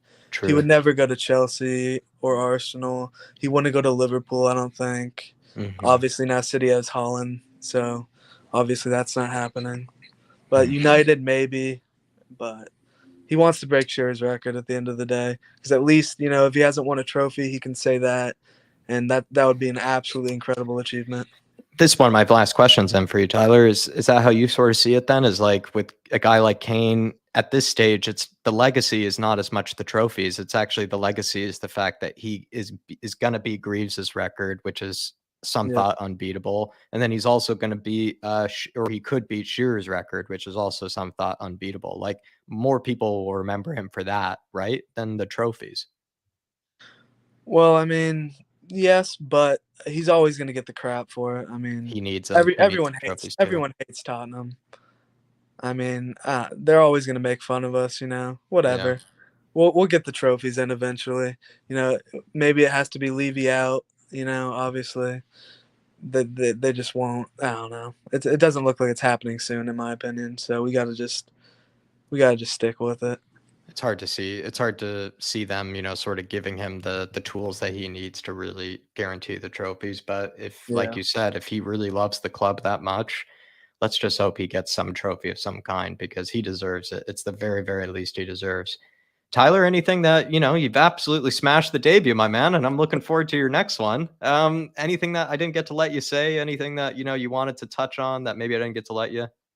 There's one more thing, just with and Conte. Have faith in Conte. This man's a lot this year too. He is a very good manager. I think part of the stuff he does is to try to like get Levy to finally spend the money, finally back him. The substitutions, I don't agree with some of the tactics as well, but have faith in Conte. I mean, just look at the managers they've ruined. I mean, Jose Mourinho. I mean, he went to Roma and got a trophy immediately. I mean, the guy is a world-class manager. You sack him a week before the frickin' Carabao Cup final. It's just insane to me. Obviously, it was not fun to watch Mourinho football. I'm not gonna sit here and, you know, Pochettino for us absolutely betrayed him. Yeah. It was time for Poch to go. I mean, he did so much for us, and Levy just wasn't backing him with the money. Yeah. The fans kicked Trippier out of the club basically, which I hated because I actually really loved Trippier. He had a bad 4 or 5 months, and he had to get obviously I don't know. No one was happy with him. He got out, and now look at the right wing backs and the right backs we've had ever since. Like anything to have Trippier back. I mean, that man is week in and week out. Just love to have him back. I'd absolutely take him back. Can I as well, on when it comes to Conte, do you feel like even you just sort of feel like you're Conte in, even with some of the criticism that he gets, and things like that, you're just sort of tired of seeing managers, come and go. You're tired of seeing the projects getting scrapped up and all that sort of thing. You just want to stick with a manager, kind of like how Arteta was stuck in with. They stuck behind him and things like that. You just want to see Spurs stick with a manager, it sounds like. Yeah, I mean, who else are we gonna get? who is gonna turn up this? Doesn't get much better than this with a manager usually. Yeah. I don't know. I mean, yeah. Coming back. I mean, come on. I don't think it's best for both parties. I don't want us to hurt Pochettino's legacy anymore. Tyler, smash and debut, my friend. Smash and debut. I hope Dave gets to listen to this too, because I know he would agree with a lot you had to say about the back line, because I could tell you and him agree with each other on that back line. I can tell. But definitely. Tyler, this was an absolute smash and debut, my friend. And you also ended us off. You were the closer. Yeah, thank you so much for having me on again. It's great to finally get on and have a chat. Thank you, everyone in the chat. I appreciate it a lot. You smashed it, my man. No problem. We'll see you soon, Tyler. Come on, you Spurs. Come on, you Spurs. And back Conte. And back Conte. Because I think that after that Fulham game, he's going to continue. We got to get confidence into Lloris. He's our captain. Obviously, it's not the, captain goalkeeper isn't the best, but just back Lloris. Have faith in him. He's done a lot for us. When I'm criticizing him, I'll think of you, Tyler. I'll go a little less harsh now next time. I'll go a little less harsh. Big up, my man. Good to see you in here, and smash that debut. We'll catch you soon, brother. See ya. Come on, you Spurs. Catch you, brother. Everybody, big up Tyler. Please, please, please. He smashed that debut. Last one of the evening as well. Not easy there, I think, too, because I'll be honest, I'm a little tired. Everybody's a little tired, but he kept my attention. I had a really good chat with him, actually, and I think we went way over time as well. So absolutely smashed it, kid. So really, everybody, big up Tyler in the chat if you're still listening. We're, I think, going to start ending it off there. I need to piss. I've been here over 4 hours now. Sebas says, damn fam, you still streaming. Big up, Jack. Yes, I am, Sebas, but we're ending it off here, everybody. Really do appreciate you all that have hit that like button. Really do appreciate you all that have stuck with me this whole time as well, that have kept supporting all the guests that we brought in. I also really do appreciate everybody that's donated to the channel, that's thrown in the super chats as well. It's been very, very just good stream today, I think. And we've covered a lot. I've had plenty of guests on and had some really good chats as well. And I think we didn't get through as many people as we sometimes do on these fan shows, but I think we had sort of lengthier, let's say, sort of chats with each and every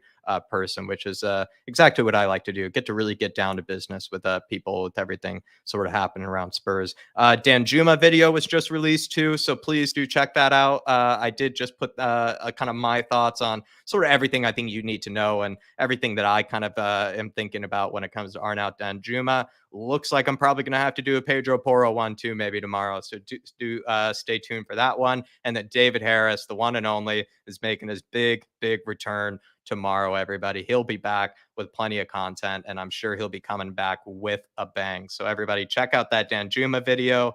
Check out maybe the Pedro Porro video that should be coming out soon as well. Hit that like button on your way out, everybody. Really do appreciate everybody that stuck with me throughout this fan show tonight, and I will be seeing ya. Come on, you Spurs, and in Conte I trust. Everywhere we go.